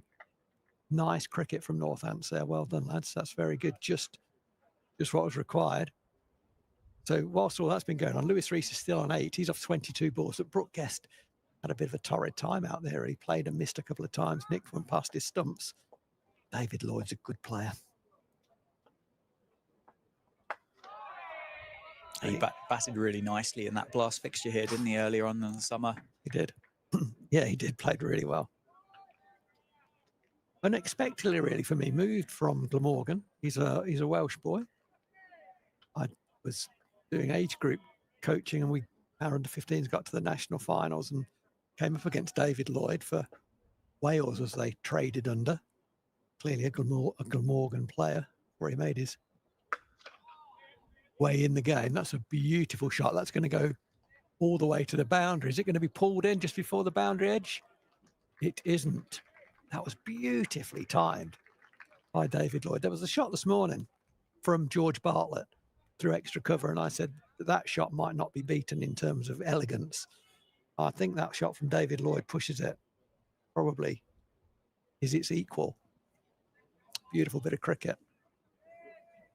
But as I probably said at the time as well, I don't mind Rafi Weatherall bowling there and getting driven. I'd rather that than him banging it in, letting it go through at chest height, not threatening the stumps or the edge.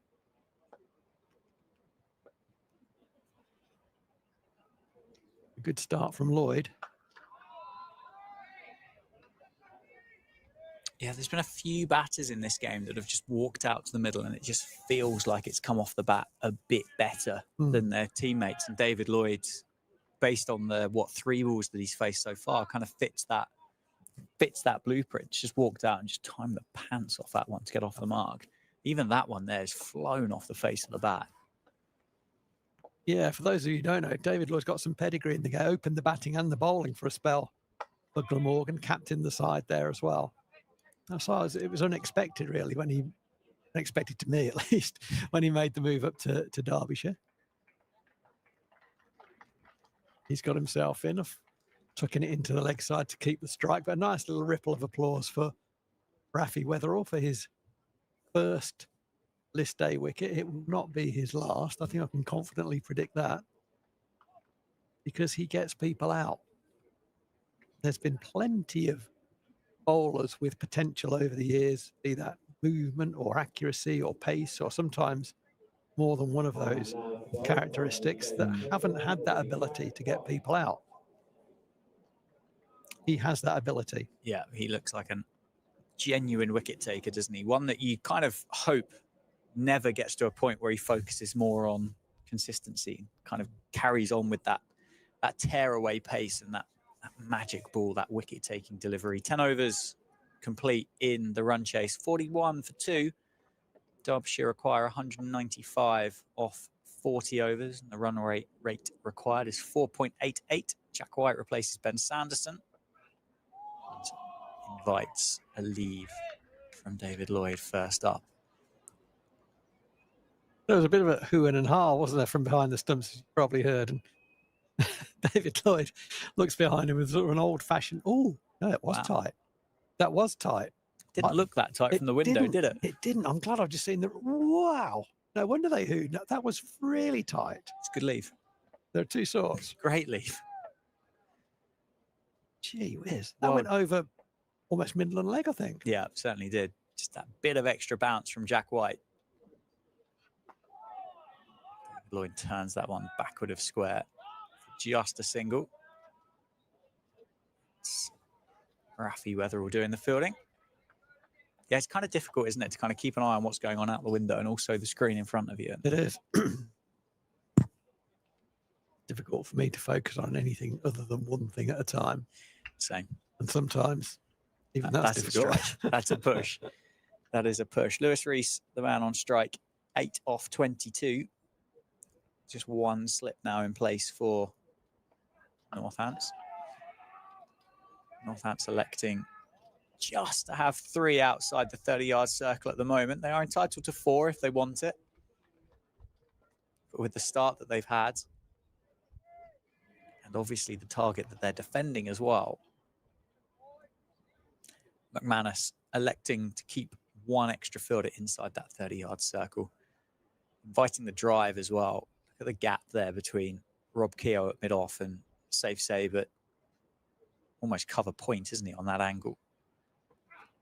It's a beauty. Past the outside edge of Lewis Rees.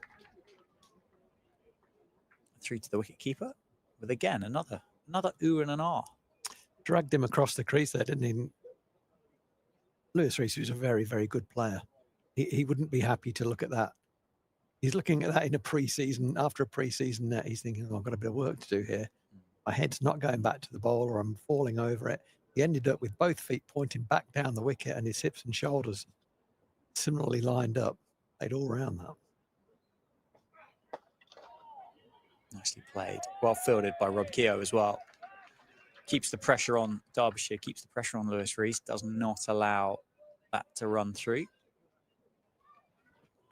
Just one run off Jack White's 4th over. Returning into the attack, having bowled 3 overs from the Lynn Wilson centre end at the start of this innings. I just want a safe dot ball here, you know. Sorry to be negative, and I'm normally looking for wit, but just let's have Lloyd on strike at the beginning of next over. Let's have a dot. Yeah, that's good. Dot ball to finish, 1 run off the over, 42 for 2 off 11.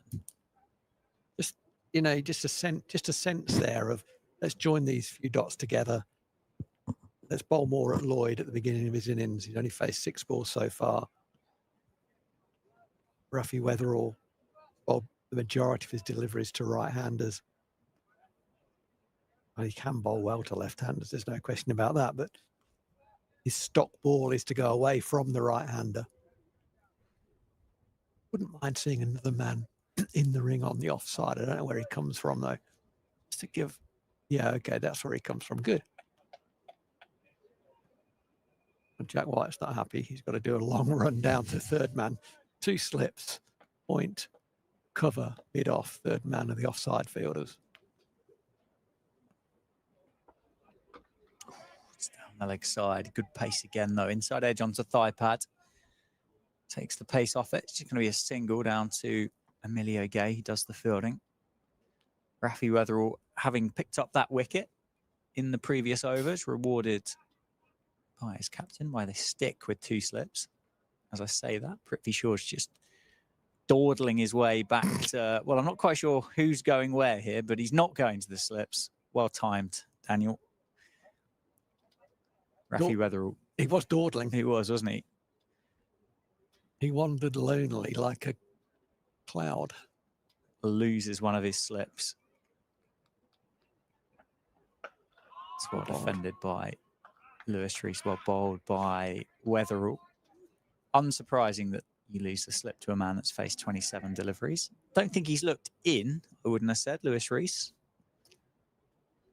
No, but I mean, I said earlier that never really in on this pitch, but yeah, there have been a couple of, only a couple who have looked in. And George Bartlett was certainly one of those. And then had a soft half pull shot to the man on the fence. Yeah, Lewis Rees is not quite at it, is he? That doesn't, I mean, Lewis Rees makes a few mistakes, right? So that's one of his, I mean, he's a very, very good player. And he can be a very dangerous player as well in the white ball format. So let me say that first and foremost. At the moment, not moving as well as he normally does, playing across a few, getting squared up a little bit, but he will not throw it away, Lewis Rees. Got to get him out. Oh, that's it. Done. There you go. He's got him out. Lewis Rees has tried to work Rafi Weatherall through mid-wicket. He's got a massive leading edge. And that flies. I think that's the Gus Miller at backward point. He takes the catch head height. Always difficult to pick that up off the leading edge. You expect the ball to be racing through mid-wicket. Gus Miller up to task, paying attention, takes a good catch. Good height. That's flown, isn't it? Got there quickly, didn't it? 43 for 3. Good catcher, Gus Miller. I mean, you know, you'd expect every professional to catch that, but he's, as it happens, he's a good catcher. I don't, you know, I mean, clearly he was through the shot early, got a leading edge, and it flew to the fielder. If he misses it, it's LBW. But another day, he just hits that for 4, and you say, oh, he's lost his length there. But yeah, maybe a reward for Rafi Weatherall being there or thereabouts. And as I said earlier, Lewis Rees wasn't quite at his best today. He wasn't moving as he normally moves. He got squared up a few times. An enormous amount of balls didn't hit the middle of the bat. He got a couple of, certainly one boundary ball, and he got one banged in from Jack White that he pulled for 4. Where his other 4 runs are it's a bit scratchy. Maybe that's the expression I'm looking for. He was a bit scratchy. Yeah. But he's still dangerous because he's a hard man to get out, Lewis Rees, but he has got out. And that brings Matt Lamb to the crease. Yeah, 3 down, Derbyshire, in response to Northance's 235 all out. Rafi Weatherall with 2 wickets on debut. Matt Lamb was the the main run getter in this fixture last year at Wantage Road, as Derbyshire won by 4 wickets. He scored 63 in a pretty low scoring affair that day. Is there a bit of deja vu? Good start. Slightly different with this particular pitch. But yeah, Northants last year bowled out for 201. Luke Proctor, top scorer of 39. Derbyshire 203 for 6 in the 49th over, I think, to win that game. So it was a low scoring affair last time around. Can Matt Lamb do it again?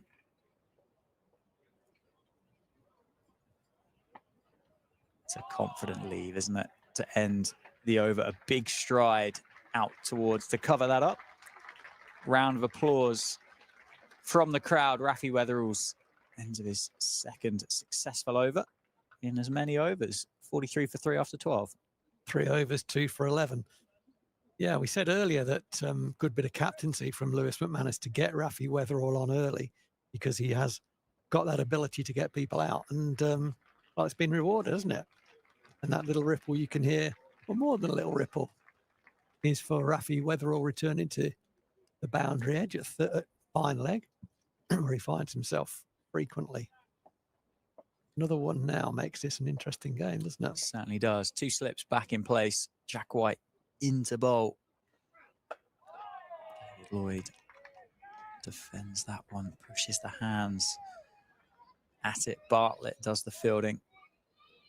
Certainly doesn't feel like, well, there is a bit of a gap here between the two sides. There were, after 10, Northants were 50 for 2, Derbyshire 41 for 2. No huge difference, but it just doesn't feel like the ball has found the boundary as frequently as what it did at the start of that Northants innings.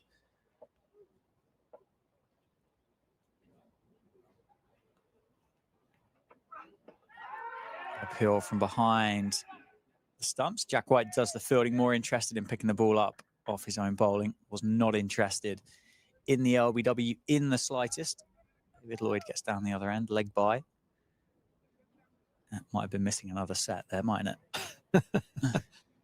Maybe if there were 5 stumps, it might have clipped that one. I don't mind that, bowling at the new guy.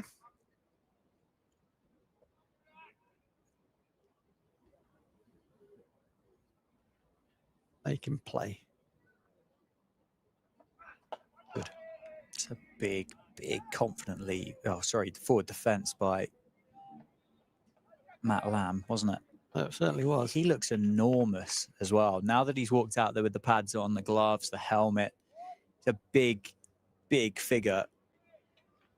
I wouldn't have said looked gigantic in the outfield, but maybe we didn't see him that often actually during the course of that innings, but he looks like a big unit there, doesn't he? And that was a big stride forward. Certainly gets forward a long way, doesn't he? He's outside of his crease as well, isn't he, at the moment? And loves the drive. Absolutely loves the drive. A bit of nerve. I don't know a lot about Matt Lamb. I think he came from Warwickshire, if I'm not mistaken. Is that right? I think he made. We might check that. Actually, I might have to check that. I think that's where he came from. Looks like it, yeah. So I can't say whether this is typical, but he's there's a lot of moving parts going on, both during deliveries and between deliveries. Yes, a little bit of nerve. Very keen to get forward. Keep him on naught. Keep him on naught. Jack White asking plenty of questions. He really is, isn't he? I said make him play, and he has done exactly that. Absolutely challenging the top of off every ball this over so far.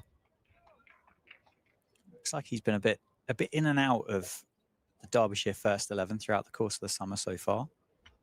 Matt Lamb didn't play in the Blast, did pick up a double 100 in the Championship down at Bristol in May. Gone. Well, we won't be talking about Matt Lamb's double 100 against Gloucestershire because Jack White has picked up his first wicket of the afternoon. and he removes the latest Derbyshire batter, and the score is 44 for 4, and Rowy's shaking his head. Just in terms of the way that Matt Lamb went about that innings was very, very jumpy. I did say that before he got out, and came very, very hard at every ball that he faced. And that one, I didn't know whether that was a play or a leave ball. I think it was a play ball. But that over, I mean, Jack White, I think, went for a leg off the first ball of the over. Just what he wanted, got the new guy on strike. And then what he did beautifully was he just bowled 5 challenging balls at the top of off. And Lamb pushed harder and harder at each one. And eventually, one just held, caught the edge, and went through a lovely, comfortable height to the keeper. It was a very nervy innings. That was a short innings, a very nervy innings. 44 for 4. Northants are right in this game. Yeah, you said about 70-30, didn't you, at half time, to use the technical cricket term, I think, between innings. I said you don't defend 235 very often. And actually, Northants have got themselves in a position here that, dare I say, possibly favourites again at the moment.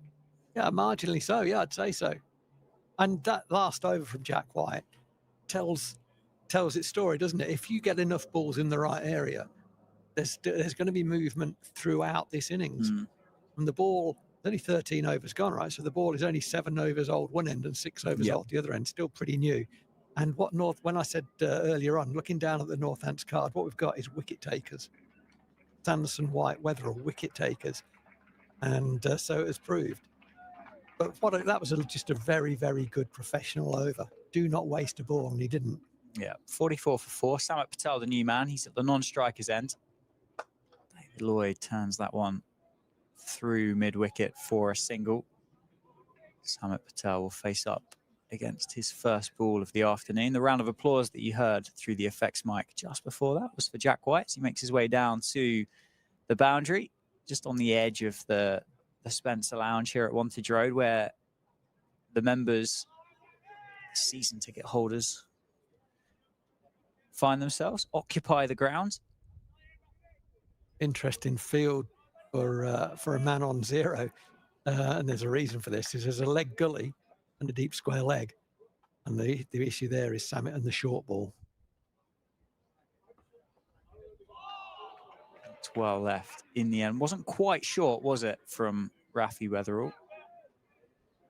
But left alone in the end. Is that something that's come into Samet Patel's game later as it's gone on, or has he been the professional that he has and struggled against the short ball from almost day one? I don't think we ever got him out on the short ball, but every team sets this field for Samet pretty early on. So there must be something in it. There it goes. Has it gone all the way? It has. There is definitely something in it, Phil Rowe. He could not have picked Emilio Gay out much better if he tried. Rafi Weatherall on debut has got 3 wickets for 12. And Derbyshire, where if they were in a spot of bother at 44 for 4, I'd say they're borderline strife at 45 for 5. I was still watching this replay. It almost, I mean, that was catching practice, right? He made no attempt whatsoever to get that ball down. It was only ever going up. Couldn't hit that for 6. So there's every likelihood that it's going to result in that. And we've seen some soft dismissals today. That's up there with them. That's in the top 1. It's a medal place, isn't it?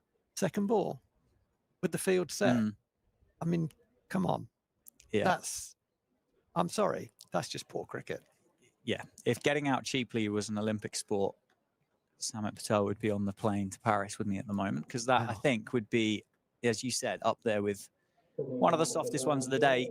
45 for 5, Derbyshire, and out strides the skipper, Ross Whiteley. Joins David Lloyd at the crease. Lloyd's on 8. He's faced 10 balls. Whiteley in at number 7. Certainly wouldn't have expected to be walking out this early. But as you said earlier this afternoon, he's a dangerous, dangerous cricketer. He is a dangerous cricketer. And if Derbyshire win this game, then it'll be enjoyable to watch because Ross Whiteley is a very attractive player to watch. Enjoys hitting sixes, likes to put bat to ball, but he doesn't do so in a kind of agricultural way. He's quite stylish in the way that he does it. Particularly good. Anything very straight, kind of drop kicks into the leg side. It's under the bounce and it goes absolutely miles. Also, can drive the ball beautifully as well. So he's a good player. Coming in at number 7. I think the number 8, Mitch Wagstaff, has got some runs in red ball cricket as well. Chappell can play it at 9. Wetherell starts with a quick delivery, but down the leg side. Yeah, it's Wagstaff next. Chappell, Harry Moore and Sam Connors to round out the Derbyshire batting lineup. Northants are on a roll, aren't they, at the minute? Certainly are. You know, in white ball cricket, winning here that game against Birmingham to qualify for the quarter-final on the Thursday, going up to Old Trafford and winning up there, chasing 200 on the Friday. And at the moment, very much on top, having got bowled out very cheaply for 234, 47 for 5. Yeah, I think something that kind of feels like it's been a bit of a penny drop moment. That it feels like there's been a conscious decision to kind of go, actually, we might be a slightly better bowling team than we are a batting team. So that's a beautiful delivery from Rafi Wetherell that's shaped back into Ross Whiteley.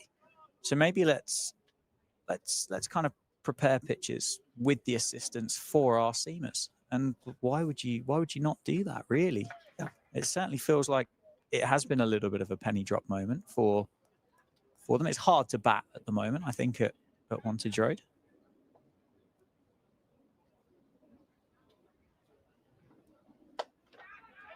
There is one of those attractive shots from Ross Whiteley. It's going to give Sanderson a bit of work. He does really well, gets the slide in, saves his team a couple of runs. Ross Whiteley off the mark with a couple of runs. That's okay. Second ball of the over. Rafi Wetherell accounted for Samit Patel. What a great scout that is for the young man. And since then, he just got a bit giddy. Bowled an offside wide, bowled a leg side wide. And but he's back thereabouts. That was in the business area, inviting the drive. That one defended at the top of the bounce. 14 overs complete, 49 for 5. Lloyd on 8, Whiteley 2. And Rafi Wetherell 3 for 16 off 4 overs. Yeah, none of this happens without the captain having a bit of initiative as well, by the way. I mean, maybe some of it happens because he would have been on by now, but he certainly doesn't have 4 wickets at this stage. And Derbyshire would not be 49 for 5 had Lewis McManus not gone relatively early to Rafi Wetherell. So credit to the captain for that. And credit to Rafi Wetherell for backing up his captain's decision. Absolutely. Jack White continues from David Capeland, 1 for 19 off 5 overs so far. Top of the bounce, defended by David Lloyd. Looks like Gus Miller's going to be getting loose, or is getting loose as well. Whether he'll replace Rafi Wetherell after 4 overs. Maybe a change of ends for Rafi, save a couple of overs for Jack White. Do you run the risk here? Is that there's kind of a balance point to find here for Lewis McManus as the captain of Northants to kind of go, well, how long can I keep going with my foot on the throat, so to speak? Can I bring Sanderson back? Can I change ends for Wetherell? Or respectfully to... Oh, that's a beauty that David Lloyd's just had a bit of a fidget at as it's gone past the outside edge of the bat. Or do you have to kind of then go to your 3rd and 4th and maybe 5th change bowlers? Wow, that's close. And let the game just drift a little bit before you can bring them back? Or do you eat all your sweeties up in the first go? I think you've got to keep something in reserve. We're certainly well in this game, aren't we? We're on top at the moment, but I don't think it is a pull the trigger moment. I think it's still still too long to go. I think Derbyshire bat through the card quite well. Oof. Big leading edge. there's been movement. Sorry, Dan. There's been movement on offer for all bowlers who have bowled, and so I don't see that particularly changing. The key thing here for me is managing Gus Miller. He gets pumped up, wants it almost too much, and he needs to be given a message of just bowl a safe length here. Just bowl safe, and I want you to bowl tight. I want you to bowl over the stumps, but control your length. Don't go looking. Don't go looking for wickets. Quick single by David Lloyd. Well gapped between Bartlett and Miller. Well backed up by Gus Miller in the end as George Bartlett inspects the wicket ends. 50 up for Derbyshire. 50 for 5. So what if I'm Lewis McManus? I don't want Gus Miller coming on and opening up both sides, bowling too full, getting clipped, bowling mid a width because he's trying to swing it. No. Bowl dry. You can bowl dry here. There'll still be movement on offer, so there's threat there anyway, because there'll be natural variation in that and so on. But I want you to intentionally bowl dot balls, just going over the stumps, that kind of length. If you can nick one off, great, but do not go for boundaries, particularly square of the wicket, because I want to attack the other end and I want to keep control of that run rate. If that makes sense. Yeah, certainly does. And it might be, just trying to settle him down, because Gus is an enthusiastic fella. He'll be a bit giddy. He's been jumping all over Rafi Weatherall when he's got a wicket. He's taken a catch himself. He's loving it. He's about to contribute again in the first team. He hasn't contributed that much in the first team games that he's been able to play so far. So just trying to settle him down. Give him some sweepers. Let him settle in. Well bowled. Yeah, brilliant by Jack White to finish the 15th over. 50 for 5 after 15. Derbyshire require 186 to win. So what's Rafi bowled now? 4? Yep. Oh, I've talked to him. If I said he got 4 wickets, he's got 3. 3. Got 3 wickets. He will soon have 4 wickets if he keeps bowling the way he's bowling. But yeah, he's got another couple here, hasn't he? This is where real experience comes in, and I know there is going to be a bowling change. Yeah, it's going to be Gus Miller. Okay, so Gus Miller is going to come on for his first bowl. And I think Ben Sanson at mid-on is a very important man here, just to get into Gus's ear. Just stay disciplined here. There's enough movement here that if you're just challenging the off bail thereabouts, you don't need to do too much.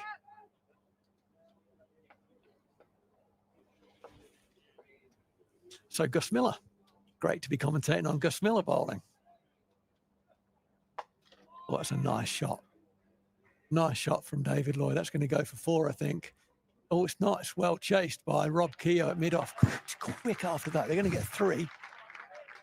A good sliding boundary stop in the end. I thought that for all money, the ball was going to beat the fielder, but Rob Keogh hauled it in. Wasn't a lot wrong with that delivery from Gus Miller. It's just slightly the wrong side of a good length. Boundary up towards the Jackson Grundy there just gets bigger and bigger and bigger, doesn't it? In these 2 pockets down this end of the ground, the Lynn Wilson centre end, are enormous. Yes, they are. Yeah, they're deceptive, aren't they?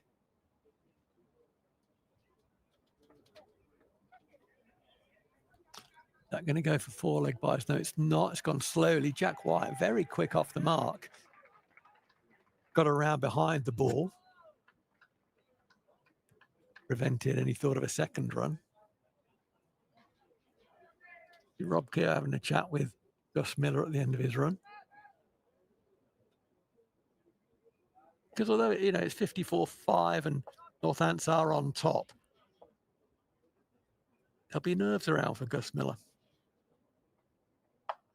Well, that's short and beautifully played off the back foot from David Lloyd. This is my concern, is that we leak a few boundaries. These 2 get themselves in. Yep.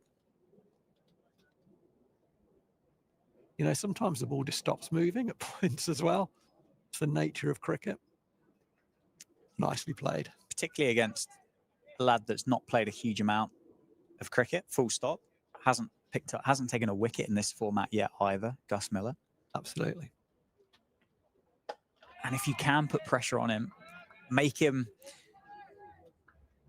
careful how I word it, but almost unbowlable in Lewis McManus's eyes, Lewis then has to go to a Rob Keogh or a Safe Zabe on a pitch that's offering a bit of lateral movement earlier than what he would want to, or he has to go back to Sanderson or White or Weatherall earlier than what he would want to, and potentially as well, if it's depending on what happens for Derbyshire here, you don't give Miller an option later.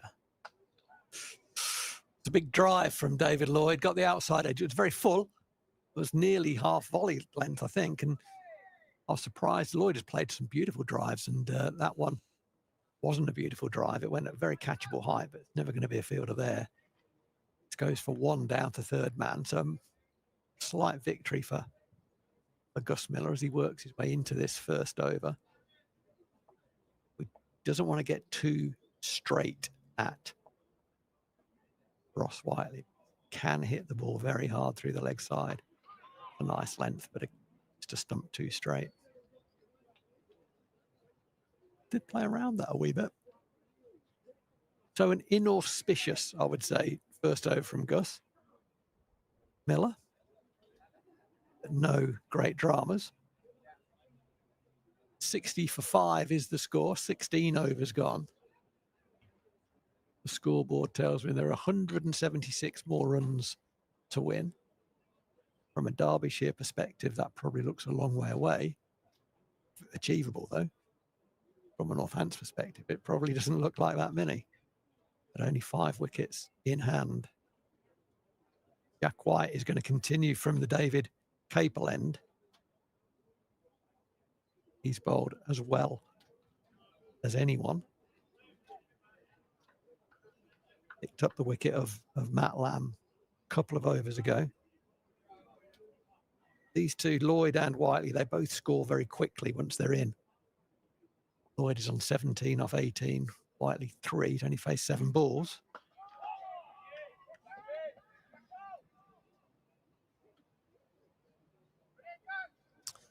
He is a dangerous cricketer, as I've said a few times, Ross Whiteley. I think he started his career at Derbyshire, went to Worcestershire, went to Hampshire, back to Derbyshire, and he's now captain of their 50-over team, newly appointed. A lot of experience. I enjoyed the way he worked with Samit Patel during first innings on field placings and angles and options and so on, tuning into the experience there.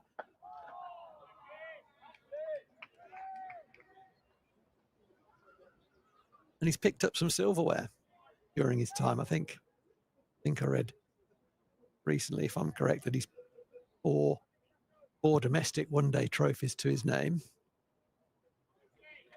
He'll have won the T20 at least twice, I suspect, in that. Worcestershire had a very strong T20 side for a number of years, of which he was a central figure. Turns that one away. He's going to pick up 2 just behind square on the leg side.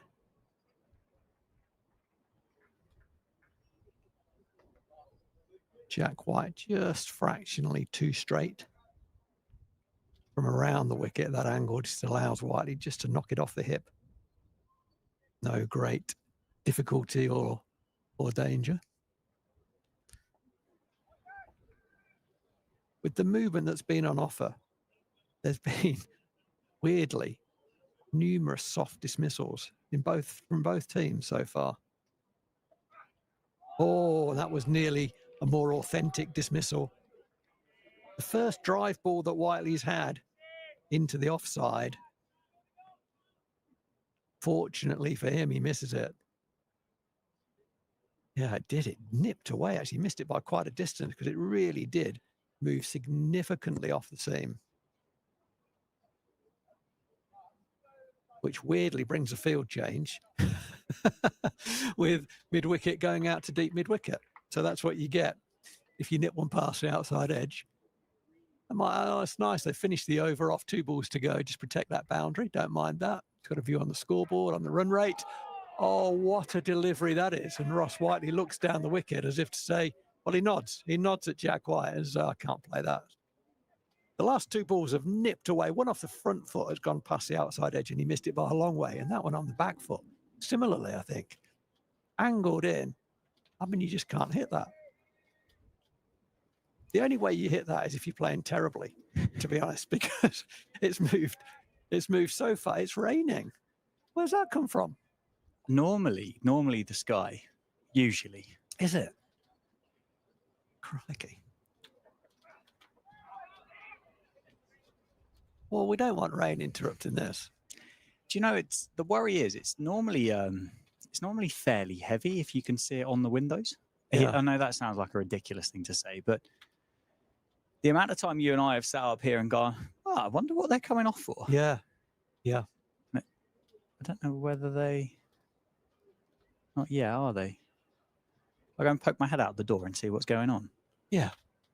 Weather report. This is going to be an instant, on-the-spot weather report. We'll see what happens. Dan's going to put his head out the window. Well, he actually taking his entire body with him. He's going outside the door onto the gantry to have a look. So there's a little bit of rain in the air, as they say. That's generally where the rain is until then it's on the ground. So Dan's going to give you an update on the weather front.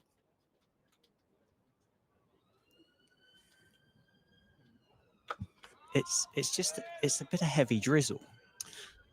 Heavy drizzle. Heavy drizzle, yeah. It's kind of just enough to feel the raindrops, if that makes sense. Are they keeping falling on your head? Yeah, head, shoulders, knees, toes, the whole lot. Rob Keogh says just asked for a cloth, isn't he, from the balcony? So it's obviously rained enough to get the grass a bit on the damp side. Good move, Rob Keogh. Come on, Gus Miller, join some dots together, son. But looking at, I mean, it's really hard to tell, isn't it? Because I wouldn't have said it looks any more threatening out that window as what it has done all day. It's been pretty overcast, isn't it? It's not got darker. I wouldn't have said the clouds got thicker. I wouldn't have said it's got lower. No. So I suspect it'll probably pass as quick as it's turned up. Craig Harvey is down by the tractor with the covers attached just in case, but I think we'll be all right. Okay. Well, he normally knows about these things. Oh, there was an attempted pull there from Whiteley, and the ball flew up off some part of his, I think maybe his thigh pad, and he lost sight of it,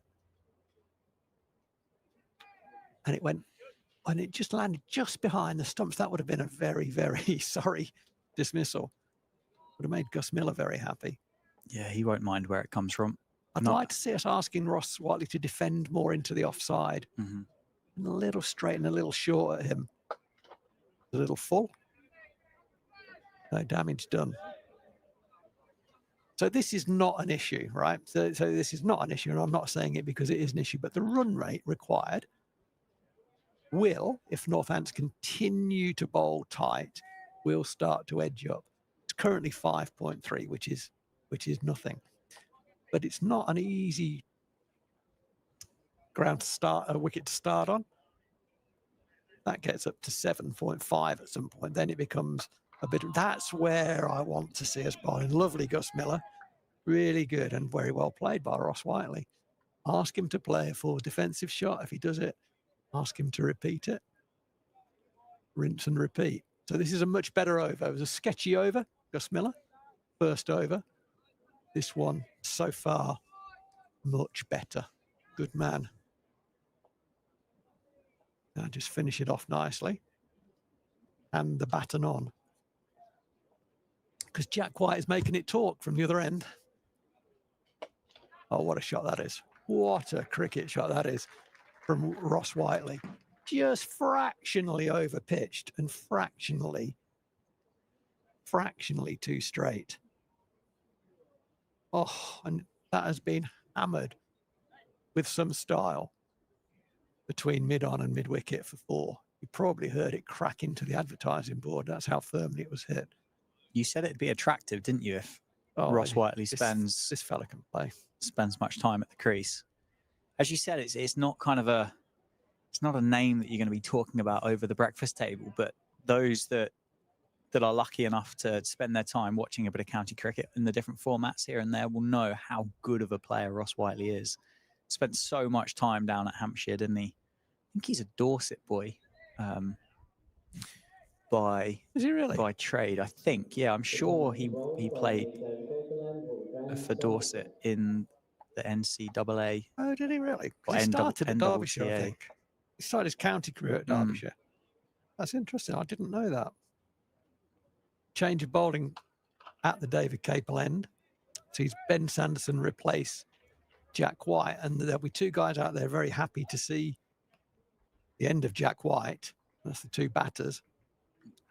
And it's not very often that you can say that, because normally the last bloke you want to face in any format at any time is Ben Sanderson. I think Ross Whiteley must have been playing for Dorset whilst At Hampshire. stationed at Hampshire, yeah. Actually from Sheffield. It's quite a difference. That's quite a bit. There is a difference. Rob Keogh getting loose as well. We don't need to get too funky here. That last ball from Gus Miller might have just eked at the confidence of the captain in giving Gus Miller a third over. More movement on offer. The overs of Jack White bowled 7. Okay. It just looked like he had Ross Whiteley's number in his last over from the David Capel end before he was replaced. Jack White went past the outside edge on the front foot and the back foot from around the wicket. Balls that really jagged away from the left-hander. Would have been tempted to give him another one, but it's a 50-50 call out. And when you've got Ben Sanderson to replace him, then maybe it becomes more obvious thing. Keep those 3 overs back. Yeah, it's kind of a bit of halfway, isn't it, from Lewis McManus in the not use all your big guns up Absolutely. early doors, but actually use enough of them to ask enough questions. It's kind of a bit of a halfway house type situation, because I suspect Sanderson's going to bowl at least 2 here, isn't he, and take himself up to 7 overs as well.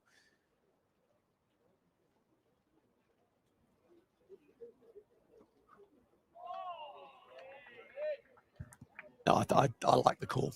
I like the call. So far, I mean, you know, there's very, as we've said before, and there's very little that's right and wrong in terms of cat. Sometimes I feel things are wrong, and I'll say that. But in terms of, and that's not to say they are wrong. It's just my opinion. But there's some 50-50s, and so far Lewis McManus is making all of the right calls, and I think that's right. Jack White 3 overs left in his spell. You need to keep those back. Only 166 more runs to win, so I think that's a very good call. Lando will hate that delivery because it was a bit of a nothing ball. Back of a length. Yeah, Whiteley looked like he hadn't aged, didn't he, to play that. He really did, yeah. It came off the wicket quite slowly, didn't it? And a lot of the balls have actually come off the wicket with a lot more pace than that.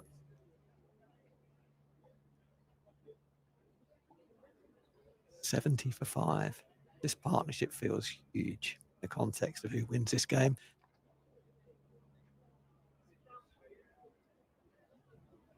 Oh, Michael Finnan is on the field. And he's now leaving the field. George Bartlett, I think, was temporarily off the field for Northants. The helmet is coming on, Dan. So you're getting the bowling change that you predicted. Yeah, I'm not surprised, because I think, as you made a really good point, that last delivery from Gus Miller might have just kind of turned off Lewis McManus from having another one. So it is going to be spin. The first look of spin in this innings worked pretty well for Derbyshire. Earlier on today, Samit Patel picked up 3 for 41 from 10 overs. He got the wickets of Emilio Gay. He was stumped by Brooke Guest for 59. He bowled Lewis McManus for 25 and then trapped Ben Sanderson, LBW. 4-4 at the end of or towards the end of that innings. So yeah, we are going to see Rob Keogh. He's going to have a first slip. Pretty sure is in at first slip. Fielder's outside that 30-yard circle. And we won at deep point. One at deep backward square as Rafi Weatherall gets into position. Spending a bit of time here making sure the people get in the right place. Ricardo Vasconcelos is going to go down to a deep mid-wicket. And I'm going to assume, but I can't see around the corner, that there's a long on as well. And Rob Keogh is ready. He's into bowl. 71 for 5 after 19. Bit of turn on offer, and that's muscled through the offside. It was a long hop. It was a drag down from Keogh. And Ross Whiteley does not miss out on deliveries like that. Moves to 14, 75 for 5. The turn, though, I think will encourage Rob Keogh. Although if there was any lasting impact from that little shower that we had a couple of minutes ago, that ball would have run across the grass and picked up the moisture that it had. That's cut away off the back foot. Bartlett's going to do the fielding, keep it down to just a single.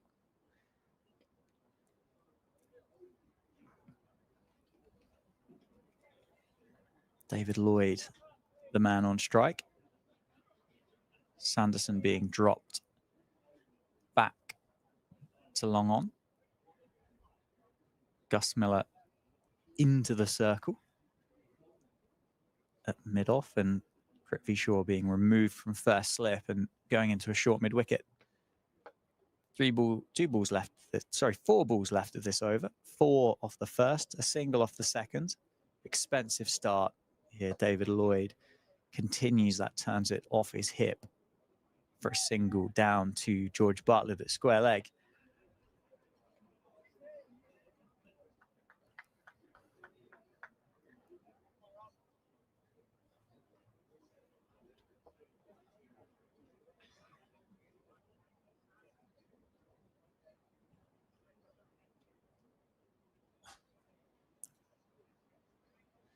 Keogh not wanting the first slip in place now to Ross Whiteley. Prithvi Shaw, who started the over at first slip, was removed to a short mid-wicket. It's gone to a short cover now.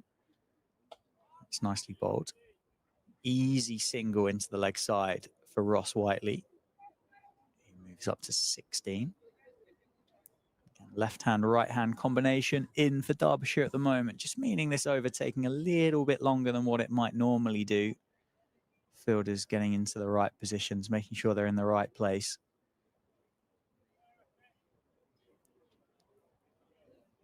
Prithvi Shaw back at first slip. Emilio Gay being moved from 45 into a short mid-wicket. George Bartlett being pushed around to a deep backward square. And a big appeal, and it's gone. Keogh has got the wicket of David Lloyd. It was an expensive start to the over. Derbyshire had scored freely off it, and that partnership was just starting to build between the two of them. Has been broken by the bowling change. The off spinner of Rob Keogh. I don't think there's much doubt about that one. Maybe David Lloyd will feel that might have just got him umpire's call on off stump, but it's 6 down now. Derbyshire. And Samit Patel picked up 3 wickets. Rob Keogh picks up his first. Mitchell. Thank you. There have been softer dismissals, but that was quite soft. As you said, first ball of the over 4. They've scored off every ball of the over. Surely that's a lean forward, straight back shot, knock it into a hole and run up the other end, isn't it? We've won this over. I would say just so. Consolidate. Because he's only sweeping that for 1. That's not a sweep that's going to go for any more than 1. He may have got 2 if it had just missed the infielder, but it's probably going to the boundary fielder for a single. That's just a poor option, that. Yeah, I can't argue. I really can't argue with you. It was Yeah, the field had just been changed. The field had been changed consistently throughout that over. Whether that played any kind of part or not, I don't know. But George Bartlett had been moved to deep backward square. Mikey Finan, who's out there as a substitute fielder, was at a deep mid wicket. And as you say, it was only ever going to, well, at best, split those two fielders perfectly and allow you to come back for a second. As it is, going to judge LBW off the bowling of Rob Keogh. He's got his first wicket of the competition this season, 78 for 6 then. Mitch Wagstaff, the new man. And he has made some contributions, Wagstaff, with the bat in early in his career, a couple of 50s for Derbyshire. And he needs to get probably more than 50 if Derbyshire are to win this game from here. Yeah, we could do with that and some. Well bowled. Rob Keogh. Bit of extra flight maybe on that one to welcome Mitch Wagstaff to the crease. 20 overs then have been bowled in the innings. 78 for 6 the score. And Derbyshire require 158 off 30 overs. Northants obviously just require the 4 wickets to win today at Wantage Road. It's going to be Ben Sanderson to continue. He's going to start his 7th over from the David Capel end. 6 overs, 1 maiden, 1 for 17. I didn't see Derbyshire at half-time being 78 for 6 in response. I felt it just was building to be a real kind of close, nervy game. And I know you said at that innings break it was 70-30 in favour of Derbyshire. Probably goes so far as 80, 85% in favour of the Steelbacks now, do you think? Oh yeah, I do. Yeah, absolutely do. Yeah. And I did not see Derbyshire being 6 down. No, I think not. Totally agree. I totally agree. The ball has dominated the bat, hasn't it? And when it hasn't, the bat has decided to give it up and just wander off into the sunset and have a Coke. Watch the other blokes have a go at it. There's been some soft dismissal. Both sides. I'm not criticising one side more than another. Both sides have been equally poor in some selection and execution. But yeah, it looks uphill from here. That, it's been a strange game so far, hasn't it? So strange things may continue to happen. There's an opportunity here for Mitch Wagstaff to put his hand up. Well, he did put his hand up. The umpire did. Could do nothing but glove that one through to Prithvi Shaw at first slip. Ben Sanderson picks up his 2nd wicket of the afternoon, and Derbyshire are now 7 down. Yeah, there's nothing, I don't think there's anything the batter could have done about that, to be honest with you. Just spat at him a little bit, caught the bottom glove, I think, on the way through, took all the pace off it, and Prithvi Shaw just took a pace to his right, took another comfortable, well, for him, a comfortable catch. And yeah, I don't know, there's a lot. I mean, maybe, maybe if you're playing brilliantly, you just see that extra bounce and just drop your hands on it, maybe. But you don't expect that from a number 8, to be honest, to be able to play with that skill level that early in his innings. It was only his 2nd ball, I think, maybe 3rd ball that he's faced. So that's the end of Mitch Wagstaff. That's the 7th wicket, 79 for 7. And I said halfway through that Northampton have to bowl Derbyshire out to win this game, and are well on the way to doing that. Still some cricket to play, and Zach Chappell will want to make a contribution with the bat. He's capable of doing that. Generally doesn't need to come in and bat for another 30 overs. It generally doesn't come in when there's 160 runs still required. But he can play. The captain's still there at the moment. He can play. But there's been enough in this wicket for all bowlers so far to suggest that there are 3 more wicket-taking deliveries. Yeah, absolutely. Zach Chappell hit some absolute monster 6s here in the blast earlier this summer, didn't he? To a point where at that part of the game you thought, well, this could be a bit of a cruise for the Steelbacks in the competition. But actually, Zach Chappell had other ideas and really made it a bit of a challenging total in the end for Northants to eventually chase down off the final ball of the innings. But he's in now, as you said, earlier than what he would have expected. There is only 157 runs required. I know that Derbyshire are 7 down, but 157 is not a huge number. Not when you've got someone like Ross Whiteley at the other end. Zach Chappell covers that one up against Ben Sanderson. One of those situations in the game, isn't it? When, if you're a Northampton supporter, you think, oh yeah, Whiteley, Chappell, they can both play. Whiteley's in now. He's facing 30 balls. He's the captain. Chappell's a really dangerous guy. It's only 157. You're a Derbyshire fan. You probably think, well, I've got no chance. Yeah. What's the traffic looking like on the M1? We're 79 for 7. The ball's doing all sorts. Northampton bowling brilliantly. We've got no chance. The truth probably lies somewhere in between the two, but closer to a Northampton win, I suspect. I would agree with you. What's the best way for Zach Chappell to play here as well? Naturally. And that's going to be, if Derbyshire are going to be successful and get close or take a lot of this 157 out of it, Zach Chappell's got to play the way Zach Chappell does. I don't see any benefit here batting for Ross Whiteley. No, they've got to score from both ends. I think Zach Chappell is more than a whacker. He can certainly whack it. I know you weren't saying he's only a whacker, but he's a lot more than that, isn't he? And he can play, but he's going to have to play over a longer period of time than he's normally being asked to do against guys who are on form, confident. And as I said before, there won't be many, if any, better seam bowling attacks in this competition than the one that's in front of us now. So it's a tall order. I don't know how many times this game would be played in order for Derbyshire to notch up a win, and what the ratio would be. But it's what from this scenario? Yeah, it's kind of it's well under 10%, I suspect. Yeah, but that these things happen. Well, we have bookmakers. Ooh, it's a beauty from Sanderson. Zach Chappell does get off the mark though, and will keep the strike. 80 for 7 after 21. Whiteley on 17. Chappell on 1. Keogh will continue from the Lynn Wilson centre end, and the round of applause goes up from the crowd to acknowledge Ben Sanderson's wicket taking over. Yeah, Mitch Wagstaff can feel a little bit hard done by there. I think getting that, was it second ball or first or second ball? Second ball. Second ball. He's very unlucky to get that second ball. There's not a lot you can do about that if you've got 80, let alone getting it second ball. But we've said it before, and we'll say it again. There are few better bowlers to left-handers in the game, and I mean in the game, than Ben Sanderson. Absolute genius. And he's not bad against right-handers either.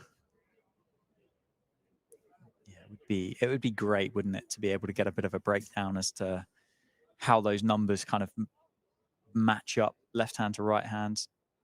Yeah, it would.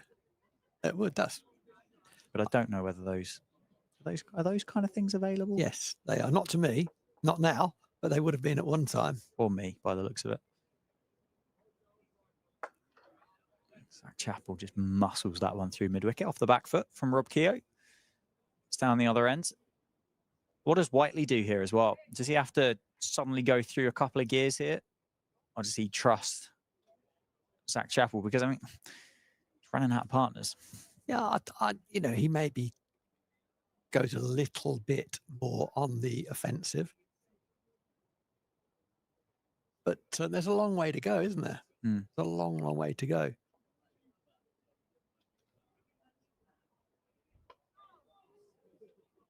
Yeah, there is an argument for trying to take Rob Keogh down, get one of the seamers back on and bowled out, face more from the fourth seamer, rather, for the rest of it. So there's an argument for that.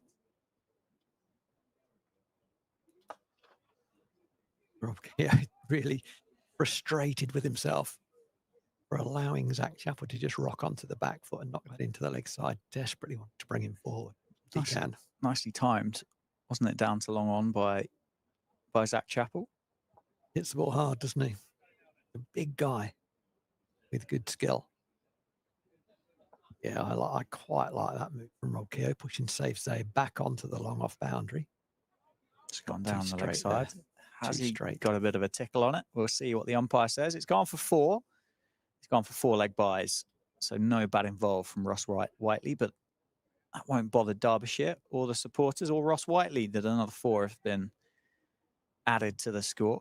4 less in this run chase.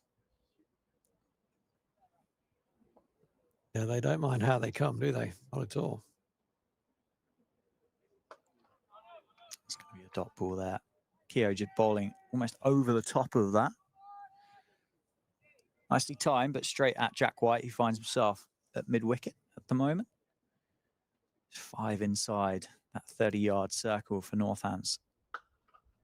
That one, I think, is going to be, it's not going to be 4. Safe save, cuts it off, gets a hand down to it, keeps it down to 2, saves his team a couple of runs. It's a bit of a drag down from Keogh to end the over. 89 for 7 off 22. Those last 2 balls from Rob Kerr, one went for 4 leg byes because he got too straight and it just flicked the top of the pad and ran away for 4. And then the next one was very short, wasn't it? And outside off stump. I think there is something in both those balls that says, I don't want to be slog swept by Ross Whiteley, because he has certainly got that in his armoury. Hits the ball enormously hard, enormous distances into the leg side with that slog sweep. So Rob Kerr will have that in mind. He will have been, as all spinners will have been, slug swept by Ross Whiteley at some point, and the ball goes an enormously long way. So the anti-slog sweep ball just takes a bit of pressure off, really. So 2 slips still in place for the contest between Sanderson and Chappell.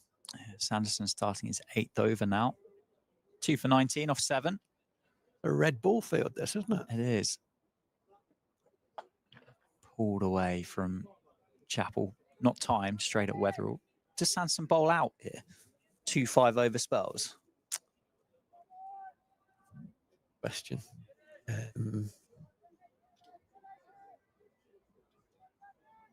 No.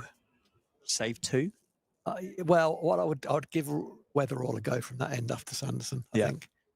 I think I would do that. But I might not be too slow in getting him back on again. Beauty from Sanderson. Zach Chappell just has a fiddle at that one as it goes past off stump. I mean, the great news for Lewis McManus and for Northants now and in the future is that in going to Rafi Weatherall, they bring on a guy who can get people out, and that's an enormously beneficial thing to have, rather than a guy who can just bowl, tidily and will have his day and so on. Rafi Weatherall is a wicket-taking bowler, and that is a massively underrated capability. He's just stretching his arms out there at mid-wicket. So I personally, and again, it's all about flavours and preferences, I think I would probably see Sanderson bowling this one and then Weatherall bowling the next one from the David Capel end. Yeah.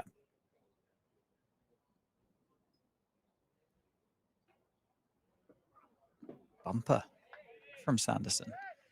Not sure that phased Zach Chappell all that much. And I'm actually quite surprised with the way that Sanderson has bowled today, that actually that would even be a thought process. We've spoken, haven't we, before, that he bowls a good bumper, but kind of feels like that might not be the way to get Zach Chappell out at the moment. Not about the bumper though, is it, Dan? True. It's about the follow-up, Rory. About follow-up, lad.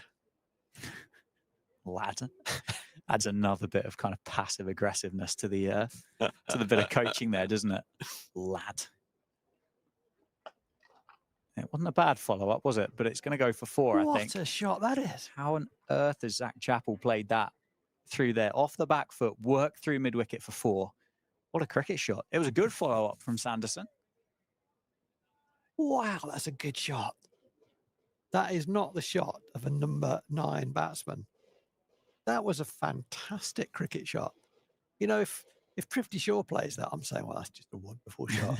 So I've got to say the same thing when Zach Chappell plays it. What a cricket shot that was. Try to hit that hard as well. Yeah. Get him forward. Looks like he's happy to take the ball off bail height. I want to get him forward. Oh, that's a different game, isn't it, up there? That's a beauty, that one. Certainly that's where he looked comfortable in the blast, didn't he? Kind of hit those two or three sixes off bail height towards the leg side.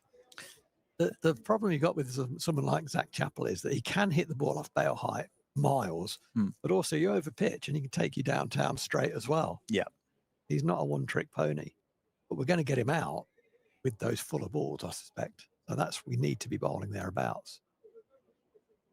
Yes, dare I say there'll be less movement available, won't there, from back of a length, shorter balls. And unless it's Rafi Weatherall, I don't suspect Sanderson, White or Miller would be quick enough to trouble him too much. There was a big conversation there between Ben Sanderson and Lewis McManus. Ben Sanderson has then changed fielding positions. He's gone to the boundary edge. I think he wants to get a drink and a couple of tablets on board. Electrolyte, I suspect. I think we will see Rafi Weatherall. Nicely bowled, Rob Keogh. Yeah, well defended by Ross Whiteley. Does all feel like it's on Ross Whiteley's shoulders right now, doesn't it? 20 off 33 for the Derbyshire captain. A bit uppish, a bit poppy into the leg side, but falls well short of Jack White, who's currently fielding at mid-wicket. That one down the leg side. Tidy work by McManus, but it is going to be a wide. One for Rob Keogh to bowl. I'd like to see Rob undercut one, because the ball is not frequently, but it is skidding a bit occasionally. I know that Lewis McManus got bowled by one from Samit Patel that kind of rushed onto him a little bit. Oof, that's rushed onto the middle of Ross Whiteley's bat. Yeah, nicely timed, nicely picked up by George Bartlett. Took a nice bounce off the square, didn't it, up into the hands of George Bartlett. It's almost like Rob Kerr's got his fingers are too long. So he can't get them off the ball in order to sort of slide it in, undercut it.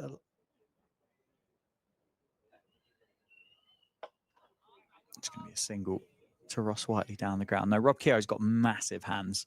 Yes. I think would be fair to say like dinner plates.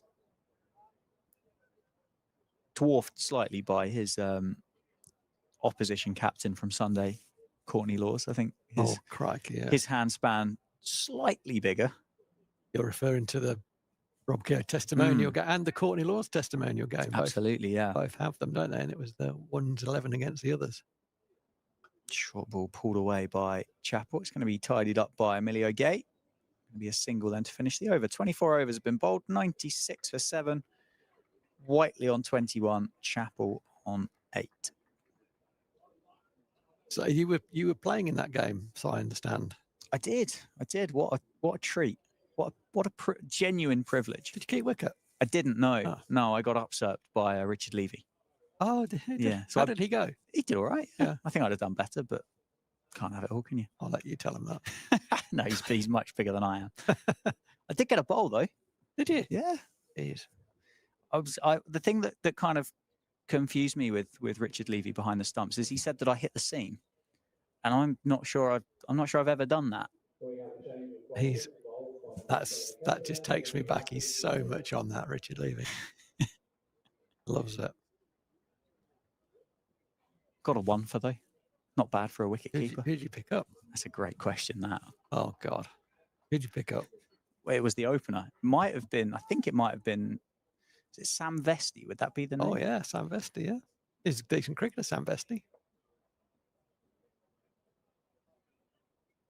Tell you who he is in a minute. Weatherall back into the attack, starts with a Yorker. Nearly slides through. Zach Chappell digs that one out. So Sam Vesti is the head coach at Northampton Saints. And when you hear the players talk on interview and elsewhere, they're so what's the word I'm looking for? So respectful, and he gets a lot of good plaudits. Sam Vesti, I think he's doing a great job with the attack at Northampton Saints. That one is a short ball, and that's muscled through Great mid-wicket shot. That's by a great shot. Zach Chappell. He's not going to miss out on those. Brings the 100 up as well for Derbyshire. 100 for 7. This means that it's 136 runs required for victory. 3 wickets for Northamptonshire. That's such a good shot because he doesn't really move particularly. He shifts his weight onto the back foot and plays that shot with a pretty straight bat, doesn't he? Off about bail height. We have to get him forward because he's very good there. It's a bit shorter again from Rafi Weatherall. Yeah, Northampton Saints, who won the Premiership, as you know, because I go on about it, under the tutelage of Sam Vesti, who is the head coach. And yeah, so the players speak very, very highly of him. Very inventive, creative, positive young coach in the English rugby union game, and a decent cricketer. And his 2 lads came through the Northants pathway system as well. And they're both good cricketers too. But take your time, take your time. Absolutely the right thing to do. If you do lose your run up, stop, go back and start again. Don't try and run through it, as you do see some bowlers try to do. Just compose yourself though. Be ready for the next one. Yeah, it's been an eventful start to Rafi Weatherall's second spell, isn't it? It has. Get him forward. There we go. Zach Chappell just hanging back, wasn't he? Certainly was hanging back, yeah. Tried to, well, I don't really know if he did try to hit that over Jack White at mid-on or not, but in the end, it ended up on the floor down to Jack White at mid-on for a dot ball, but it was the better length, wasn't it? That she said would be to drag him forward or to make him play or invite him to play off the back foot from that length. And that obviously becomes fraught with a bit of danger. I'm going to take on Ben Sanderson for a single. He's up to task. Oh, it's close. It's very close. Well backed up by Prithvi Shaw. Going to be a single either way to Chappell. A lot of people take Ben Sanderson on in those situations, and I think they think Ben's slow, but he's actually lightning quick over the ground, genuinely. And had that hit the stumps, that would have been very, very tight. So he's very, very quick. I think because he's been around for a while, got a few miles on the clock. People think he's not the quickest, but certainly is. Short ball from Rafi Weatherall and no ball signalled. That's a long way over Ross Whiteley's head, wasn't it? Yeah, it really was. It was I don't mind it as a variation, the bumper. We've seen a few, and a lot of the bumpers and attempted bumpers have led to dismissals, haven't they, in this game? In fact, Rafi Weatherall himself picked a wicket up with a short ball to Samit Patel. That one was a balloon. That one flicked off the hip for a single down to Safe Sabe. Single to end the 25th over then. Halfway through in this innings. The score is 104 for 7. Ross Whiteley is on 22. Zach Chappell on 13. Partnership worth 25. The Falcons require 134 off the next 25 overs. Derbyshire Falcons. Yeah. I've never really thought about a Derbyshire nickname. I tend to think about some of them sometimes. The Derbyshire Falcons. The Falcon must be a very popular visitor to Derbyshire, I guess. Yeah. Why not? Popular pastime in the Dales, maybe. Bit of falconry. Yeah. Yeah. Who knows? Who knows? So Rob Keogh is going to continue from the Lynn Wilson end, still with a slip. Pretty sure at slip to the spin. Something falls out of the towel, falls out of. That's not the first time that's happened, is it? The towel falls out of the bowler's pocket as he's about to release the ball. Could be off-putting to some batters, not to Ross Whiteley. That's a nice length. It's very full. It was a polite inquiry from Keogh and McManus. Umpire Neil Mallender obviously are judging that's not going to hit the stumps or hit outside the line or it's going down the leg side away.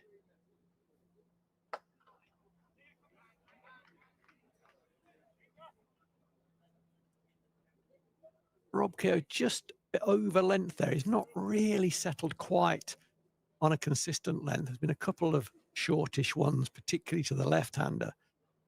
And occasionally he's just slid past the pad down the leg side. This will be an interesting matchup. I think this is something's going to give with this matchup, Keogh to Chappell. Keogh just drags that one down. That was a dirty drag down, as they say. And Zach Chappell does not miss out in that area being wide mid-wicket. Plays that shot so well. Hits it extremely hard, and very rarely does he miss out when invited to play through that area, either off seam or spin. Almost just looked like it didn't bounce as much as what Chappell had anticipated. Yeah, sort of skidded on to the, yeah, it did. It skidded onto the middle of the bat, didn't it? Northants seemed reluctant or not capable of consistently getting Chappell forward. That one itself was a bit over length, but more the length that I think Northants need to operate in. 126 to win. It's coming down, isn't it? It certainly is. Partnership worth 31. 31 off 34, so neither of them have particularly hung about, have they, so to speak? Chappell's 18 off 20, and the majority of those have been in boundaries, and the majority of those have been through mid-wicket. There's an argument here to hold length. I don't know if Rafi's the man to do that, but to hold length on about fifth stump to both batters. Don't go too straight because we're getting worked off there a little bit. Certainly don't go too short, but hold length on fifth stump. So take the leg side out of the equation. But I'm not sure Rafi Weatherall is the man for that. It's more of a Ben Sanderson, Jack White type job. Yeah, but unless you're prepared to use up one of those two very early in the piece, you're going to have to find a way to navigate up to the point that you're prepared to bring them back. They've got 5 overs left between them. But it's, I say because Rafi Weatherall delivered that ball from about 23 yards and was literally nowhere near the bowling crease when he released that ball. He was miles away, absolutely miles away. His front foot was behind the stumps. I mean, that's just bizarre. As a result of that, his length was miles off, and as a result of that, he got hit for one bounce 4 over. Guess where? Mid wicket by Zach Chappell. Has he lost his? Lose his mark there? Well, he has lost his mind if he's bowling from that far behind the stumps. You see Mark Watt? Yes, Watt, he does it, but he does it deliberately. Yeah, true.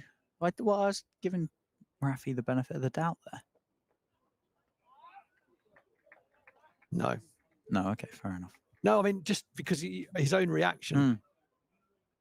That's quite an amazing thing to do. I don't think I've ever seen a bowler accidentally bowl the ball from so far behind the stumps. Well, we saw him run through the over before, didn't we? Yeah. You commented and you said, it's a good decision to run through. It's experience. You don't, if you're not sure, you don't. And actually, turns out that sometimes you do. Just let go of it. Get him forward, please. Should be the instruction.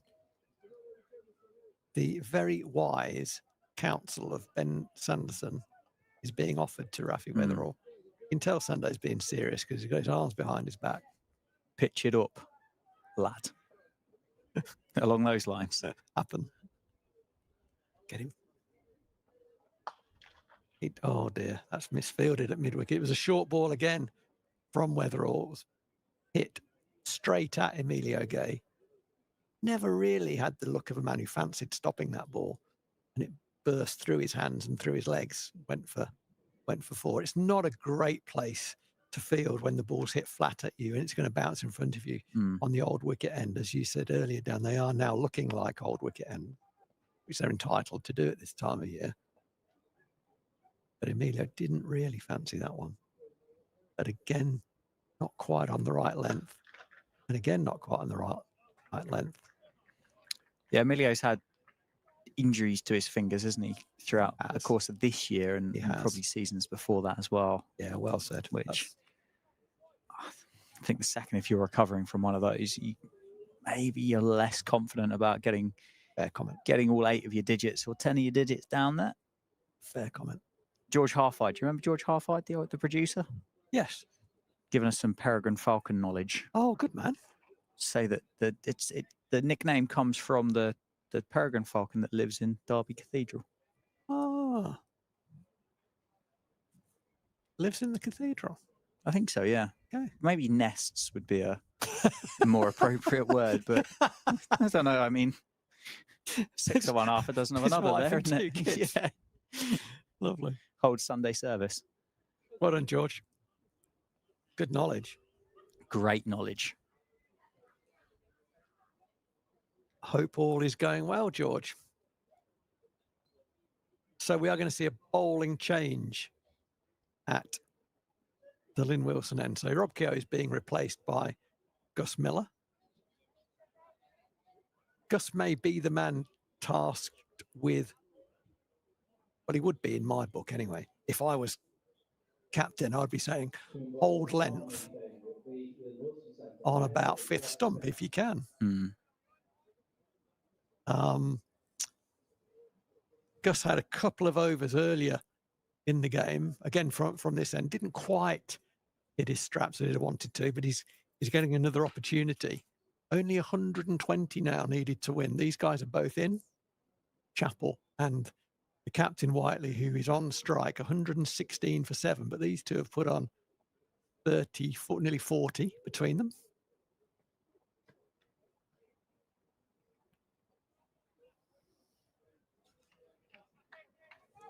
A little bit of bat on that, so that'll be a run.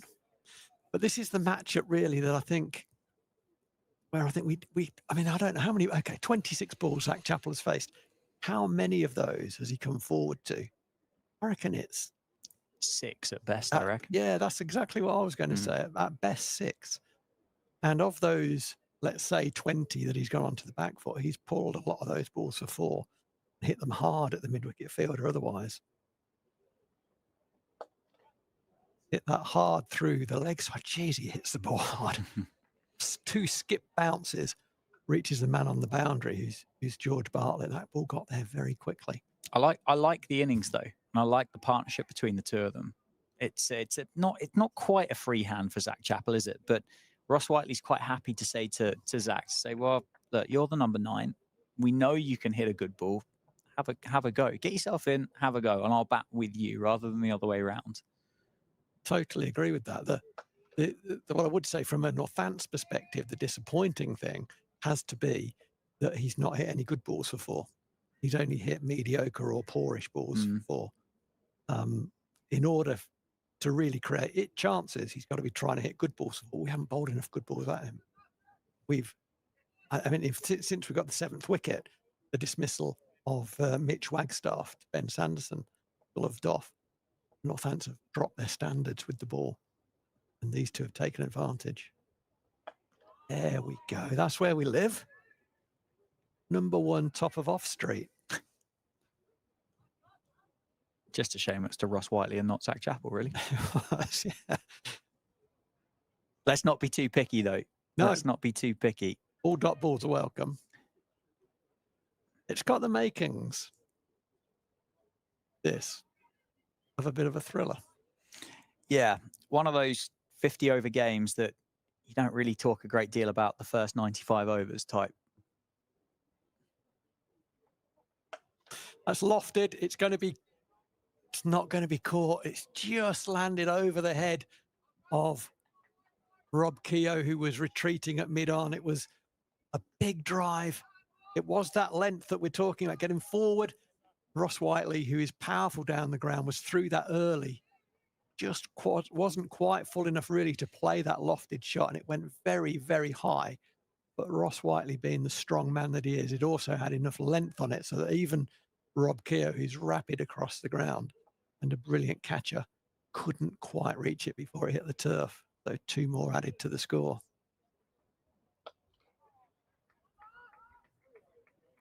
And again, another drive from Whiteley and another mistimed shot. And that's really where the wickets are. Although they've been wickets to short balls, they've been soft, hit straight to fielders. No one's really, apart from George Bartlett, I would say, no one else in the game has really looked in on the front foot. No. And that's credit to George Bartlett, who has looked a class apart for his innings. The disappointing thing from George Bartlett is it was out very softly for 50, because he had the potential, as we're now seeing, really, to help Northants to post a score that would have been virtually unassailable. No surprise, I think, from that last over from Rafi Weatherall that he's now out of the attack. Into the attack now, we've got the finger spin of slow left arm, a safe save. He will really be looking forward to this opportunity. His bowling is improving all the time. He's doing a lot of work with Rory Kleinbelt now that Rory's here, and he did a lot of work with Graham White in the winter, really on the angle of his feet and how he lines up to release the ball, trying to get those straighter. Sounds easy, doesn't it? But a lot of habit to get past. Ross Whiteley, he just swings the bat so naturally, doesn't he? Just looks incredibly just gentle, doesn't it? Yeah, he does. Yeah, I bet he hits a golf ball miles.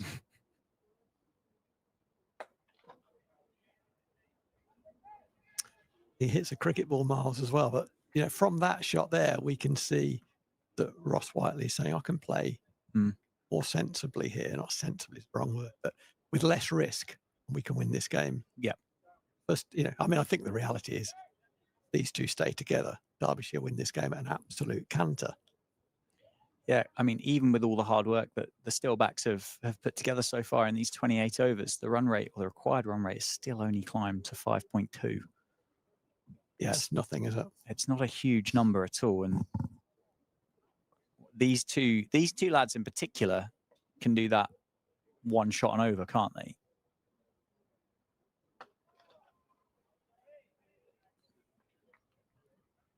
It's interesting, isn't it? The game is fascinating because it's kind of gone now from Zach Chappell hitting boundaries. It's gone now to, well, we're going to milk. We're not going to go looking for, well, not that he needed to go looking, but he was hitting boundaries. Gee whiz, how hard has he hit that to mid-off? And Ben Sanderson's right on the edge of the circle, but it was hit so hard that no one even thought about a run. Been run out by half a pitch if he tried to run there. Safe's just not quite landed one on a length really yet. There we go, now he has.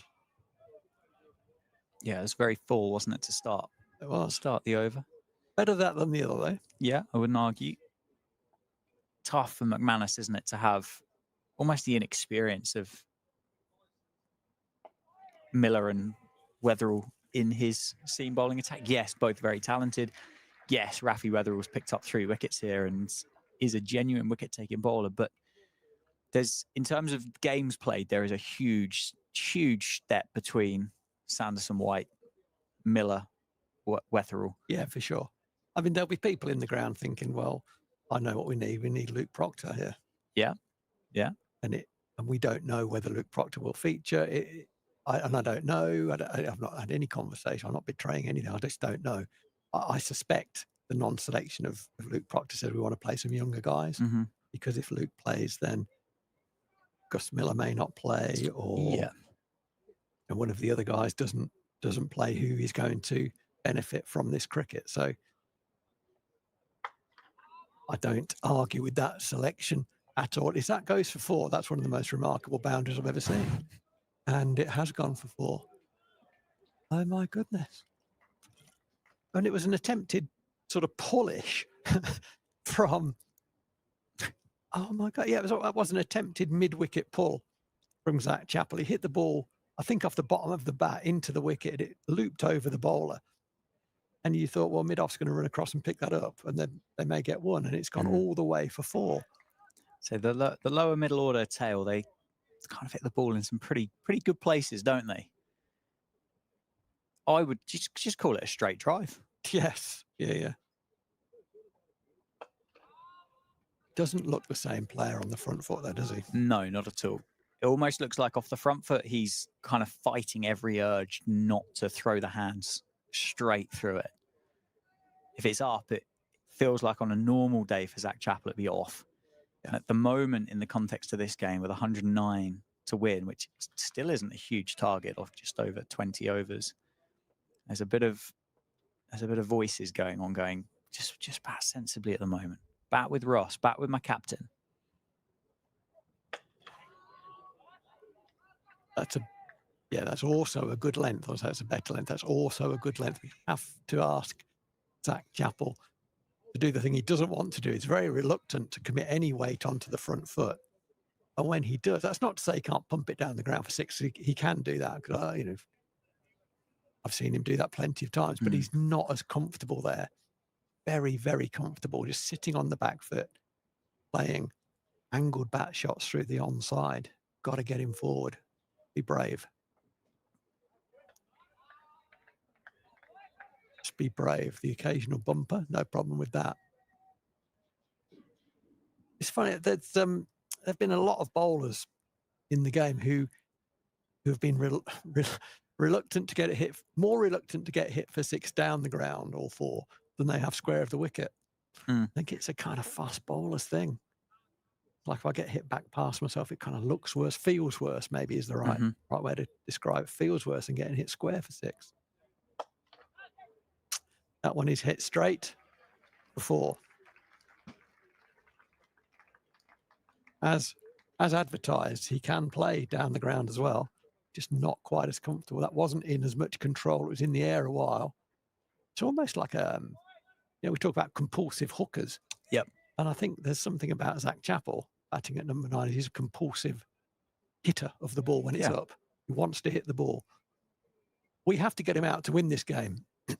So we have to be braver on our lengths more consistently, because that could easily have gone. That last one could easily have gone to mid-on, and we'd have said, well bowled.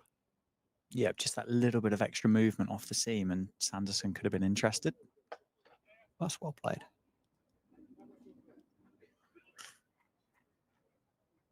Nice finish to the over from Zach Chappell, 4 and 1.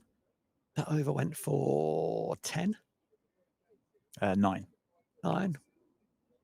Is there a leg by first up? No, 4 off the first ball. Oh, you're looking at it there, right? Okay, well done. Yeah, my memory's not that good. That big screen there in front of me, that thing. So 132 for 7. The partnership has passed 50. Zach Chappell's on 35. Single off the last over keeps the strike for him. 35 off 34. And Ross Whiteley, 28 off 53. These two have played very, very well together. 104 runs still required. It's a lot of runs. 120 balls to get them in. That's a lot of balls to get them in as well. And at the minute, a bit of head scratching from Lewis McManus is required. How is he going to get the wickets that he needs? Because he needs wickets to win this match, whilst not bowling out the bowlers that might be required the longer the game goes. It's a conundrum. It's a tactical one that you're going to have to solve. At the moment, the responsibility is with Saif Saib. I still think I'm with you, though. I don't think this score is defendable. No. So not. At that point there, you gotta use them sooner rather than later. Yeah. We've all played enough cricket of different standards to know the second that runs required ticks down to double figures is a huge psychological boost for the team batting second. Yeah. And it's only 4 runs away from ticking down to under 100. Partnership's now worth 54 off just 61 balls as well. So I think you said a short moment ago, actually, if these two are in at the end, Derbyshire have won this with time, time to spare, credit, however you want to describe it. And Ross Whiteley's just playing such a mature innings at the moment, allowing Zach Chappell to take the minimal risk that's being asked of him at the moment. That one's pitched up again, over pitched. It kind of feels like a safe save Ross Whiteley, Ben Sanderson game at the moment, doesn't it? Bowl it in the right place, you only need 2 fielders. What my old coach used to say to me. Lad. He didn't preface it with, if you ever bowl it in the right place, you only need 2 fielders. But it is true. I could do with about 18, I think. maybe 20 if people are feeling generous. Changing the field, Sanderson goes back. Bartlett comes up inside the circle. I like that. I don't mind that. I think that's a smart move. Extra flight on offer. Off the outside half of the bat. Whiteley takes the single. Runs away from Jack White. Just spins away. Just gets a bit big on the fast bowler. Allows an easy single and allows Zach Chappell to come back on strike. This is where you think Sanderson could be in business. Yeah. Just a bit of a pickup down to long on. Chappell tries to work it, doesn't he, down to Sanderson at long on. Good over for Northants, just 2 runs coming from it. A quick over as well from Safe Save. Yeah, he gets through them, doesn't he? He does get through. We said that earlier. He does get through, a bit like Samit Patel. Get through his work very quickly. Well, this is not an absolutely sort of low scoring game. It's a moderate scoring game, isn't it? Certainly in terms of the first innings, but they can lead to quite interesting outcomes. It'll get interesting. I mean, it's always interesting, right? Because it's cricket, but it will get interesting if one of these goes, and then whoever's remaining has got to kind of work with what's left, and farm the strike and take more risk at certain points and so on. At the moment, though, these two stay together, then the Falcons will have it. Absolutely. Gus Miller continues. That one into the hip, into the thigh pad of Ross Whiteley, who turns it round the corner. Picks up a single down to the man at fine leg. Jack White it is, down in front of the coffee van. He's got 3 overs left. 7 overs, 1 maiden, 1 for 22. Sanderson, 8 overs, 1 maiden, 2 for 23. Rafi Weatherall wasn't able to back up that opening 4 overs with his second spell, just 2 overs. He's gone for 3 for 30 off 6 in the end.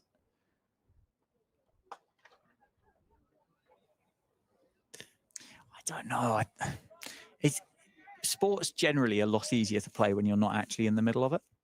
Generally speaking, it doesn't matter which sport. I just feel it's a lot safer to make these kind of irrational calls and decisions that I'm about to. But I don't think I'd be waiting that long to bowl these 5 overs of Sanderson and White. Maybe 2-3 overs time, because it feels like those 5 overs are going to determine the outcome of this game.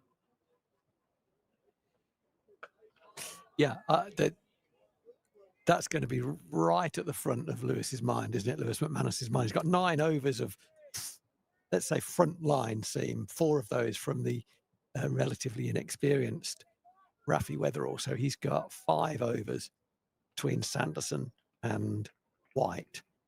And they're his aces. They're his jokers, if you like. They're his bonus cards, whatever you want to call them. Yeah. When does he play them? Flicked away from Whiteley. What a shot down towards the super stopper and the sight screen. Sorry, the scoreboard.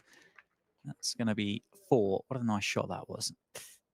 But back at that, I wonder what line that was. I bet it was. I thought it might be straighter than that. Well, it wasn't going down the leg side, was it? It was. No. But it was the length that was wrong. He played one off Gus Miller earlier in the game, very similar along the floor. Feels so confident how he can just take that one aerial. Just has to get it over Prithvi Shaw, doesn't he, at mid-wicket, and he's got 4.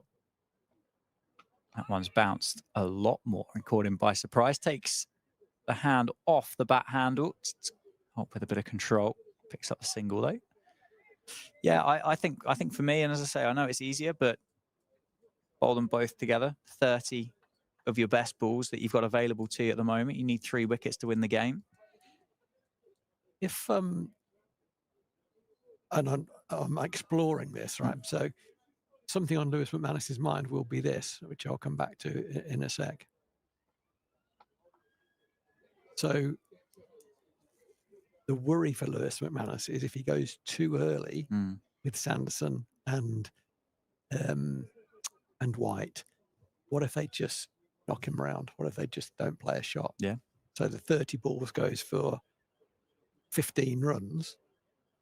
It's then 6 and over required, but his frontline bowlers have gone. Yeah. That's going to be on his mind. So he's just checking in.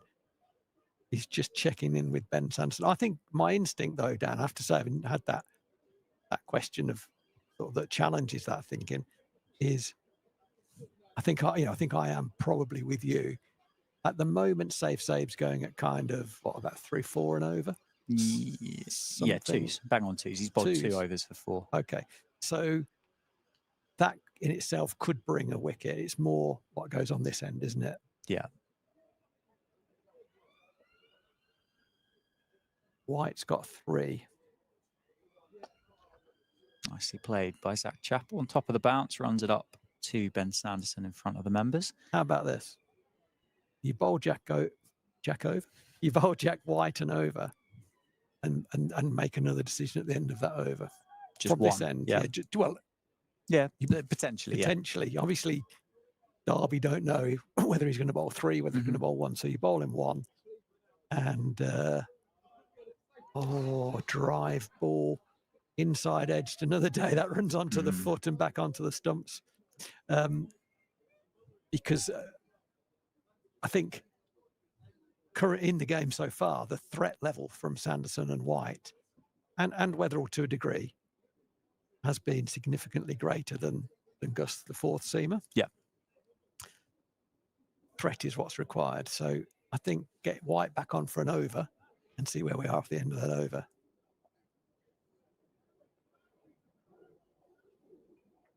On off the back foot, cut away, bounces over Miller, but it's only going to be 1. Sanderson tidies up. Yeah, and it gives Whiteley and Chappell something to think about. As you said, do they face the over out and go, okay, well, looks like we're going to have 18 balls of Jack White here. Or if you pull him out the attack straight away, you think, oh, okay, well, I didn't see that one come in. Maybe there's something else to just distract the 2. Nicely played, covered up well by Zach Chappell off the front foot. Importantly, partnership worth 65 off 76. 93 runs required of 17.2. That one, not far away from a diving safe save, but it's down the ground, past the bowler. Zach Chappell's really muscled it down through. Long off 4 to finish. Partnership worth 69. Yeah, it was hit so hard, wasn't it? He doesn't. I mean, Zach Chappell to me just doesn't care whether it goes in the air or near a fielder. If he's hitting it, his view is, if I middle it, no one catches it unless it's straight at them. Yeah, good luck. That proves to be the case. Good luck catching it. 148 for 7, 88 runs required to win for Derbyshire. So it is a conundrum, isn't it? And we're going to see a change of bowling. It's not going to be anyone that we've talked about. It's going to be George Bartlett. Wow. I didn't see that coming. Well, you and me both. So much. I'm pretty sure George Bartlett will bowl off spin. Yes, it looks that way, yeah. But I will double check. They are off breaks. He has bowled 32 balls in first-class cricket in what is over 100 matches of professional cricket. George Bartlett, maybe it's something he's been working on. That's all right, no. It's not a bad start. Middlesex already lost. Have they?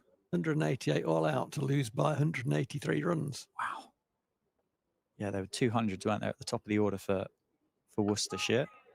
They are having a torrid time in white ball cricket, aren't they, this year? Yes. Yeah. Well, that's a very good start, George Bartlett. Tell you what, keep doing that. Should have bowled earlier. Keep been.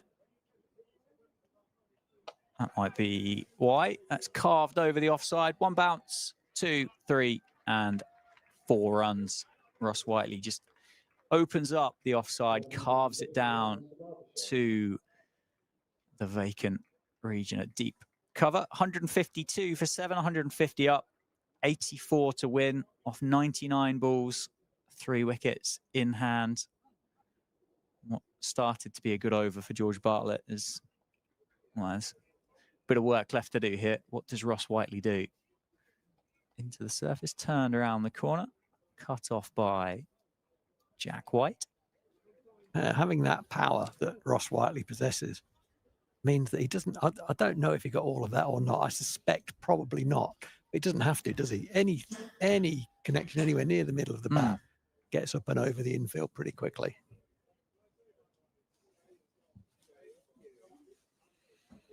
Why no Rob Keogh? A different look. I think I'm going to say skid. Yeah, I think Bartlett more round arm, doesn't get over the top of the ball either. Won't do from a round arm. More likely to skid on. Maybe that's on Lewis's mind. Nicely timed by Zach Chappell. Beats Ricardo Vasconcelos. I think the other thing as well that's confusing is the wrong word. That's unkind because it's not been a bad over by George Bartlett. It's gone for 6. Yes, that's more than enough of what Derbyshire need. But Ricardo Vasconcelos has bowled a fair bit in different games. Emilio Gay has bowled some seam up in the past as well. Prithvi Shaw, I think, bowled in this competition last year.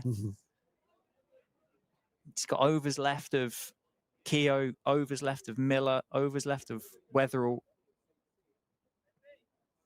Don't know. Maybe it's a 1 over option for George Bartlett and just see what happens. Just have a look at how the ball reacts. I don't hate it. I have to say that it wasn't terrible. It wasn't great. I don't hate it as an option. What I would quickly caveat though is we'll see this first ball of saves next. We've seen that a lot, haven't we? Zach Chappell playing the ball into that area off the back foot. What I would say is don't think about taking the game deep. Lewis, we've got to win this game. You think about taking it deep, we've lost. Yes. Yeah. If that makes sense. Yeah, I think that kind of almost circles back around to that conversation we were having with do we bowl Sanderson and White now? Yeah. Yes, yeah, exactly. Because a big appeal for LBW, not out, says the umpire. Whiteley there just showing how far outside off stump that he got there with his front pad. Clever that. That's clever that. Because he's probably going to have a sweep at some point. There's a big, powerful drive down the ground to Ben Sanderson for a single. 80 now required to win for Derbyshire. Partnership worth 77. I might even give Bartlett another over, you know. But not too many. That's what I'm saying. So I like the idea of giving him a go. Is it an ego test? Is it an ego test to Whiteley and Chappell and saying, come on, you're not going to let the bloke who's not bowled in this format before bowl to you, are you? But I mean, there's other things there's context, which is Bartlett hasn't played for Northants in this competition a lot, has he? No. Well, not at all until that game against Norfolk. Correct. So all of his previous games in this comp have been for Somerset. Yeah. Who have got hosts of spinners. Yeah, fair point. 2 of whom at least have played for England. So he's got to get past those guys to get a bowl. And others as well. In fact, there's Van der Merwe who bowls. Yes. Slow left arm for Somerset. So it could well be that he's a far better bowler than his stats suggest. He just hasn't been able to get a ball past the England bowlers that he's played with. So fair comment. There's a bit of that as well. Fair comment. 35 overs then. Complete. George Bartlett is going to continue. The score is 157 for 7. Derbyshire require 79 off 90. Same stage of the game. Northants are 158 for 5. Yeah, a couple of extra wickets down, but actually in terms of the runs scored, it's fairly level pegging, Phil. Where's your win viz? I think it's still just hovering around that 50-50 mark, isn't it? Oh my God, splinters. You're going to get splinters from sitting on that fence. Hey, you asked me for a win viz. You didn't ask me who was going to win the game. That was a bit of a whack, wasn't it? Yeah. And I've said this before, and I'm not going to say it anymore, because Chappell's just hit that for 4 and gone to 50 off 48 balls, and he's playing really, really well. And he knows his game, and his execution has been good, and his options have been very good. But I'm not sure he'd have got to 50 and 48 balls if we'd asked him to play forward a little bit more. Okay, I'm putting that one to bed now, because it's beginning to sound like a hobby horse, and nobody wants that. James Sales is on the field. He's just fielded that ball at square leg. He's the Northants' 12th man. Michael Finnan earlier. I'm just trying to see who's off the field, and it might be pretty sure. Yeah, I think you're right. Yeah, I'm fairly certain it's pretty sure. Oh, that's a bit of a horrible throw from Jack White.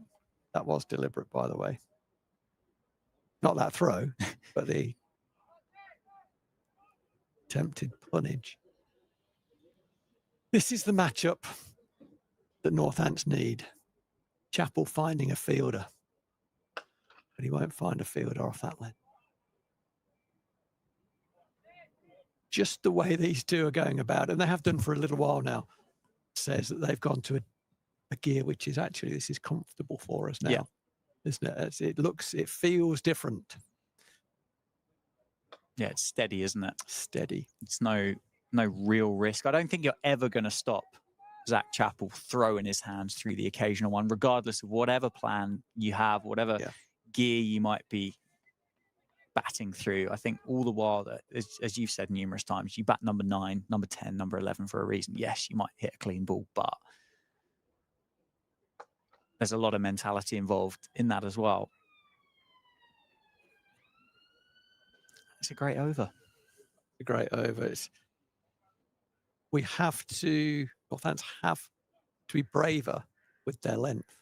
If that means the game is finished in the 41st over rather than the 46th over, it doesn't matter. You don't get any points for that. Got to bowl this team out to win the game. And the two guys out there now, the captain, Ross Whiteley, 44, and Zach Chappell, 53, absolutely know that. They have put on 21 and 66. They've put on 87 for the 8th wicket so far, with lots of power to add. We said earlier, and we've said a number of times, if these two are there at the end, and Derbyshire will have won comfortably.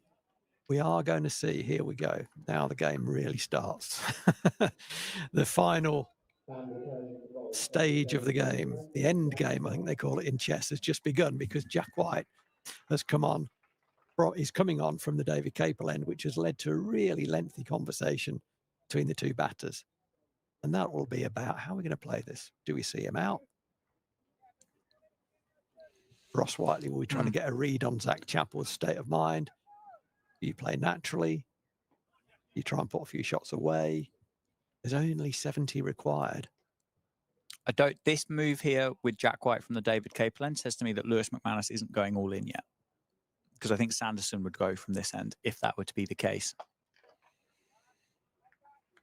Would you have a slip or not?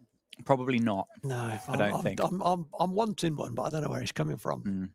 I can't afford a slip. I think there's different options here, isn't there, for McManus? Could bring somebody else on from the Lynn Wilson Centre and maybe a change of ends for Safe Zabe. And then you can kind of extend that 30 balls for Sanderson and White through what would be 10 overs rather than 5.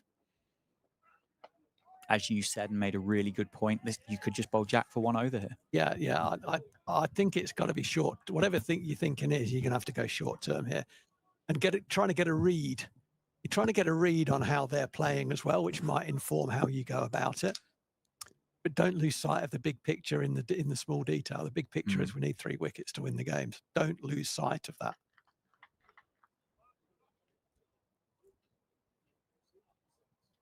Okay, field change. Another man going out onto the leg side. So Safe Zabe, who was at mid-wicket, is going to deep mid-wicket. And the backward point, George Bartlett, has gone across to the onside, which means in order to be a legal delivery, we need another man in. So 3rd man coming into the ring. 3 fielders on the offside, saving 1, 2 on the leg, 2 boundary fielders each side. Just a comfortable length, really, from Jack White. Bringing Jack White back, whether it's 1, 2, 3 overs, really is about getting a wicket. In order to get a wicket, he's got to bowl fuller, and the 3 balls he bowled to Zach Chappell were really kind of where he wanted them to be. None of them would have hit the stumps. Have to be brave, because if you pitch it up, I think he's compulsive on a drive. He might well drive you back over your head for 4, could even go for 6, but that's your chance of getting him out. And then in which case, I think there's conversation about having that slip in place as well. At that point, but not when he's bowling back of a length, for sure. Oh, that's an absolute beauty, Jack White. Beating Ross Whiteley, all ends up outside off stump. That was the 74th ball that Ross Whiteley has faced. He's been in quite a while. It's the 73rd ball, I apologise. And still, oh, what a beautiful delivery that was. Pitched and left the batter. In goes a slip. So that is a positive move. I think that's a good move, I have to say. I wasn't sure at the over, but I like it. The matchup's good.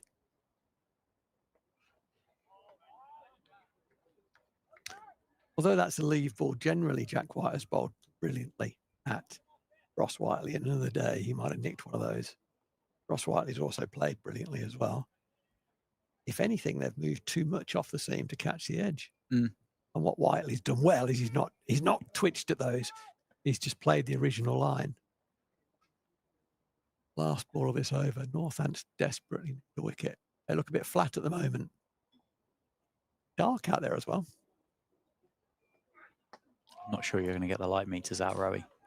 No, that's not happening, is it? I think if there was a chance of a delay or a little break, I think we probably would have gone off for that bit of drizzle that we had earlier. But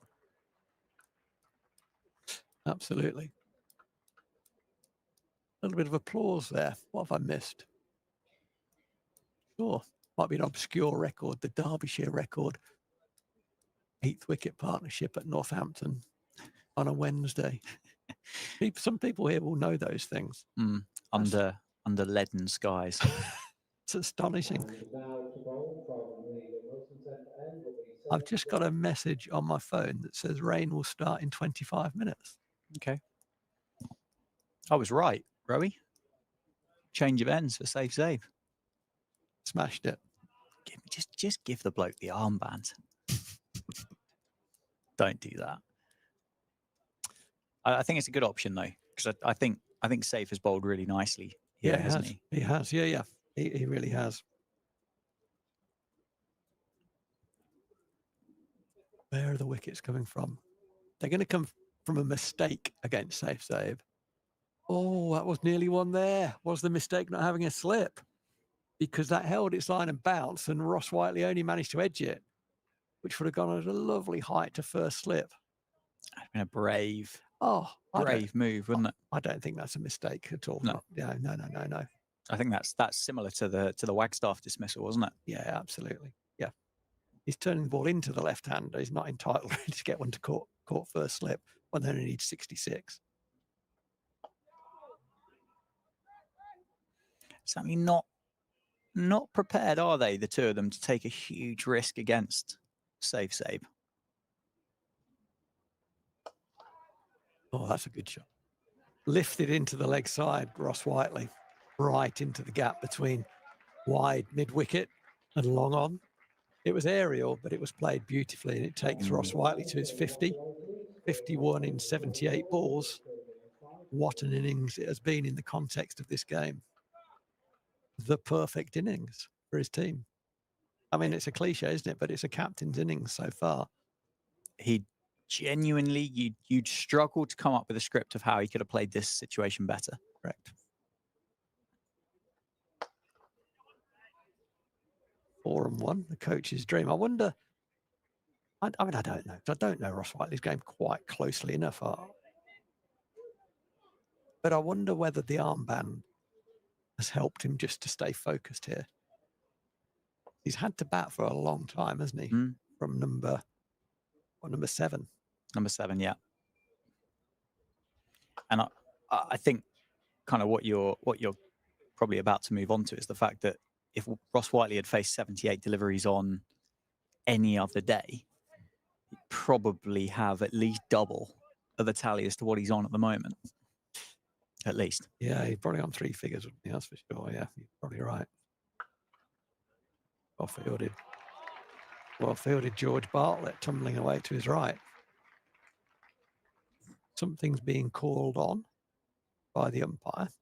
What is being called on by the umpire? Hassan Adnan is calling something on to the ground. I don't know what he's... One of the 12th men.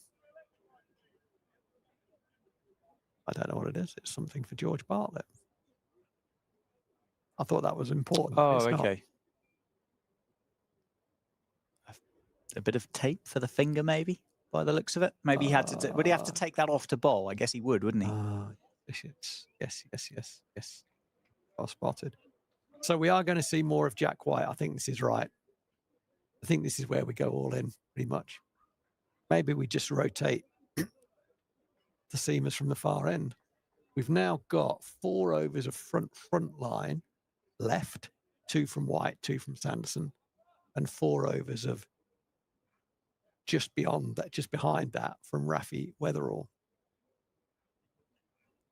Keogh's getting loose down in front of the cinch stand as well. The captain has run from behind the stumps all the way to the far end to have a chat with the bowler and the senior pro in Ben Sanderson. Is it quite panic stations yet for Northants? I don't think that. No. I don't. They're not scratching around yet. They'll be thinking with, what do they need? What do Derbyshire need? 60 runs to win. That they get one of these, they'll open and end up and actually right back in it and could end up winning this game by a significant margin. Well, that's interesting. That is interesting. So they're going squeeze. Okay. The fielder at deep mid-wicket started to come into the circle. I'm glad he's not, because that's such a strong area for Chappell. Oh, what a delivery. Jack White, what a delivery that is. Someone flicks a switch when Jack White comes on and the wicket turns to something else. A snake pit. Oh, my goodness. That's jagged back. Cut Chappell in half. And just gone over leg bail. Now Safe has come in. Do you know, I don't like that. I think you still can protect you. You'll catch this next one. Well, I think it's going to be an instinct from Chappell here, isn't it, to pick him up over mid wicket if he does.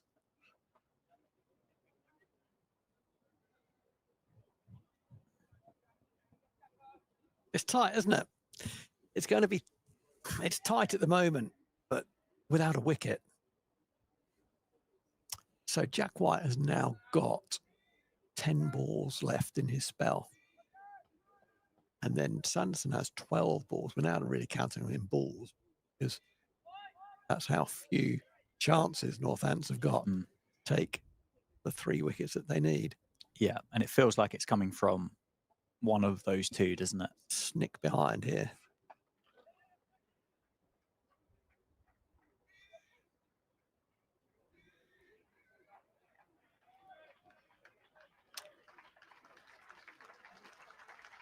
That's the 100 partnership. I recognise what the applause is for that time. They came together at 79 for 7. It's now 179 for 7. And really well played, these 2 guys. Oh, absolutely brilliant. I said earlier, you'd struggle really to come up with a scenario how they play this better. I don't think there's been a chance. No. On a pitch that's been lively. I think it's been a chanceless 100 partnership. Certainly Northants haven't dropped anything. Yes, there's been a couple of player misses, but there has been since 11 o'clock this morning. Absolutely. So, yeah, I thought the wicket might get a little quieter in terms. I don't know that it has particularly. It's looked difficult throughout. And the fact that these 2 have put on 100 isn't really about anything going flat or soft or anything. Those things happen fractionally. Yep. But really credit to how well they've played. Good options, good execution, great decision making. And the odd bit of fortune when they've played and missed, but everyone's had to do that today. Oh, there was. There really was a run there. Yeah, Ross Whiteley trying to, he's trying to get Zach Chappell's attention. Zach Chappell is understandably just staring at his shoelaces. He's just giving that calf a bit of a stretch, isn't he? Did he set off then? And I don't think Zach Chappell moved at all, but he wasn't moving well earlier, was he? In the No. field, I spotted a couple of times. One in particular where he was a bit stiff.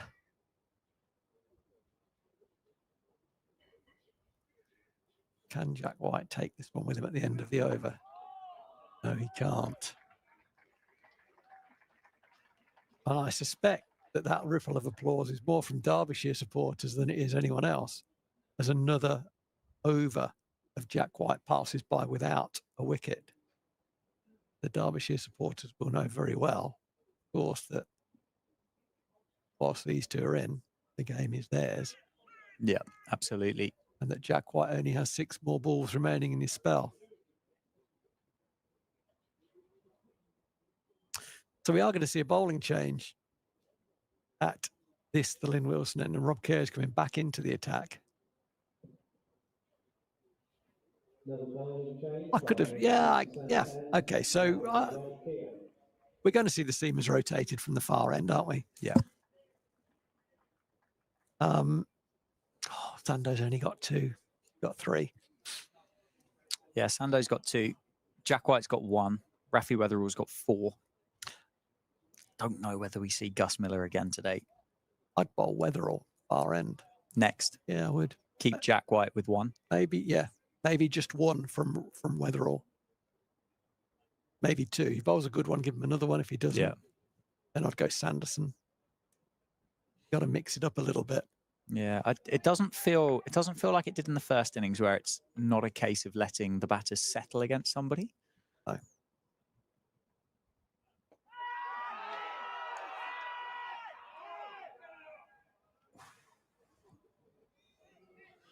was a big shout. Don't have had anything to commend it. Not really. Turned too much, didn't it? Yeah. It's one of those that with a Hawkeye type thing, it might have been just missing leg fractionally, but I'll give that out. Well, I think I've explained why there, because it was missing leg. Yeah, that normally limits options, doesn't it, to give an LBW if it's not going on to hit the stumps. I have to come up with something quite creative as a standing umpire to, well, if it, yeah, maybe it just brushed off the back pad and actually kind of found its way back in there, and well, yeah, that'll do. But no, that one I think would be fair to say was missing leg stump. Well bowled and well played. Must be difficult for someone like Ross Whiteley, who a really, really good ball striker, loves a slog sweep, to just put that one away.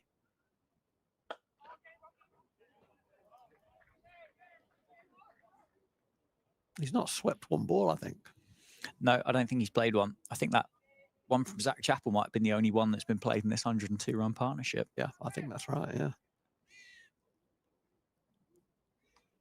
It's just, yeah, a lot of restraint being shown, I think, from the two of them.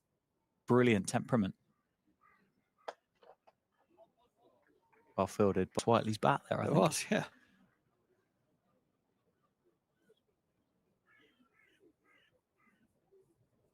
Well, where is it coming from? I mean, I have to say at the moment, well, I don't know where it's coming from. Obviously, if I did, I'd be earning a lot of money as a gambler. But it's not coming this end unless they make a big mistake. It's going to come from the other end, I would suggest. Ross Whiteley keeps whacking it along the floor. He is not interested in throwing this away, nor should he be. He's playing with a lot of discipline and a lot of skill. So Jack White removes his cap. He wants the ball in his hand. The captain has gone to the senior pro, Ben Sands. So they're having a chat. Who's it going to be? And the answer is It's going to be Ben Sanderson. 10 overs to go then, Rowie. 53 runs required from 60 deliveries. 3 wickets required for Northants.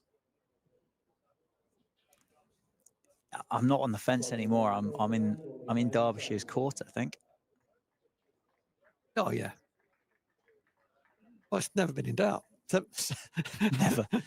Not one single moment during the course of the day. 70-30. Rain starts in 12 minutes, according to Rain today. He's still 70-30, 70% in favour of Derbyshire at this stage. Much more than that. More than that? Yeah. 80? Yeah. Further? 80. 80-20. Yeah. I think particularly with the way that these two have played, they just haven't put a step wrong. Oh, it's a genuine edge. A diving Vasconcelos. Don't tell me that's gone through first slip. Can't get to it. It's well fielded by Rafi Weatherall to keep it inside the rope.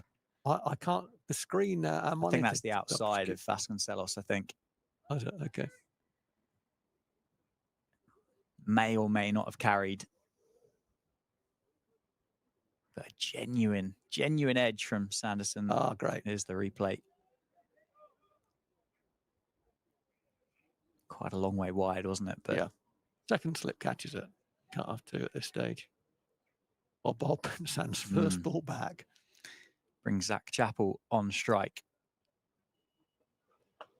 It's worked off the back foot. Amazingly, only one run scored off that first ball.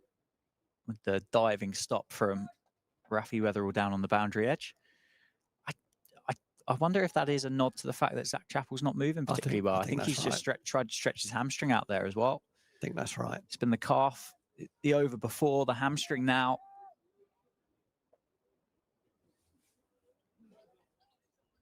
It's not affected his ability to put bat to ball, has it? Or to make good decisions out there. That's a good length. Yeah, brilliant by Sanderson. Derbyshire just tick the deliveries off remaining. He said Jack White's got 6 legal deliveries left. Sanderson's now got 9.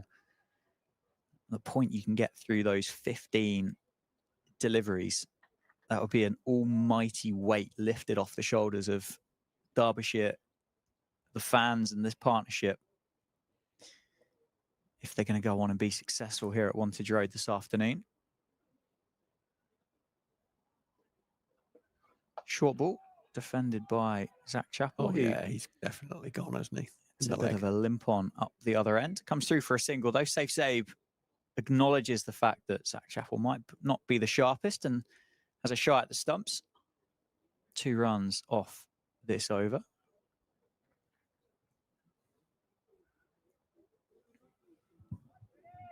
The combined figures of Sanderson and White are interesting. They're both going at under 3 and over. It's a well-managed chase. It's likely they'll probably end up their spells having gone at under 3 and over. Yeah. And that's you take 20 overs for 60. A well-managed run chase. Should Derbyshire get home? It seems unlikely at this stage that Ross Whiteley's going to pick up Ben Sanderson and plant him into the heavy for 6, isn't it? Just see them out. There's 1 ball left of Sanderson's 9th over.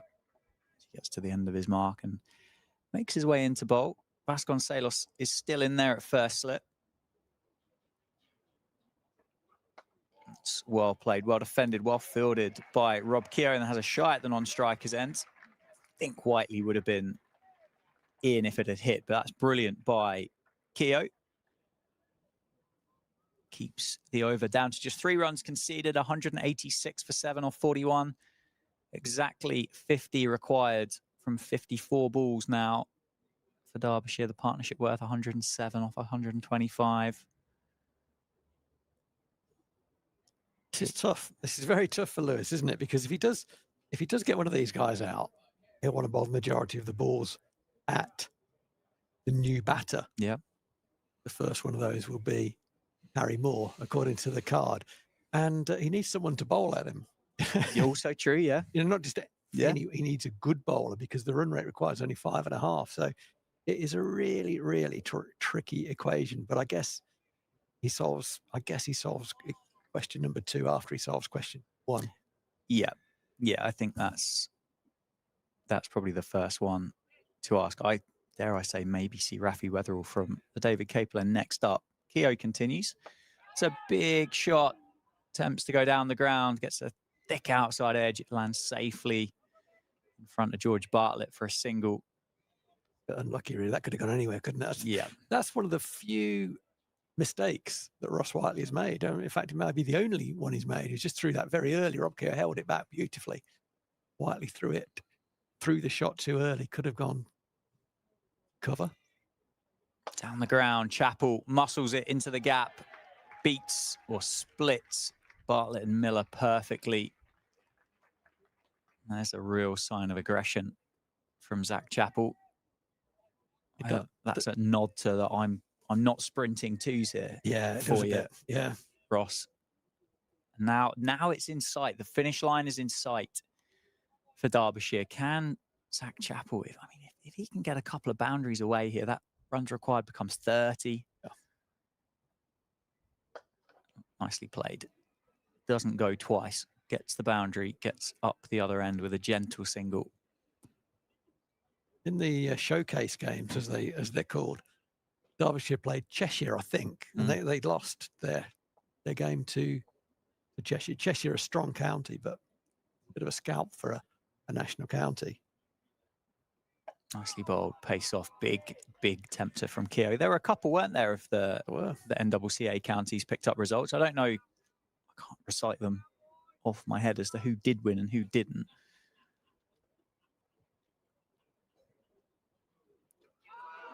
Tidy work. Whiteley going for a big shot over the leg side. It's just the first little kind of nod to the fact this is getting a bit nervy now. I don't think it needs to be. No, they just keep doing what they're doing, surely. It's cut away powerfully. That's going to be 4. What a shot that is by Ross Whiteley. Gave George Bartlett on the boundary absolutely no chance as it ran down towards the covers. That's an expensive over in the end. It's gone for 10. Exactly what Derbyshire needed. The runs required per over is exactly 5. Yeah, it's not the out of the over ball that Rob Keogh would have wanted to have delivered. It was very harshly dealt with. Yeah, 40 required from 8 overs. It's not going to be Rafi Weatherall. It's not going to be Ben Sanderson. It's not going to be Jack White. It's going to be a slow left arm of Safe Zabe. This is the first time all day when I would say I don't agree with that decision. I think we have to bowl our attacking bowlers from the far end. It still may from a Northants perspective, I'm hoping it does lead to a wicket. But surely we've got to bowl one of the frontline seamers here, haven't we? I would say yes. 5 overs, no maidens, none for 21 for Safe Zabe. And with Zach Chappell and Ross Whiteley out there, they've batted so well. The partnership of 117, it's been really well paced. It's been very responsible, but it does feel against a Keogh or a Zabe here that exactly that could happen. Is it going to land? Oh, it's landed safe. Keogh for a second was making his way towards it, but it just always was just spinning away. Bartlett, the man, outside that 30-yard circle, but just feels if Chappell or Whiteley get hold of Safe Zabe here, yeah, the game's done. Well, I think that was in the mind of Zach Chappell. Let's get it done now. This is an opportunity. Let's take it. And if it doesn't come off, we can still recover anyway. Yeah. So they've got a free shot at it, really, I think. Particularly with that short leg side boundary.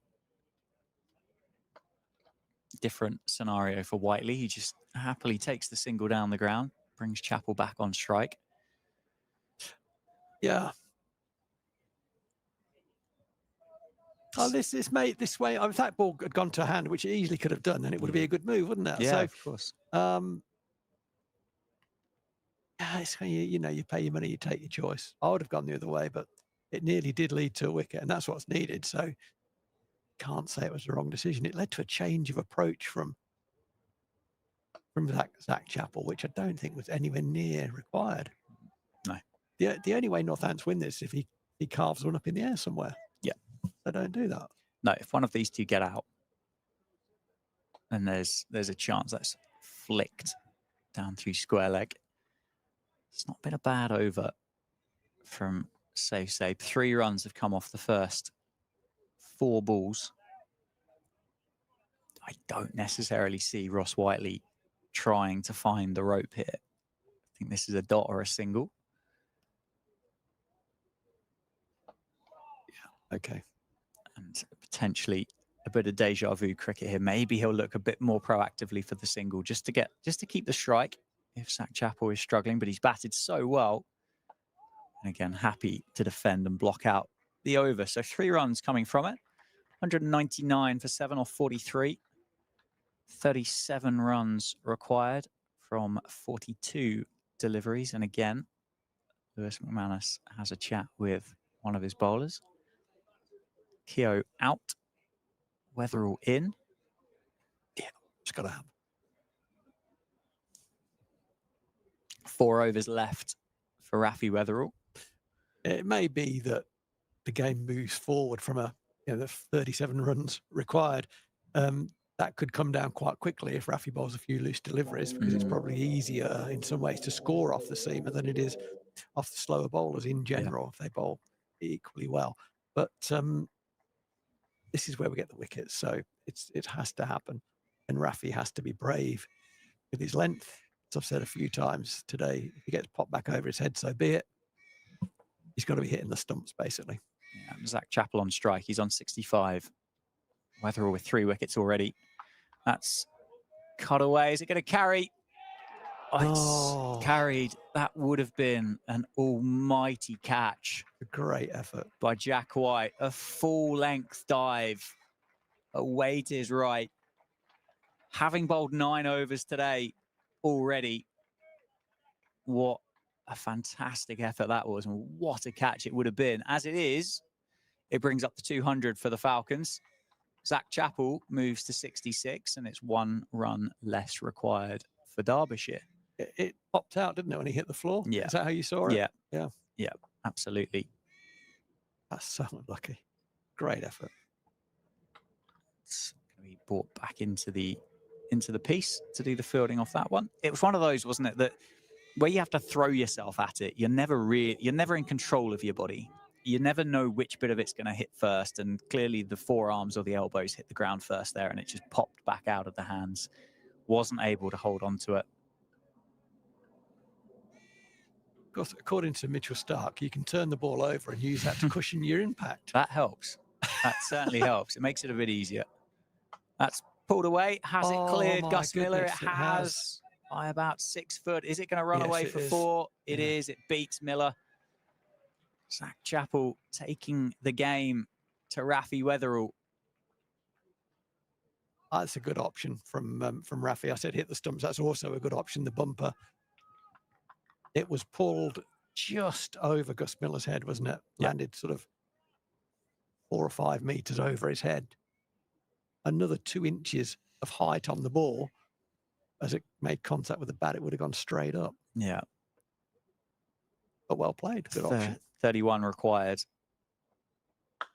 Wow. Wow. Actually, just clubbed that for 4. 27 required. Zach Chappell in a hurry. 209 for 7 now. 27 runs required from 38 deliveries. Lewis McManus comes down to have a chat with Ben Sanderson. Rafi Weatherall gets to the end of his mark.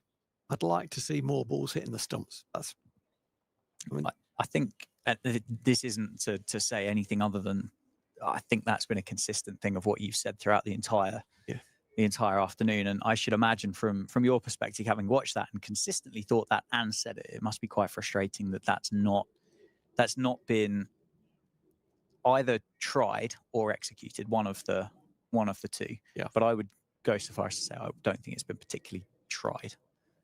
Yeah. I think that's is it skill or is it will? I don't. Probably a bit of both. I think probably Jack White has been the most accurate in terms of line and length. Nicely played. Zach Chappell turns it around through square leg, gets the single. 26 required. 26 off 37. 210 for 7. The partnership worth 131 of 142. Yeah, full credit to these two guys. They have played brilliantly. Last ball. Here it is. Ball away, it's gone up. It's up. There's a chance for Emilio Gay. If he can steady himself, he can. He takes the catch. Oh, wow. How big of a moment could that be? Wow. And it's Ross Whiteley as well. The captain goes for 65 off the last ball of an over, which had already gone for 11. 26 runs were required to win the game for Derbyshire. And the captain has tried to plant that one towards the chicken van. Instead, it's gone up. It's gone straight up, giving Emilio Gay an opportunity, which he doesn't miss out. And Rafi Weatherall gets his 4th wicket. And Derbyshire are 8 down now. Zach Chappell, the man, not out. 75 not out. Northants need 2. I almost, there's no doubt, obviously, where my allegiance lies. But I almost feel a bit sorry for Ross Whiteley because he's made an error there. That's an error in execution. I don't think he was trying to hit that for 6. I think he was hitting it into the gap at mid wicket, an area that he's found a lot. He just got through it a bit quick, I think a bit early, and got a top edge. And it was in the end, it was well caught. It was obviously swirling, and Emilio Gay took a good tumbling catch. Well done, Emilio. But I worked so hard. Ross Whiteley, 100 balls he faced, and off the 100th, he makes one of the few poor decisions that he's made, and it's led to his downfall. Now, 26 required. Yeah. Harry Moore, who have no idea about his batting prowess whatsoever, is the new man to the crease. Zach Chappell is on strike. Safe say bowling. Yeah. Interesting. He's going to continue from the David Capel end. Zach Chappell takes the single on offer down to, I think that's Ben Sanderson, isn't it? Down at long on. 25 now required. How long ago was it, Rowie, that you said we could be in for a thriller? The other thing as well that we've got to contend with is there's more raindrops on the window outside. Oh, we don't need that now. You said, didn't you, at the innings break, this could be one of these games that you talk about as a classic because the last 5 overs were all action, were thrilling. Harry Moore on strike, yet to face a ball. Safe save's got a first slip. Ricardo Vasconcelos is in. Good option.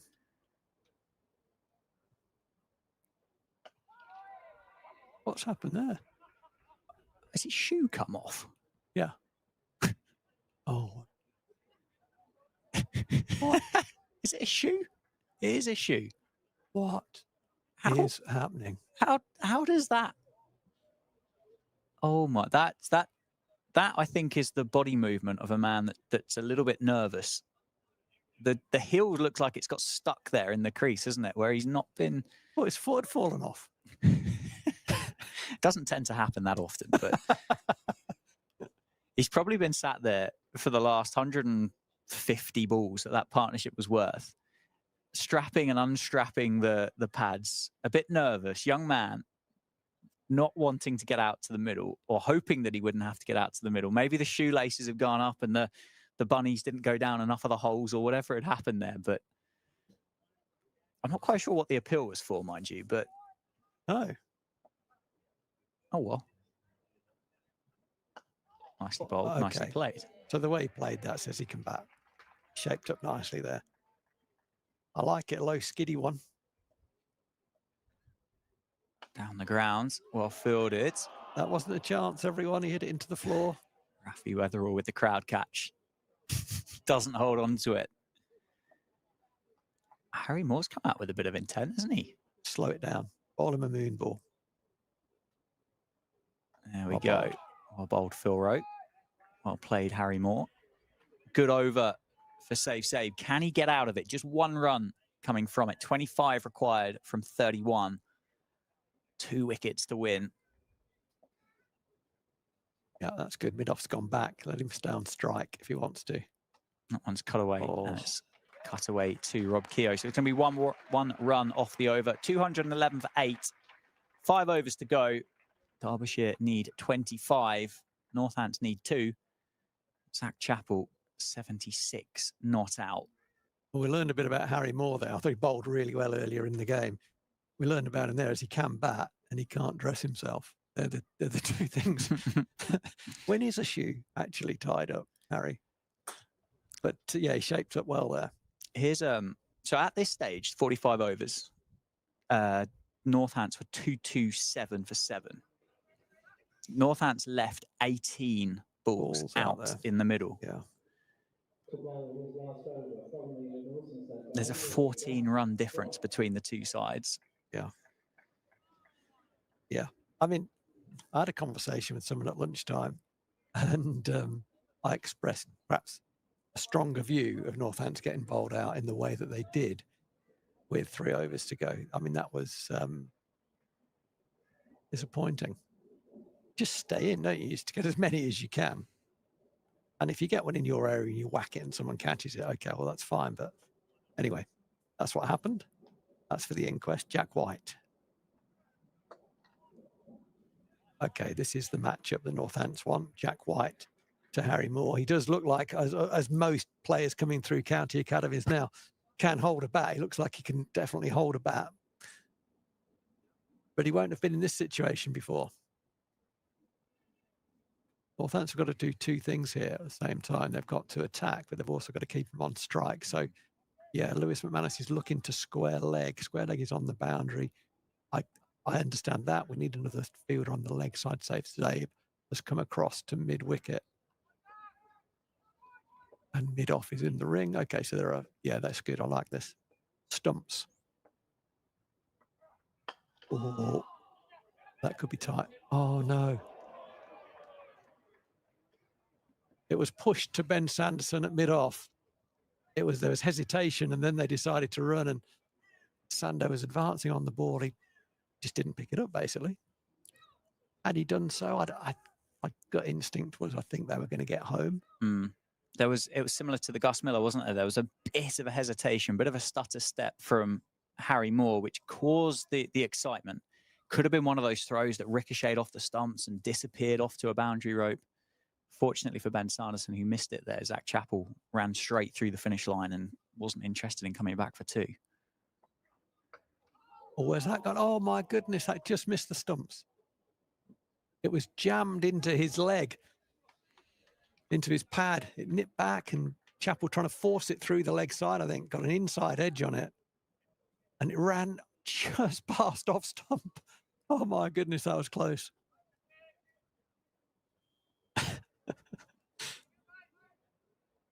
Jack White walking back to his mark. He's trying to explain to Ben Sanderson how that missed the stumps. It does look gloomy out there. The rain can clear off.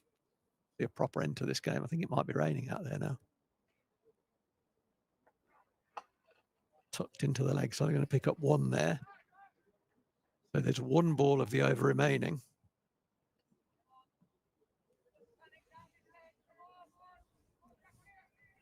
I'll tell you what I'd like to happen. I'd like to have a visit from Colin Yorker.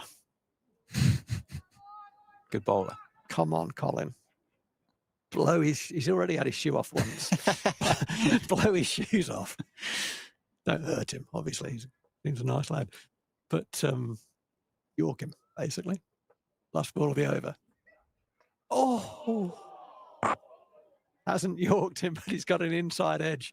He will keep the strike. That's the good news. The bad news is that he's, from a Northants perspective, he's not out. Oh, my word. Phil Rowe. It's all happening. Who'd have thought 235 or 47 overs was set up such a tight and well, thriller of a game? I mean, Zach Chappell there dropped his gloves at the non-strikers end in excitement. Happening. Yeah, it's all happening. Kit's going everywhere. Shoes have come off. Gloves have come off. In fact, the only thing that hasn't, we haven't seen the bail come off for a little while. But if Northampton to win, Zach Chappell's got to walk off before everyone else. Oh, a leading edge field. Oh. Rob Keogh diving to his right. I think it was always going to be 1. It was a slight misfield from Rob Keogh to his right, but I don't think it's cost anything. I think they would have taken the single anyway because he was lying face down on the grass. Only thing maybe not is where Zach Chappell's not the quickest over 22 at the moment. Yeah. So here we are. We've got 4 overs left. Derbyshire need 20 runs to win. They're 8 down. The man on strike is Zach Chappell. He's top scoring with 79 from 77 deliveries. Saif Zaib is going to bowl 47th over God, from the David Capel end. How big are they, Zach Chappell? One shot here takes a huge chunk out of this run chase, doesn't it? The short leg side boundary as well, down towards that pocket. Yeah, it doesn't surprise. He went for that. It doesn't surprise me. That's. If he hits that to a fielder, he looks awful. But I get it. He's kind of backing himself. I don't think that's panic. I think I'm backing myself. I think it is front foot positive option. It might not be the right option, but I think it's taken for the right reason. Mm-hmm. I think he's saying, yeah, I'm going to win this game. I'll win it in boundaries. I can do that off my own bat. Don't worry, the other guy. But that could have been out. But I think that's how Zach Chappell plays his cricket. I think he backs himself. With the way that Harry Moore is shaped up against Saif Zaib, I wouldn't be at all surprised if we see another attempt at this short leg side boundary here as well. He looks like he wants to certainly I think he's going to play positively. I think he's going to try and get to the pitch of the ball and hit it hard and straight. Saif Zaib could, as he's done already, take a lot of pace off. Don't give him anything to work with. And he hasn't. He's cut that away. Bartlett's going to field that. They're looking for 2. They're going to get 2.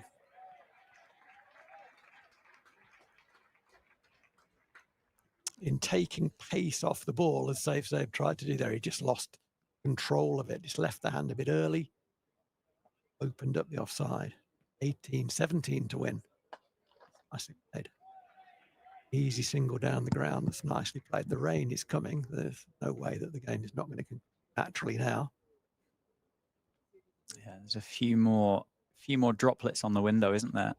Out in front of us. Big shot coming? I think so. Oh, he held back, didn't he? Thing is as well, so DLS at the moment is 218, of which Derbyshire are in front of. So Derbyshire now at this stage, with that big shot at the start of this over, might be kind of going to the umpires. It's raining a bit hard, isn't it? And it does look pretty gloomy out there, doesn't it, in the middle? Got to stay out there. Can't come off now. That's well bowled, Saif Zaib, an undercutter skidder. But Harry Moore easily up to the task, really. He does look quite, I mean, it's early days, so he's accomplished, but he certainly looks like he's, in his early career, he certainly spent some time at the crease. I think you never know about these guys. He could, through age group and rep cricket, he could have been a top 5 batter. Yeah, it's really hard to know. He scored 24 for England under-19s against Sri Lanka in that test match, batting at number 8. Okay, so there we go. 26.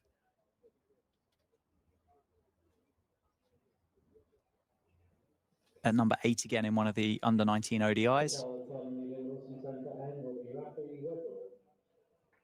Interesting, it's not Ben Sanderson. He's got 1 left. Yes, I think he has to bowl the next over. I would have probably had him bowling this over, but Rafi's the man for the occasion, the big occasion. He's done it before. Oh, no, it's going to go for 4. That was beautifully bowled. Rafi Weatherall, you are unlucky there, young man. He's bowled a lovely ball that has stuffed Harry Moore. It nipped back at him. He followed him. It was well bowled. Followed the batter who backed away to open up the offside, I guess. and Weatherall followed him. Inside edge, I don't know how that ball gets down there. Inside edge onto thigh No. pad, back thigh pad. It was Zach Chappell. Sorry, it's Zach Chappell. 85, Rowie. 11 runs to win. Yes, I know what you're saying. Could it be? What's a thick inside edge? They're going to get 2. It's balls immediately directly between the 2 fielders out there on the leg side boundary.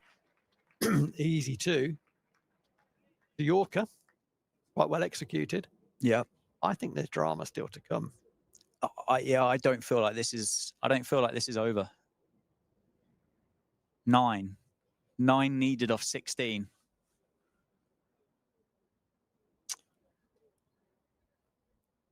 Chappell 87 off 82. He's played well, hasn't he? What a knock this has been. He has played well. One chance, which was the diving full length catch to third man Jack White, running to his right, diving full length, caught it, and then the impact of his elbow hitting the ground, it just escaped his grasp. It was a great effort. Oh, that's well played. Knocked it into the floor. They're thinking of 2. They take him 1. It's been called 1 for the over. There are 8 to win. Harry Moore is on strike. Got to go full out and just try and hit the stumps and hope he misses it. There is no more simple plan than that. Stumps. Vasconcelos comes into slip. There's a third man, fine leg, deep backward square. Everyone else is in the ring.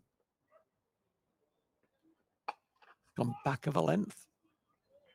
Well fielded. Gus Miller quickly responds to that to take any thought of a single out of play. 14 balls remain. 8 runs are required. 228 for 8.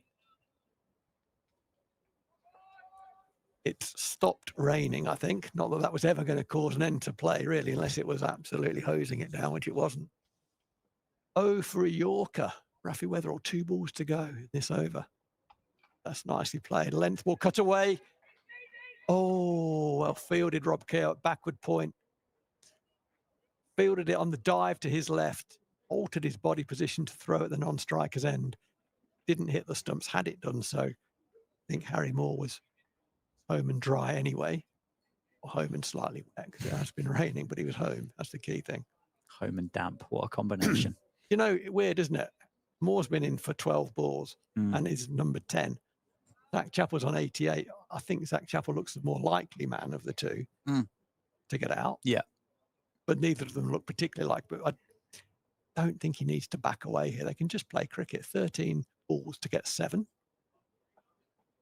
Always hit that hard down the ground. Gus Miller's coming across to his left and fields it. Yeah, I mean, with Zach Chappell, he's been batting on one leg with what feels like it's probably been the last 15 overs or so. Probably isn't going to surprise you that he's usurped his career best by 30 in this format. Was previously 59 not out. His ultimate career personal best across all 3 formats is a first class 96. 650s in his career before today. It's not quite virgin territory for Zach Chappell, but clearly batting at number 9, you don't find yourselves, you don't put yourselves in these situations that frequently, do you? You know, it surprises me slightly that those numbers are where they are. I thought there would be more bigger scores. But that's why he bats at 9, I guess, because he can't do it, hasn't previously been able to do it over this period of time. He's been there a long time, hasn't he? 84 deliveries himself, an equal number, if not more, from the other end. Anyway, he's on strike. 6 were required, 12 balls. Ben Sanderson from the David Capel end. Well, that's a bit of a hack. They're going to get 1. He wants it over with. He wanted the 100, Rowie. He needed 11 to get there with 6 runs. To be honest, it was a bit of a slot ball from Ben Sanderson. And had Chappell held his shape, it may well have been able to hit that for 6. It's the shortest boundary over to the leg side, but he really tried to hit that for a 12. 5 are required, 11 balls to go. The number 10, Harry Moore, is on strike. And Sanderson, Northants' talisman, has the ball in hand. Bowls a short ball. Moore crouches and hooks it in almost a falling Rohan Kanai style falling hook. It bounces well in front of the man at fine leg, Rafi Weather, or they get a single. Not a bad option, Ben Sanderson. Moore would have been expecting, I'm sure, something that would be hitting the stumps, and Sanderson bluffed him with the attempted bumper. He did play it well, though. He does look a good player for a number 10. Certainly does. How about a slower ball? I fancy a slower ball. Could be game over. An attempted Yorker from Sanderson. Oh, Gus Miller will be feeling happy about life. He missed the ball with his hands. He was done for pace, and it hit him squarely on the instep. Yeah, once the I'm sure he won't be feeling that, will he? At the moment. No, later maybe, but right now he's got relief. Not pain relief. He might need that later, but just emotional relief, because had he not had his foot behind the line of the ball, it would be game over, because there are 4 to win. Didn't have time to get any more behind it. Yeah, I think that's a good idea. The mid-wicket has gone back to the boundary because Chappell is looking to finish this in one blow. I think you've got to be brave here. You have to bowl a slower ball. It goes out of the park, so be it. Oh, he's nicked it for 4. Oh, what a way to win the game.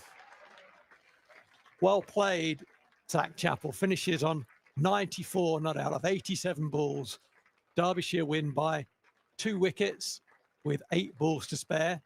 What looked at half-time like an almost certain victory for Derbyshire, at half-time in their innings looked like an almost certain victory for Northamptonshire. But Zach Chappell joined his captain, Ross Whiteley. They put on the biggest partnership of the game. The numbers escape me at the moment. 131. Thank you, Dan. They put on 131, and it was that partnership and then some heroics on his own from Zach Chappell at the end that have seen Derbyshire to this victory. Yeah, 131 run partnership between Ross Whiteley and Zach Chappell. They came together 20.2 overs. 79 for 7. The score was 79 for 7. And at that point there, you're starting to say 235 looks like a match-winning score here. Oh, definitely. Those two, on the other hand, had different plans. They batted so well together. I mean, they didn't offer an opportunity until late in the piece. It was just perfect tempo, perfect batting between the two of them. And Zach Chappell deserves here to lead the teams off. 94 not out of 87 balls with 13 fours. There must have been so much restraint involved in that 131 run partnership. Not because, as we've said, not a slogger, not by any stretch, but with the aggression that he has and the power that he possesses to just kind of knock around Rob Keogh, safe save, and take that game deep and end up getting over the line here and winning by 2 wickets is huge. Not to mention the fact I think he got 4 wickets in the first innings as well. Yeah, I think he did. I think he might just hit player of the match. Just about, maybe by a couple of percent. Credit to, there's a book coming. Credit to Northants for the way they fought to defend that score, because they fought really well and they fought with skill. They bowled some beautiful deliveries, and Weatherall picked up Orfer, and White and Sanderson were very, very good with the ball as well. But it's hard to defend such a number. So they fought hard. Now, when they didn't fight hard was in the first innings, because there were too many soft dismissals. People got in and got out. Wickets were kind of tossed away very casually. And also, Northants left 3 overs out there. They've lost with 8 balls to spare and actually only faced 47 overs themselves. So I think that tells the tale, really. Another 30 runs or so would have comfortably been enough, given the way that they bowled and the way that they fought in the second half. Let's hope they can learn from that, and because these games come thick and fast, right? So lick their wounds, come back stronger. Yeah. There's some things to like there, but once you get in, particularly on a pitch that's got a bit of movement about it, you don't throw that away. And Northants did that too many times throughout that innings. Yeah, of course. You say 18 balls left on the table. Northants only went at 5s throughout the course of that 47 overs, but another 15 runs on top of that, 250. Yes, okay, fine. It's not a score that guarantees you a game, and I'm sure that Whiteley and Chappell would have batted slightly differently and probably would have accommodated for those 15 runs. However, you get to that stage and Derbyshire win with 8 balls remaining. Yeah. And you have another 15 runs on the tally. If it had played out that way, then hey, we could be talking about a different game, but we're not. Derbyshire have won. They've picked up the 2 points, and deservedly so. They bowled very well, batted very nicely. Yeah. As you said, they come thick and fast, these games. Next up for Northants is away at Hampshire, down at the Utilita Bowl, I believe it's called now. Whichever sponsor. It's a bowl, isn't it, of some sort? Whichever sponsor wants to go for it. And then Derbyshire have got Middlesex on Saturday, 11 o'clock start at the county ground at Derby. Thank you for your company, Phil. Pleasure. All day. It's been a pleasure. We'll see you back here. I don't even know when the next one is for Northants, but we'll figure that one out and we'll be here anyway. My name's been Dan Chadzovic. I've been joined by Phil Rowe all day. The stream's powered by Daffabet. And yeah, have a good evening.